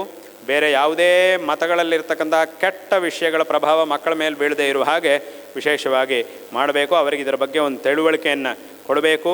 ನಮ್ಮ ಎಲ್ಲ ಮಕ್ಕಳು ವಿಶೇಷವಾಗಿ ಇದನ್ನು ಚೆನ್ನಾಗಿ ತಿಳ್ಕೊಂಡು ಲೌಕಿಕವಂತಹ ವಿದ್ಯೆಯಲ್ಲೂ ಸಹ ಒಳ್ಳೆಯ ಸಾಧನೆಯನ್ನು ಮಾಡಿ ಒಳ್ಳೆಯ ಸ್ಥಾನಕ್ಕೆ ಬರಬೇಕು. ಈ ಒಂದು ದೇಶವು ಮತ್ತು ಈ ಧರ್ಮ ಇದೆಲ್ಲವೂ ಸಹ ಸದಾಕಾಲ ಉತ್ತಮವಾದಂತಹ ಸ್ಥಿತಿಯಲ್ಲಿರುವ ಹಾಗೆ ಪ್ರತಿಯೊಬ್ಬರೂ ಸಹ ಯೋಚನೆ ಮಾಡಿ ಅದಕ್ಕೆ ಬೇಕಾದಂತಹ ಒಂದು ಪ್ರಯತ್ನವನ್ನು ಪ್ರತಿಯೊಬ್ಬರೂ ಸಹ ಮಾಡಬೇಕು. ದೇಶ ಧರ್ಮ ಎರಡೂ ಬೇಕೇ ಬೇಕು. ದೇಶವನ್ನು ಬಿಟ್ಟು ಧರ್ಮವನ್ನು ಬಗ್ಗೆ ಮಾತ್ರ ಯೋಚನೆ ಮಾಡುವುದು ತಪ್ಪೇ, ಧರ್ಮವನ್ನು ಬಿಟ್ಟು ದೇಶದ ಬಗ್ಗೆ ಮಾತ್ರ ಯೋಚನೆ ಮಾಡುವುದು ತಪ್ಪೇ. ಎರಡನ್ನೂ ನಾವು ಯೋಚನೆ ಮಾಡಬೇಕು, ಎರಡನ್ನೂ ಸಮಾನವಾಗಿ ನಡೆಸ್ಕೊಂಡು ಹೋಗಬೇಕು. ಆ ಸಾಮರ್ಥ್ಯವನ್ನು ಬೆಳೆಸ್ಕೊಳ್ಬೇಕು. ಅದು ಸಾಧ್ಯ ಆಗುತ್ತೆ, ಇದೇನು ಸಾಧ್ಯವಾಗದೇ ಇರುವಂಥ ವಿಷಯ ಏನಲ್ಲ. ಆದ್ದರಿಂದ ಎರಡನ್ನೂ ಸಹ ನಾವು ಚೆನ್ನಾಗಿ ಯೋಚನೆ ಮಾಡಿ ಅದನ್ನು ಅಭಿವೃದ್ಧಿ ಮಾಡುವಂತಹ ಒಂದು ಕಾರ್ಯಗಳನ್ನು ಪ್ರತಿಯೊಬ್ಬರೂ ಸಹ ಮಾಡಬೇಕು. ಅದರಲ್ಲೂ ವಿಶೇಷವಾಗಿ ನಮ್ಮ ಈ ಒಂದು ಹಿಂದೂ ಸಮಾಜ ಅನ್ನೋದು ವಿಶೇಷವಾಗಿ ಜಾಗೃತರಾಗಬೇಕು. ಇವತ್ತಿನ ಕಾಲದಲ್ಲಿ ಹಿಂದೂ ಸಮಾಜದ ಬಗ್ಗೆ ಅನೇಕ ವಿಧವಾದಂತಹ ಸುಳ್ಳುಗಳನ್ನು ಪ್ರಚಾರ ಮಾಡ್ತಾ ಇರ್ತಾರೆ ಲೋಕದಲ್ಲಿ. ಅದೆಲ್ಲ ಸುಳ್ಳುಗಳು. ಆ ವಿಷಯ ವಾಸ್ತವವಾಗಿ ಆ ವಿಷಯ ಹಾಗಲ್ಲ, ಇದು ಹೀಗೆ ಅನ್ನುವಂಥ ವಿಷಯವೇ ಆ ವಿಷಯ ಹಿಂದೂಗಳಿಗೆ ಗೊತ್ತಿಲ್ಲ, ಬೇರೆಯವ್ರಿಗೆ ಗೊತ್ತಿದೆ. ನಾನು ಹೇಳ್ತಿರೋ ಸುಳ್ಳು ಅಂತ ಅವನಿಗೆ ಗೊತ್ತಿದೆ. ಆದರೆ ಅವನೇನು ಮಾಡ್ತಾನೆ, ನಿಮಗೆ ಗೊತ್ತಿಲ್ವಾ, ನಿಮ್ಗೆ ಗೊತ್ತಿಲ್ಲ ತಾನೇ, ಹಾಗಾಗಿ ಸುಳ್ಳು ಹೇಳಿದರೂ ಪರವಾಗಿಲ್ಲ. ನನಗೆ ಗೊತ್ತಿದೆ ಇಲ್ಲಿಲ್ಲ, ಇಲ್ಲಿ ಹಾವಿಲ್ಲ ಅಂತ ಗೊತ್ತಿದೆ ಇವನಿಗೆ, ಆದರೂ ಹೇಳ್ತಾನೆ ಇಲ್ಲಿ ಹಾವು ಉಂಟು ಅಂತ ನಿಮ್ಮನ್ನು ಹೆದರಿಸ್ತಾ ಇದ್ದಾನೆ. ಆಗ ನೀವೇನು ಮಾಡ್ತೀರೋ, ಹಾವು ಉಂಟೇನೋ ಅಂತ ಅಲ್ಲಿಂದ ಓಡಿ ಹೋಗ್ತಾ ಇದ್ದೀರಿ. ಇವನಿಗೆ ಗೊತ್ತಿದೆ ಇಲ್ಲಿ ಹಾವಿಲ್ಲ ಅಂತ, ಇವನಿಗೆ ಗೊತ್ತಿದ್ದರೂ ಅವನು ಹಾಗೆ ಹೇಳ್ತಿದ್ದಾನೆ, ಸುಮ್ಮನೆ ನಿಮ್ಮನ್ನು ಹೆದರಿಸಲಿಕ್ಕೆ, ನಿಮ್ಮನ್ನು ಇಲ್ಲಿಂದ ಓಡಿಸಲಿಕ್ಕೆ ಹಂಗೆ ಹೇಳ್ತಾ ಇದ್ದಾನೆ. ಹಾಗೆ ತುಂಬ ಜನ ಏನು ಮಾಡ್ತಾರೆ, ಇದರ ಬಗ್ಗೆ ಏನೇನೋ ಪ್ರಚಾರಗಳನ್ನು ಮಾಡ್ತಾ ಇರ್ತಾರೆ. ವಾಸ್ತವವಾಗಿ ಅವರು ಪ್ರಚಾರ ಮಾಡುವುದೇ ಬೇರೆ, ಇಲ್ಲಿರುವಂಥ ವಿಷಯವೇ ಬೇರೆ. ಆದ್ದರಿಂದ ಇದರ ಒಂದು ಮಹತ್ವ ಏನು ಅನ್ನೋದನ್ನು ಪ್ರತಿಯೊಬ್ಬರೂ ಸಹ ಚೆನ್ನಾಗಿ ತಿಳ್ಕೊಳ್ಬೇಕು. ಇದನ್ನು ಆಚರಣೆ ಮಾಡಿ ಜೀವನವನ್ನು ಸಾರ್ಥಕ ಮಾಡಿಕೊಳ್ಬೇಕು. ಎಂಥ ಒಂದು ಪರಿಸ್ಥಿತಿಯಲ್ಲೂ ಸಹ ಇಲ್ಲಿ ತನಕ ಈ ಒಂದು ಧರ್ಮಕ್ಕೆ ಆಗಿರುವಂಥ ತೊಂದರೆ ಸಾಕು, ಇನ್ನು ಮೇಲೆ ತೊಂದರೆ ಆಗಲಿಕ್ಕೆ ಬಿಡಬಾರ್ದು. ಆ ರೀತಿಯ ಅಂತಹ ಒಂದು ಯೋಚನೆಯನ್ನು ಪ್ರತಿಯೊಬ್ಬರು ಮಾಡಬೇಕು. ಅದಕ್ಕೆ ಎಲ್ಲರೂ ಕೈ ಜೋಡಿಸಬೇಕು. ಬರೀ ಯಾರೋ ಒಬ್ಬರಿಬ್ಬರಿಂದ ಆಗುವಂಥ ಕೆಲಸ ಅಲ್ಲ, ಅಥವಾ ಒಂದಿಷ್ಟು ಕಾಲ ಮಾಡಿ ಬಿಟ್ಬಿಡುವಂತಹ ಕೆಲಸವೂ ಅಲ್ಲ. ಇದು ನಿರಂತರ ನಡಿಬೇಕಾದಂತಹ ಒಂದು ಕೆಲಸ. ನಿರಂತರ ಎಲ್ಲರೂ ಸಹ ಮಾಡಬೇಕಂತಹ ಅವರವರ ಶಕ್ತಿಗೆ ಅನುಗುಣವಾಗಿ ಎಲ್ಲರೂ ಸಹ ಇದರಲ್ಲಿ ಕೈ ಜೋಡಿಸಿ ನಡೆಸಬೇಕಂತಹ ಒಂದು ಕಾರ್ಯ ಈ ಒಂದು ಧರ್ಮದ ರಕ್ಷಣೆ ಮತ್ತು ಈ ಧರ್ಮದ ಒಂದು ಪ್ರಚಾರ ಅನ್ನೋದು. ತುಂಬ ಸಾಮರ್ಥ್ಯ ಇರುವವರು ತುಂಬ ಮಾಡ್ತಾರೆ, ಹಾಗಂತೇಳಿ ಉಳಿದವರು ಏನು ಮಾಡಲಿಕ್ಕೆ ಆಗೋದಿಲ್ಲ ಅಂತಿಲ್ಲ, ಎಲ್ರಿಗೂ ಮಾಡುವಂಥ ಶಕ್ತಿ ಒಂದು ಇದ್ದೇ ಇದೆ. ಅದನ್ನು ಉಪಯೋಗಿಸ್ಕೊಂಡು ಎಲ್ಲರೂ ಸಹ ಅವರವರ ಕೆಲಸಗಳನ್ನು ಅವರು ಚೆನ್ನಾಗಿ ಮಾಡಿ ಈ ಒಂದು ಜೀವನವನ್ನು ಸಾರ್ಥಕ ಮಾಡಿಕೊಳ್ಳಬೇಕು. ಈ ಒಂದು ಧರ್ಮದ ರಕ್ಷಣೆಯನ್ನು ಮಾಡಿಕೊಳ್ಳಬೇಕು. ಮಕ್ಕಳನ್ನು ಮತ್ತು ಅದರಲ್ಲೂ ಸಹ ವಿಶೇಷವಾಗಿ ಹೆಣ್ಣು ಮಕ್ಕಳನ್ನು ಇವತ್ತಿನ ದಿವಸ ನಾವು ಅನೇಕ ಕಡೆಗಳಲ್ಲಿ ಕೇಳ್ತಾ ಇರ್ತೀವಿ, ಏನೇನೋ ಮಾಡಿ ಅವರ ಮನಸ್ಸನ್ನು ಕೆಡಿಸಿ ಅದರಿಂದ ತುಂಬ ತೊಂದರೆ ಮಾಡತಕ್ಕಂಥವರು ಬೇಕಾದಷ್ಟು ಜನ ಇದ್ದಾರೆ. ಲೋಕದಲ್ಲಿ ಅನೇಕ ಕಡೆಗಳಲ್ಲಿ ಅದೆಲ್ಲ ನಡೀತಾ ಇದೆ. ಅದಕ್ಕೆ ಎಷ್ಟೋ ಉದಾಹರಣೆಗಳಿದೆ. ಎಷ್ಟು ಉದಾಹರಣೆಗಳಾದರೂ ಕಣ್ಣು ಮಾತ್ರ ಬಿಡ್ತಾ ಇಲ್ಲ ಜನರು. ಆ ರೀತಿಯಾಗಿ ಅಂತಹ ಒಂದು ಪರಿಸ್ಥಿತಿ ಇದೆ. ಆದ್ದರಿಂದ ಅಂತಹ ಕೆಟ್ಟ ವಿಷಯಗಳಿಗೆ ಯಾರೂ ಸಹ ಅವಕಾಶವನ್ನು ಕೊಡಬಾರದು. ಅದಕ್ಕೆ ಇನ್ನೊಬ್ಬರಿಗೆ ಅವಕಾಶ ಸಿಗುವಂತೆ ಮಾಡಬಾರ್ದು. ಅದನ್ನು ಪ್ರತಿಯೊಬ್ಬರೂ ಸಹ ಆ ಥರದ್ದೊಂದು ಇದೆ ಅಂದ ತಕ್ಷಣವೇ ಅದನ್ನು ನೋಡಿ ಅದಕ್ಕೆ ತಕ್ಕಂತಹ ಒಂದು ಪರಿಹಾರವನ್ನು ಮಾಡುವುದರಲ್ಲಿ ಎಲ್ಲರೂ ಸಹ ಜಾಗರೂಕರಾಗಿರಬೇಕು. ಮತ್ತು ಎಲ್ಲರೂ ಸಹ ಎಲ್ಲ ಮಕ್ಕಳೂ ಸಹ, ಮತ್ತು ಅದರಲ್ಲೂ ವಿಶೇಷವಾಗಿ ಹೆಣ್ಣು ಮಕ್ಕಳು ಅವರು ಇದನ್ನು ವಿಶೇಷವಾಗಿ ತಿಳ್ಕೊಳ್ಬೇಕು. ಇದರ ಬಗ್ಗೆ ವಿಶೇಷವಾಗಿ ತಿಳ್ಕೊಳ್ಬೇಕು. ಅದೇ ಈಗ ಹೇಳಿದಾಗ, ನಾನು ಆರಂಭದಲ್ಲಿ ಹೇಳಿದಾಗೆ ಒಳ್ಳೆಯವರಿದ್ದಾರೆ, ಹೌದು. ಆದರೆ ಆ ಒಳ್ಳೆಯವರಿದ್ದಾರೆ ಅನ್ನೋ ಮಾತ್ರಕ್ಕೆ ಎಲ್ಲರೂ ಒಳ್ಳೆಯವರು ಇರುವುದಿಲ್ಲ. ಒಳ್ಳೆಯವರು ಇರ್ಬೋದು, ಆದರೆ ಎಲ್ಲರೂ ಸಹ ಒಳ್ಳೆಯವರು ಇರುವುದಿಲ್ಲ. ಮತ್ತು ಯಾರು ಒಳ್ಳೆಯವರು ಯಾರು ಅಲ್ಲ ಅನ್ನೋದನ್ನು ಕಂಡುಹಿಡಿಯುವಂತಹ ಸಾಮರ್ಥ್ಯ ಇವಾಗಲೇ ಯಾರಿಗೂ ಇಲ್ಲ. ಅದಿನ್ನೂ ಎಲ್ರಿಗೂ ಬರಲಿಲ್ಲ. ಅದಕ್ಕಿನ್ನೂ ತುಂಬ ಸಮಯ ಇದೆ. ಯಾರು ಒಳ್ಳೆಯವರು ಯಾರು ಕೆಟ್ಟವರು ನನಗೆಲ್ಲ ಗೊತ್ತಾಗ್ಬಿಡುತ್ತೆ, ನಾನು ತುಂಬ ತಿಳ್ಕೊಂಡಿದ್ದೀನಿ ಅಂತ ಹಾಗೆ ಅಂದ್ಕೊಂಡಿದ್ದು ಮಾತ್ರಕ್ಕೆ ಸಾಧ್ಯ ಆಗುವುದಿಲ್ಲ. ಎಲ್ಲರೂ ಕೆಟ್ಟವರಾಗಿಲ್ಲ, ಹೌದು. ಆದರೆ ಹಾಗಂಥೇಳಿ ಎಲ್ಲರೂ ಒಳ್ಳೆಯವರಾಗೂ ಇಲ್ಲ. ಮತ್ತು ಒಳ್ಳೆಯವರು ಯಾರು ಕೆಟ್ಟವರು ಯಾರು ಅನ್ನೋದನ್ನು ನೋಡಿ ಸರಿಯಾಗಿ ತಿಳ್ಕೊಳ್ಳುವಷ್ಟು ಸಾಮರ್ಥ್ಯವೂ ನಿಮಗಿಲ್ಲ. ಆ ಸಾಮರ್ಥ್ಯ ಅದು ಎಲ್ಲ ನಿಮಗೆ ಗೊತ್ತಾಗೋದ್ರೊಳಗೆ ಆಗಬೇಕಾದ ಅನರ್ಥವೆಲ್ಲ ಆಗೋಗಿರುತ್ತೆ. ಆದ್ದರಿಂದ ಇದನ್ನು ಪ್ರತಿಯೊಬ್ಬರೂ ಸಹ ಚೆನ್ನಾಗಿ ತಿಳ್ಕೊಂಡು ಅದನ್ನು ಗಮನಿಸಬೇಕು. ಹಾಗಾಗಿ ಈಗ ಹೇಳಿದ ಹಾಗೆ ಅದರೊಳಗೆ ಹಾವಿದೆಯಾ ಇಲ್ವಾ ಅನ್ನೋದನ್ನು ಕಂಡುಹಿಡಿಯಲಿಕ್ಕೆ ನಿಮಗೆ ಆಗೋದಿಲ್ಲ, ಎರಡೂ ತೀರ್ಮಾನಗಳಿಲ್ಲ ಅಂತಂದರೆ ಅದನ್ನು ಬಿಡುವುದೇ ಒಳ್ಳೆಯದು. ಸುಮ್ಮನೆ ಅದನ್ನು ನೋಡ್ತೀನಿ, ಅದರಲ್ಲೇ ನಾನು ಹೋಗ್ತೀನಿ ಅಂತ ಹಠ ಹಿಡಿಯುವುದಕ್ಕಿಂತ ಅದನ್ನು ಬಿಡುವುದು ಒಳ್ಳೆಯದು. ಏನಾಗುತ್ತೆ, ಅದಕ್ಕೆ ಅದನ್ನು ಬಿಟ್ಟು ನಾವು ಬೇರೆ ಮಾರ್ಗದಲ್ಲಿ ಹೋಗಿದ್ದರಿಂದ ಒಂದು 4 ಹೆಜ್ಜೆ ಜಾಸ್ತಿ ಹಾಕಿದಂಗೆ ಆಗುತ್ತೆ ಅಷ್ಟೇ. ಆದರೆ ಅದರ ಮೇಲೆ ಹೋಗಿ ತೊಂದರೆಗೆ ನಾವು ಸಿಕ್ಕಾಕೊಂಡಿದ್ದೀವಿ ಅಂತಂದರೆ ಮಾತ್ರ ಇಡೀ ಜೀವನವೇ ಹಾಳಾಗಿ ಹೋಗುತ್ತೆ, ಇಡೀ ಜೀವನದಲ್ಲೇ ತೊಂದರೆ ಆಗಿಬಿಡುತ್ತೆ. ಇದನ್ನು ವಿಶೇಷವಾಗಿ ತಿಳ್ಕೊಳ್ಬೇಕು ಅನ್ನುವಂತಹ ಒಂದು ವಿಷಯವನ್ನು ಈ ಸಂದರ್ಭದಲ್ಲಿ ಹೇಳ್ತಾ, ಎಲ್ಲ ಮಕ್ಕಳಿಗೂ ಸಹ ಈ ಸಂದರ್ಭದಲ್ಲಿ ನಾವು ನಾರಾಯಣ ಸ್ಮರಣಪೂರ್ವಕವಾಗಿ ಆಶೀರ್ವಾದಗಳನ್ನು ಮಾಡ್ತಾ ಇದ್ದೇವೆ. ಈ ಒಂದು ಹಿಂದೂ ಧರ್ಮವನ್ನು ಎಲ್ಲ ರೀತಿಯಲ್ಲೂ ಸಹ ಹಿಂದೂ ಧರ್ಮವನ್ನು ಹಿಂದೂ ಸಮಾಜವನ್ನು ಬೆಳೆಸುವುದರಲ್ಲಿ ಪ್ರತಿಯೊಬ್ಬರೂ ಸಹ ಕೈ ಜೋಡಿಸಬೇಕು. ಅವರವರ ಕರ್ತವ್ಯಗಳನ್ನು ಪ್ರತಿಯೊಬ್ಬರೂ ಸಹ ಮಾಡಬೇಕು. ಎಲ್ಲ ರೀತಿಯಲ್ಲೂ ಇದನ್ನು ನಾವು ಬೆಳೆಸಬೇಕು. ಎಲ್ಲ ರೀತಿಯಲ್ಲೂ ಬೆಳೆಸಿದಾಗ ಮಾತ್ರವೇ ಈ ಧರ್ಮ ಅನ್ನೋದು ದೃಢವಾಗಿರಲಿಕ್ಕೆ ಸಾಧ್ಯ ಆಗುತ್ತೆ. ಎಷ್ಟರ ಮಟ್ಟಿಗೆ ಅಂತಂದರೆ ನಾನು ಅನೇಕ ಕಡೆಗಳಲ್ಲಿ ಹೇಳ್ತಾ ಇದ್ದೀನಿ, ಒಬ್ಬ ನಾಯಕನನ್ನು ಆಯ್ಕೆ ಮಾಡಿಕೊಳ್ಳುವ ಹೊತ್ತಿಗೂ ಅವನಿಗೆ ಧರ್ಮಶ್ರದ್ಧೆ ಇದೆಯಾ ಅಲ್ವಾ ಅನ್ನೋದನ್ನು ನೋಡಬೇಕು. ಇವತ್ತಿನ ಕಾಲದಲ್ಲಿ ತುಂಬ ಕಡೆಗಳಲ್ಲಿ ಏನಾಗ್ತಿರುತ್ತೆ, ಒಬ್ಬರ ನಾಯಕನಿಗೆ ಓಟ್ ಹಾಕುವಾಗ ಒಬ್ಬರನ್ನ ಆಯ್ಕೆ ಮಾಡಿಕೊಳ್ಳುವಾಗ ಅದನ್ನೆಲ್ಲ ನೋಡೋದಿಲ್ಲ. ಸುಮ್ಮನೆ ಅವರ ಭಾವ ಹಾಗಾಗಿ ಓಟ್ ಹಾಕಿಬಿಡೋದು, ಅವರ ತಮ್ಮ ಹಾಗಾಗಿ ಓಟ್ ಹಾಕಿಬಿಡೋದು, ಅವರ ಮಗ ಹಾಗಾದರೂ ಅದನ್ನು ನೋಡಿ ಇರ್ಬೋದು, ಒಬ್ಬನ ತಮ್ಮ ಇರ್ಬೋದು, ಅವನ ಮಗ ಇರ್ಬೋದು, ಇವರ ಭಾವ ಇರ್ಬೋದು, ಏನು ಬೇಕಾದಲ್ಲಿ ನಾವು ಇಲ್ಲಿಗೆ ಬರಬೇಕು ಎಂಬುದಾಗಿ ವಿಶೇಷವಾಗಿ ನಮ್ಮ ಅತ್ಯಂತ ಪ್ರೀತಿಪಾತ್ರರಾಗಿರ್ತಕ್ಕಂತಹ ಸುಬ್ರಹ್ಮಣ್ಯ ನಟೋಜ ಅವರು ಈ ಸಂಸ್ಥೆಯ ಅಧ್ಯಕ್ಷರಾಗಿ ಇದನ್ನು ಈಗಾಗಲೇ ನಾವು ನೋಡಿದಂತೆ ಉತ್ತಮವಾದಂತಹ ರೀತಿಯಲ್ಲಿ ಆರಂಭದಿಂದಲೂ ಸಹ ಅತ್ಯಂತ ಉತ್ತಮವಾದಂತಹ ರೀತಿಯಲ್ಲಿ ಒಂದೊಂದು ವರ್ಷವೂ ಸಹ ಒಂದೊಂದು ವಿಶೇಷವಾದಂತಹ ಒಂದು ಅಭಿವೃದ್ಧಿಯ ಹೆಜ್ಜೆಯನ್ನು ಇಡ್ತಾ ವಿಶೇಷವಾಗಿ ನಡೀತಾ ಇರತಕ್ಕಂತಹ ಈ ಒಂದು ಸಂಸ್ಥೆಯನ್ನು ವಿಶೇಷವಾಗಿ ಅವರು ನಡೆಸ್ತಾ ಇದ್ದಾರೆ. ಇದು ಅತ್ಯಂತ ಸಂತೋಷಕರವಾದಂತಹ ಒಂದು ವಿಷಯ. ಈ ಒಂದು 25 ವರ್ಷಗಳಿಂದ ಇದು ಹೇಗೆ ಬೆಳ್ಕೊಂಡು ಬಂದಿದೆಯೋ, ಹೇಗೆ ಸಾವಿರಾರು ವಿದ್ಯಾರ್ಥಿಗಳಿಗೆ ಉತ್ತಮವಾದಂತಹ ವಿದ್ಯೆ ಸಂಸ್ಕಾರಗಳನ್ನು ಕೊಟ್ಟು ಅವರಿಗೆ ಉತ್ತಮವಾದಂತಹ ಒಂದು ಜೀವನವನ್ನು ಕೊಟ್ಟಿದೆಯೋ, ಅದೇ ರೀತಿಯಾಗಿ ಮುಂದೆಯೂ ಸಹ ಮುಂದಿನ ವರ್ಷಗಳಲ್ಲೂ ಸಹ ಈ ಒಂದು ವಿದ್ಯಾಸಂಸ್ಥೆ ಇದೇ ರೀತಿಯಾಗಿ ನಿರಂತರ ಬೆಳೆಯಲಿ. ಮುಂದೆ ವಿಶೇಷವಾಗಿ ಶತಮಾನಗಳ ಕಾಲ ಇದು ವಿಶೇಷವಾಗಿ ಬೆಳೆಯಲಿ. ನಿರಂತರವಾಗಿ ಈ ಒಂದು ಧರ್ಮವನ್ನು ಈ ದೇಶವನ್ನು ನಡೆಸುವಂತಹ ಸಾಮರ್ಥ್ಯವನ್ನು ಹೊಂದಿರತಕ್ಕಂತಹ ಮಕ್ಕಳು ವಿಶೇಷವಾಗಿ ಇಲ್ಲಿ ಚೆನ್ನಾಗಿ ತಯಾರಾಗಿ ಬರಲಿ. ಎಲ್ಲ ಮಕ್ಕಳು ಸಹ ವಿಶೇಷವಾಗಿ ಚೆನ್ನಾಗಿ ಅಧ್ಯಯನ ಮಾಡಿ, ಯಾಕಂದರೆ ಎಲ್ಲರಲ್ಲೂ ಒಂದು ಪ್ರತಿಭೆ ಇದೆ, ಎಲ್ಲರಲ್ಲೂ ಒಂದು ಸಾಮರ್ಥ್ಯ ಇದೆ. ಎಲ್ಲ ಮಕ್ಕಳು ಸಹ ಅದನ್ನು ಚೆನ್ನಾಗಿ ತಿಳ್ಕೊಳ್ಬೇಕು. ಇನ್ನೊಬ್ಬರ ಜೊತೆಗೆ ಹೋಲಿಕೆ ಮಾಡ್ಕೊಳ್ತಾ ಇದ್ದರೆ ಸಾಕಾಗೋದಿಲ್ಲ. ಇನ್ನೊಬ್ಬರ ಜೊತೆಗೆ ಹೋಲಿಕೆ ಮಾಡ್ಕೊಳ್ಳೋದು, ಅಯ್ಯೋ ಅವ್ರಿಗಾಗಿದ್ದು ನಮ್ಗೆ ಆಗ್ತಿಲ್ಲಲ್ವಾ ಅಂತ ಹಾಗೆ ಬೇಜಾರು ಮಾಡ್ಕೊಳ್ಬಾರ್ದು. ಹೋಲಿಕೆ ಮಾಡಿಕೊಂಡ್ರೂ ಏನು ಮಾಡಬೇಕು, ಅವರಲ್ಲಿದ್ದಂತಹ ಒಳ್ಳೆಯ ಗುಣವನ್ನು ಬೆಳೆಸ್ಕೊಂಡು ಮುಂದೆ ಹೋಗ್ತಾ ಇರಬೇಕು ಅಷ್ಟೇ ಹೊರತು ಅಯ್ಯೋ ಅವ್ರಿಗಾಗಿರೋದು ನಮ್ಗೆ ಆಗ್ತಿಲ್ಲಲ್ಲ ಅಂತ ಬೇಜಾರು ಮಾಡ್ಕೊಂಡು ಕೂರೋದಲ್ಲ. ಇನ್ನೊಬ್ಬರನ್ನು ನೋಡಿ ಅವರಲ್ಲಿ ನಮಗಿಂತ ಒಳ್ಳೆಯ ಗುಣ ಇನ್ನೊಬ್ಬರಲ್ಲಿ ಇದೆ ಅಂತಂದರೆ ಅದನ್ನು ಒಪ್ಪಿಕೊಳ್ಳಿ, ಅದನ್ನು ಅಳವಡಿಸ್ಕೊಳ್ಳಿ, ಹಾಗೆ ಮುಂದೆ ಹೋಗಬೇಕು. ಈ ಥರ ಮಾಡಿಕೊಂಡು ಮುಂದೆ ಹೋಗ್ತಾ ಇರಬೇಕು. ಚೆನ್ನಾಗಿ ವಿದ್ಯಾಭ್ಯಾಸ ಮಾಡಿ ಚೆನ್ನಾಗಿ ಬರಬೇಕು, ಚೆನ್ನಾಗಿ ತಯಾರಾಗಬೇಕು. ಎಲ್ಲರಲ್ಲೂ ಒಂದು ಸಾಮರ್ಥ್ಯ ಇದ್ದೇ ಇದೆ. ಭಗವಂತ ಪ್ರತಿಯೊಬ್ಬರಿಗೂ ಒಂದು ಸಾಮರ್ಥ್ಯ ಕೊಡ್ತಾನೆ. ಆ ಸಾಮರ್ಥ್ಯವನ್ನು ನಾವೇ ತಿಳ್ಕೊಂಡು ಅದನ್ನು ನಾವೇ ಸರಿಯಾಗಿ ಉಪಯೋಗ ಮಾಡಿಕೊಂಡು ಜೀವನದಲ್ಲಿ ಮೇಲೆ ಬರಬೇಕು. ಅದಕ್ಕೆ ನಾವು ಆ ಥರ ಮಾಡಿಕೊಂಡ್ರೆ ಆಗ ನಮ್ಮನ್ನು ತಯಾರು ಮಾಡುವವರು ನಮ್ಮನ್ನು ಚೆನ್ನಾಗಿ ತಯಾರು ಮಾಡಲಿಕ್ಕೆ ಸಾಧ್ಯ ಆಗುತ್ತೆ. ನಾವು ಅದನ್ನೆಲ್ಲ ಮಾಡ್ಕೊಳ್ಳಿಕ್ಕೆ ತಯಾರಿಲ್ಲ ಅಂತಂದರೆ ಆ ಹೇಳ್ಕೊಡುವವರು ಪಾಪ ಎಷ್ಟು ಕಷ್ಟಪಟ್ಟರು ನಿಮಗೆ ಎಷ್ಟು ಹೇಳಿಕೊಟ್ರೂ ಉಪಯೋಗ ಆಗೋದಿಲ್ಲ.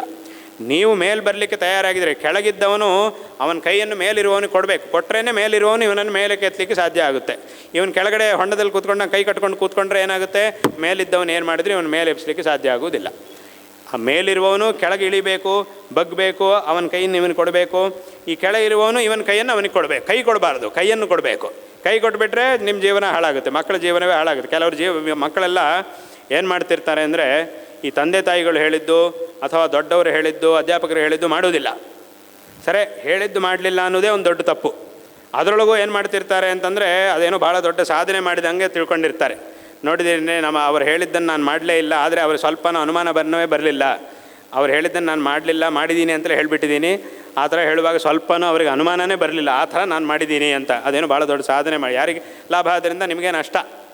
ಆದ್ದರಿಂದ ದೊಡ್ಡವರು ಏನು ಹೇಳ್ತಾರೋ, ನಮಗೆ ಪಾಠ ಹೇಳಿಕೊಡುವವರು ತಂದೆ ತಾಯಿಗಳು ಅವರೆಲ್ಲ ನಮಗೆ ಏನು ಹೇಳ್ಕೊಡ್ತಾರೋ ಅದನ್ನು ಚೆನ್ನಾಗಿ ಶ್ರದ್ಧೆಯಾಗಿ ಅನುಸರಣೆ ಮಾಡಬೇಕು. ತಂದೆ ತಾಯಿಗಳು ಯಾವಾಗಲೂ ನಿಮ್ಮ ಒಳ್ಳೆಯದನ್ನೇ ಬಯಸ್ತಾರೆ, ನಿಮಗೆ ಒಳ್ಳೆಯದನ್ನೇ ಬಯಸ್ತಾರೆ. ಹಾಗಾಗಿ ಅವರ ವಿಷಯದಲ್ಲಿ ತುಂಬ ಶ್ರದ್ಧೆಯಿಂದ ಇರಬೇಕು.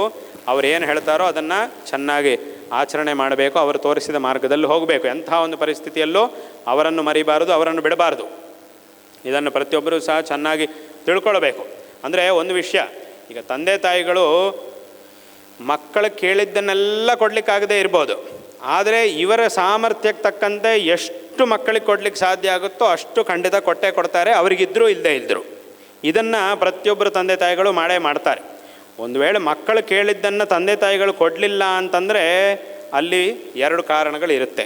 ಒಂದು, ಅದು ಅವರಿಗೆ ಒಳ್ಳೆಯದಲ್ಲ, ಆದ್ದರಿಂದ ಕೊಡಲಿಲ್ಲ. ಅಥವಾ ಅದನ್ನು ಕೊಡಬೇಕು ಅಂತಿದ್ದರೂ ಕೊಡುವ ಸಾಮರ್ಥ್ಯ ಇವರಿಗಿಲ್ಲ, ಹಾಗಾಗಿ ಕೊಡಲಿಲ್ಲ ಅಷ್ಟೇ, ಕೊಡಿಸಲಿಲ್ಲ ಅಷ್ಟೇ. ಒಂದು ವೇಳೆ ಕೊಡಿಸೋ ಸಾಮರ್ಥ್ಯ ಇದೆ, ಅದು ಮಕ್ಕಳಿಗೆ ಒಳ್ಳೆಯದು ಅಂತಂದರೆ ಖಂಡಿತ ಕೊಟ್ಟೇ ಕೊಡ್ತಾರೆ. ಅದನ್ನು ಕೊಡದೇ ಇರಲಿಕ್ಕಾಗೋದು, ಅವರಿಗಿದ್ದರೂ ಇಲ್ಲದೇ ಹೋದರೂ ಮಕ್ಕಳಿಗೆ ಕೊಡ್ತಾರೆ ತಂದೆ ತಾಯಿಗಳು. ಆದ್ದರಿಂದ ಇದನ್ನು ಮಕ್ಕಳು ಚೆನ್ನಾಗಿ ತಿಳ್ಕೊಳ್ಬೇಕು. ತಂದೆ ತಾಯಿಗಳ ಮೇಲೆ ಅಪಾರವಾದಂತಹ ಒಂದು ಗೌರವವನ್ನು ಇರಬೇಕು. ಆದ್ದರಿಂದ ಅವರು ಹೇಳಿದಂತಹ ಮಾರ್ಗವನ್ನು ಅನುಸರಣೆ ಮಾಡಿ ಚೆನ್ನಾಗಿ ವಿದ್ಯಾಭ್ಯಾಸ ಮಾಡಿ ಜೀವನವನ್ನು ಸಾರ್ಥಕ ಮಾಡಿಕೊಳ್ಳಬೇಕು ಅನ್ನುವಂತಹ ಒಂದು ವಿಷಯವನ್ನು ಎಲ್ಲರಿಗೂ ಸಹ ಈ ಸಂದರ್ಭದಲ್ಲಿ ಹೇಳಬಯಸ್ತಾ, ಎಲ್ಲರಿಗೂ ನಾವು ನಾರಾಯಣ ಸ್ಮರಣಪೂರ್ವಕವಾಗಿ ಆಶೀರ್ವಾದಗಳನ್ನು ಮಾಡ್ತಾ ಇದ್ದೇವೆ. ಈ ಒಂದು ಸಂಸ್ಥೆಯು ಮುಂದಿನ ಕಾಲದಲ್ಲೂ ಸಹ ಇನ್ನೂ ವಿಶೇಷವಾಗಿ ಬೆಳೆಯಲಿ, ಇನ್ನೂ ಹೆಚ್ಚಿನ ಜನರಿಗೆ, ಹೆಚ್ಚಿನ ಮಕ್ಕಳಿಗೆ ಉತ್ತಮವಾದಂತಹ ವಿದ್ಯಾಭ್ಯಾಸ ಎಲ್ಲವೂ ಸಹ ಪ್ರಾಪ್ತವಾಗಲಿ ಎಂಬುದಾಗಿ ಈ ಸಂದರ್ಭದಲ್ಲಿ ನಾವು ಆಶೀರ್ವಾದಗಳನ್ನು ಮಾಡ್ತಾ ಇದ್ದೇವೆ. ಉತ್ತಮರಾಗಿರ್ತಕ್ಕಂತಹ ಪ್ರಜೆಗಳು ಇಲ್ಲಿಂದ ವಿಶೇಷವಾಗಿ ತಯಾರಾಗಿ ಬರಬೇಕು. ನಾವು ಹೇಳ್ತಾ ಇರ್ತೀವಿ ಸೈನಿಕರಿದ್ದಾರೆ, ಸೈನಿಕರು ಅಂಥೇಳಿ ಅವರನ್ನು ನಾವು ತುಂಬ ಪ್ರಶಂಸೆ ಮಾಡ್ತಾ ಇರ್ತೀವಿ. ಅದು ಹೌದು, ಅವರು ಪ್ರಶಂಸಾರ್ಹರು ಆಗಿದ್ದಾರೆ ಸೈನಿಕರನ್ನು. ಆದರೆ ಅವರು ಅದನ್ನೆಲ್ಲ ಮಾಡ್ತಿರೋ ಯಾರಿಗೋಸ್ಕರ ಅಂತಂದರೆ ನಮಗೋಸ್ಕರ. ನಾವು ಬರೀ ಅವರನ್ನು ಪ್ರಶಂಸೆ ಮಾಡಿ ಕೈ ಮುಗಿದುಬಿಟ್ರೆ ಸಾಕಾಗೋದಿಲ್ಲ. ಯಾಕಂದರೆ ಅವರು ಅಷ್ಟೆಲ್ಲ ಮಾಡ್ತಿರೋದು, ಪ್ರಶಂಸಾರ್ಹವಾದಂತಹ ಕೆಲಸಗಳನ್ನು ಅವ್ರು ಮಾಡ್ತಿರೋದು ಯಾತಕ್ಕೋಸ್ಕರ ಅಂತಂದರೆ ಇಲ್ಲಿರುವವ್ರಿಗೋಸ್ಕರ. ಇಲ್ಲಿರುವವರು ಸರಿಯಾಗಿ ಕೆಲಸ ಮಾಡಲಿಲ್ಲ ಅಂತಂದರೆ ಆವಾಗ ಅವ್ರು ಮಾಡಿದ್ದಷ್ಟು ಸಹ ವ್ಯರ್ಥ ಆಗುತ್ತೆ. ಇಲ್ಲಿ ಅವರು ಯಾತಕ್ಕೋಸ್ಕರ ಅಲ್ಲಿ ಹೋಗಿದ್ದಾರೆ, ನಮ್ಮ ದೇಶದ ಪ್ರಜೆಗಳನ್ನು ನಾವು ಕಾಪಾಡಿಕೊಳ್ಬೇಕು, ಅವ್ರಿಗೇನು ತೊಂದರೆ ಆಗದೇ ಇರೋ ಹಾಗೆ ನಾನು ಅವ್ರೇನಾದರೂ ತೊಂದರೆ ಬಂತು ಅಂದರೆ ಎಲ್ರಿಗಿಂತ ಮುಂದೆ ಬಂದು ನಾನು ನಿಂತ್ಕೊಳ್ತೀನಿ, ನನಗೆ ತೊಂದರೆ ಆದರೂ ಪರವಾಗಿಲ್ಲ, ನನ್ನ ದೇಶದ ಪ್ರಜೆಗಳಿಗೆ ತೊಂದರೆ ಆಗಬಾರ್ದು ಅನ್ನೋ ದೃಷ್ಟಿಯಲ್ಲಿ ಅವರೆಲ್ಲ ಅಲ್ಲಿಗೆ ಹೋಗಿದ್ದಾರೆ, ಹೋಗಿ ಕಾಯ್ತಾ ಇದ್ದಾರೆ ದೇಶವನ್ನು. ಈಗ ಅಂಥವರು ಅಷ್ಟೆಲ್ಲ ಕಷ್ಟಪಟ್ಟು ಮಾಡ್ತಿರೋ ಹೊತ್ತಿಗೆ ನೀವು ಉತ್ತಮ ಪ್ರಜೆಗಳಾಗಿಲ್ಲ ಅಂತಂದರೆ ಆವಾಗ ಅವರು ಮಾಡಿದ್ದಷ್ಟು ಸಹ ವ್ಯರ್ಥ ಆಗೋಗುತ್ತೆ. ಆ ಒಂದು ಪಾಪ ನಿಮಗೆ ಬರುತ್ತೆ, ಅಂಥ ಒಂದು ಪಾಪ ಪ್ರಜೆಗಳಿಗೆ ಬರುತ್ತೆ. ಅಷ್ಟೆಲ್ಲ ಕಷ್ಟಪಟ್ಟರು ಅವರ ಕಷ್ಟವನ್ನು ವ್ಯರ್ಥ ಮಾಡಿದ್ದಂತಹ ಒಂದು ಪಾಪ ಜನರಿಗೆ ಬರುತ್ತೆ. ಆದ್ದರಿಂದ ಜನರು ಉತ್ತಮವಾಗಿರಬೇಕು. ಎಷ್ಟು ಉತ್ತಮವಾದಂಥ ಜೀವನವನ್ನು, ಎಷ್ಟು ಉತ್ತಮವಾದಂಥ ಸಮಾಜ ದೇಶದ ಒಳಗಿರುತ್ತೋ ಆ ದೇಶದ ಗಡಿಯಲ್ಲಿ ದೇಶವನ್ನು ಕಾಯುವಂಥ, ದೇಶದ ರಕ್ಷಣೆ ಮಾಡುವಂಥ ಸೈನಿಕರ ಒಂದು ಪ್ರಯತ್ನವು ಅಷ್ಟು ಸಫಲ ಆಗುತ್ತೆ. ಆದ್ದರಿಂದ ಅದನ್ನು ಸಹ ಚೆನ್ನಾಗಿ ತಿಳ್ಕೊಳ್ಬೇಕು. ಅದರಿಂದ ಆ ಉತ್ತಮವಾದಂಥ ಒಂದು ಸಮಾಜ, ಉತ್ತಮವಾದಂತಹ ಪ್ರಜೆಗಳು ವಿಶೇಷವಾಗಿ ಬರಲಿ ಎಂಬುದಾಗಿ ಈ ಸಂದರ್ಭದಲ್ಲಿ ಹೇಳ್ತಾ ಎಲ್ಲರಿಗೂ ಮತ್ತೊಮ್ಮೆ ಆಶೀರ್ವಾದಗಳನ್ನು ತಿಳಿಸ್ತಾ ಇದ್ದೇನೆ.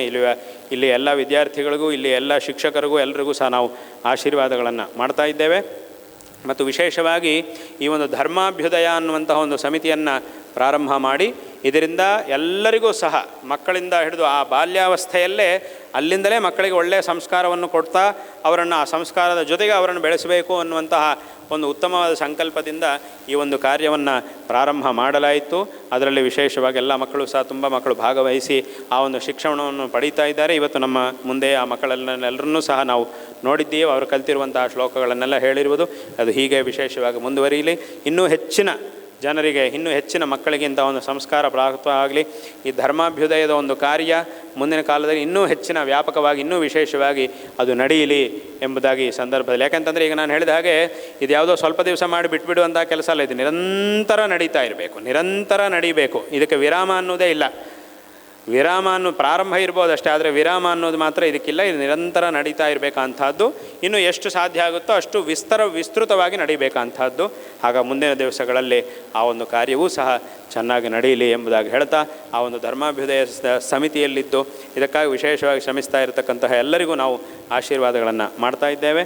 ಮತ್ತು ನಾವು ಈ ಯಾತ್ರೆ, ಈ ಒಂದು ಸಂದರ್ಭದಲ್ಲಿ ಈ ಒಂದು ಗುರುವಂದನ ಸಮಿತಿಯಲ್ಲಿ ಎಲ್ಲರೂ ಸಹ ಒಂದು ಬೇರೆ ಬೇರೆ ಸಮಾಜಗಳಿಗೆ ಸೇರಿರ್ತಕ್ಕಂಥವರೆಲ್ಲರೂ ಸಹ ನಮ್ಮ ಧರ್ಮಾಭ್ಯುದಯ ಸಮಿತಿಯಲ್ಲೂ ಹಾಗೇ ಮತ್ತು ಈ ಒಂದು ಗುರುವಂದನ ಸಮಿತಿಯಲ್ಲೂ ಹಾಗೇ ಎಲ್ಲ ನಮ್ಮ ಹಿಂದೂ ಸಮಾಜದ, ಈ ದೇಶದಲ್ಲಿ ಹಿಂದಿನ ಕಾಲದಿಂದಲೂ ಸಹ ಹಿಂದೂ ಸಮಾಜವನ್ನು ವಿಶೇಷವಾಗಿ ಆಚರಣೆ ಮಾಡಿಕೊಂಡು ಬರ್ತಾ ಇರತಕ್ಕಂತಹ ಅನೇಕ ಪ್ರಮುಖ ಸಮಾಜಗಳಿವೆ. ಆ ಎಲ್ಲ ಸಮಾಜಗಳಿಗೂ ಸೇರಿರ್ತಕ್ಕಂಥ, ಅನೇಕ ಸಮಾಜಗಳಿಗೆ ಸೇರಿರ್ತಕ್ಕಂಥ, ಯಾಕಂದರೆ ಎಲ್ಲರೂ ಸಹ ನಮ್ಮ ಈ ಒಂದು ಧರ್ಮದ ಪರಂಪರೆಗೆ ಸೇರಿದವರೇ. ಹಾಗಾಗಿ ಅವರೆಲ್ಲರೂ ಸಹ ಇದರಲ್ಲಿ ಇದ್ದಾರೆ. ಈ ಒಂದು ಸಮಿತಿಯಲ್ಲೂ ಸಹ ಅನೇಕ ಸಮಾಜಗಳಿಗೆ ಸೇರಿರ್ತಕ್ಕಂತಹ ಹಿರಿಯರು, ಮುಖಂಡರು ಎಲ್ಲರೂ ಸಹ ಇದರಲ್ಲಿರುವುದು ಬಹಳ ಸಂತೋಷಕರವಾದಂತಹ ಒಂದು ವಿಷಯ. ಅವರೆಲ್ಲರಿಗೂ ಸಹ ಈ ಸಂದರ್ಭದಲ್ಲಿ ನಾವು ನಾರಾಯಣ ಸ್ಮರಣಪೂರ್ವಕವಾಗಿ ಆಶೀರ್ವಾದಗಳನ್ನು ಮಾಡ್ತಾ ಇದ್ದೇವೆ. ಮತ್ತು ಇಲ್ಲಿ ಈ ಒಂದು ಸಂದರ್ಭದಲ್ಲಿ ನಾವು ಯಾತ್ರೆಯಲ್ಲಿ ಇಲ್ಲಿಗೆ ಬರ್ತಾ ಇರತಕ್ಕಂತಹ ಸಂದರ್ಭದಲ್ಲಿ ಇಲ್ಲಿ ಕೆಲವು ತಾಲೂಕುಗಳು, ಈ ಜಿಲ್ಲೆಯಲ್ಲಿ ಅನೇಕ ಪ್ರಾಂತಗಳಲ್ಲಿ ಇರತಕ್ಕಂತಹ ಮಕ್ಕಳಿಗೆಲ್ಲರೂ ಸಹ ಬೇರೆ ಬೇರೆ ರೀತಿಯಂತಹ ಸ್ಪರ್ಧೆಗಳನ್ನು ಆಯೋಜನೆ ಮಾಡಲಾಯಿತು. ಅದರಲ್ಲಿ ವಿಶೇಷವಾಗಿ ಭಾಗವಹಿಸಿದಂತಹ ಎಲ್ಲ ಮಕ್ಕಳಿಗೂ ಎಲ್ಲರಿಗೂ ಸಹ ನಾವು ಆಶೀರ್ವಾದಗಳನ್ನು ಮಾಡ್ತಾ ಇದ್ದೇವೆ. ಇನ್ನೂ ಹೆಚ್ಚಿನ ಜನರು ಮುಂದಿನ ಕಾಲದಲ್ಲಿ ಇದರಲ್ಲಿ ಭಾಗವಹಿಸುವಂತೆ ಆಗಲಿ ಎಂಬುದಾಗಿ ಆಶೀರ್ವಾದಗಳನ್ನು ಮಾಡ್ತಾ ಇದ್ದೇವೆ. ಮತ್ತು ವಿಶೇಷವಾಗಿ ನಮ್ಮ ಅತ್ಯಂತ ಪ್ರೀತಿಪಾತ್ರ ಆಗಿರ್ತಕ್ಕಂಥವರು ಸುಬ್ರಹ್ಮಣ್ಯ ನಟ್ಟೋಜ ಅವರಿಗೂ ಮತ್ತು ಅವರ ಕುಟುಂಬಕ್ಕೂ ಎಲ್ಲರಿಗೂ ಸಹ ನಾವು ಆಶೀರ್ವಾದಗಳನ್ನು ಮಾಡ್ತಾ ಇದ್ದೇವೆ. ಇದರ ಒಂದು ಪ್ರಾರಂಭದಿಂದಲೂ ಸಹ ಅತ್ಯಂತ ಶ್ರದ್ಧೆಯಿಂದ ನಮ್ಮ ಗುರುಗಳನ್ನು ಇಲ್ಲಿಗೆ ಆಹ್ವಾನ ಮಾಡಿದರು. ತದನಂತರ ನಾವೂ ಸಹ ಅನೇಕ ಬಾರಿ ಇಲ್ಲಿಗೆ ಆಗಮಿಸಿದ್ದೇವೆ. ಮತ್ತು ಪ್ರತಿ ವರ್ಷ ಇಲ್ಲಿಂದ ಮಕ್ಕಳು ಬೇರೆ ಎಲ್ಲಿಗೂ ಹೋಗದೆ ಶೃಂಗೇರಿಗೆ ಪ್ರತಿ ವರ್ಷವೂ ಸಹ ಮಕ್ಕಳು ಶೃಂಗೇರಿಗೆ ಆಗಮಿಸಿ ಅಲ್ಲಿ ಅಮ್ಮನವರ ದರ್ಶನವನ್ನು, ಗುರು ದರ್ಶನವನ್ನು ಪಡ್ಕೊಳ್ಳೋದು. ಇದೇ ಮಕ್ಕಳಿಗೆ ವಿಹಾರ ಯಾತ್ರೆ ಅಂತಂದರೆ ಅವರೇ ಹೇಳಿದರು, ಮೊದಲಿಗೇನೆ ಹೇಳಿಬಿಟ್ಟಿದ್ರು ಅವರು, ನಮ್ಮ ಮಕ್ಕಳನ್ನು ಬೇರೆ ಎಲ್ಲಿಗೂ ವಿಹಾರ ಯಾತ್ರೆ ಕರ್ಕೊಂಡು, ವಿಹಾರ ಯಾತ್ರೆ ಅಂತಂದರೆ ಶೃಂಗೇರಿನೇ. ಅಲ್ಲಿಗೆ ಬಂದರೆ ಎಲ್ಲವೂ ಇದೆ, ವಿಹಾರ ಯಾತ್ರೆನೂ ಆಗುತ್ತೆ ಮತ್ತು ವಿಶೇಷವಾಗಿ ಭಗವದ್ ಅನುಗ್ರಹವೂ ಸಿಗುತ್ತೆ. ಎಲ್ಲವೂ ಸಿಗುವಂಥ ಭಗವದ್ ಅನುಗ್ರಹ, ಗುರು ಅನುಗ್ರಹ ಸಿಗುವಂಥ ಒಂದು ಪ್ರದೇಶ. ಆದ್ದರಿಂದ ಅದೇ ಒಂದು ಸಾಕು, ಅದು ಬಿಟ್ಟರೆ ಬೇರೆ ಯಾವುದೂ ಇಲ್ಲ, ಇನ್ನೆಲ್ಲಿಗೂ ಹೋಗಬೇಕಾಗಿಲ್ಲ. ಅಲ್ಲಿಗೆ ಹೋದರೆ ಎಲ್ಲವೂ ಸಿಗುತ್ತೆ ಮಕ್ಕಳಿಗೆ ಅನ್ನುವಂತಹ ಒಂದು ಸಂಕಲ್ಪವನ್ನು ಮೊದಲಿಗೇ ಮಾಡಿ ಅನೇಕ ವರ್ಷಗಳಿಂದ ಅವರು ಶೃಂಗೇರಿಗೆ ಮಕ್ಕಳನ್ನು ಕರ್ಕೊಂಡು ಬರುವುದು ಹೀಗೆ ಯಾವಾಗಲೂ ಸಹ ನಡೀತಾ ಇದೆ. ಮತ್ತೊಂದು ವಿಶೇಷವಾದಂತಹ ಒಂದು ಶ್ರದ್ಧಾಭಿಮಾನಗಳನ್ನು, ಶ್ರದ್ಧಾಭಕ್ತಿಗಳನ್ನು ನಮ್ಮ ಗುರುಗಳ ಮೇಲೆ, ನಮ್ಮ ಮೇಲೆ ಇಟ್ಕೊಂಡಿದ್ದಾರೆ ಸುಬ್ರಹ್ಮಣ್ಯ ಅವರು. ಅವರಿಗೆ ಈ ಸಂದರ್ಭದಲ್ಲಿ ನಾವು ನಾರಾಯಣ ಸ್ಮರಣಪೂರ್ವಕವಾಗಿ ಆಶೀರ್ವಾದಗಳನ್ನು ಮಾಡ್ತಾ ಇದ್ದೇವೆ. ಮತ್ತು ಎಲ್ಲ ವಿದ್ವಾಂಸರು, ಇವತ್ತಿಗೆ ಆಗಮಿಸಿದಂತಹ ಎಲ್ಲ ವಿದ್ವಾಂಸರು ಎಲ್ಲರಿಗೂ ಆಶೀರ್ವಾದಗಳನ್ನು ತಿಳಿಸ್ತಾ ಈ ಮಾತುಗಳನ್ನು ಇಲ್ಲಿ ಉಪಸಂಹಾರ ಮಾಡ್ತೇವೆ. ಹರ ನಮಃ ಪಾರ್ವತೀಪತಯೇ ಹರ ಹರ ಮಹಾದೇವ.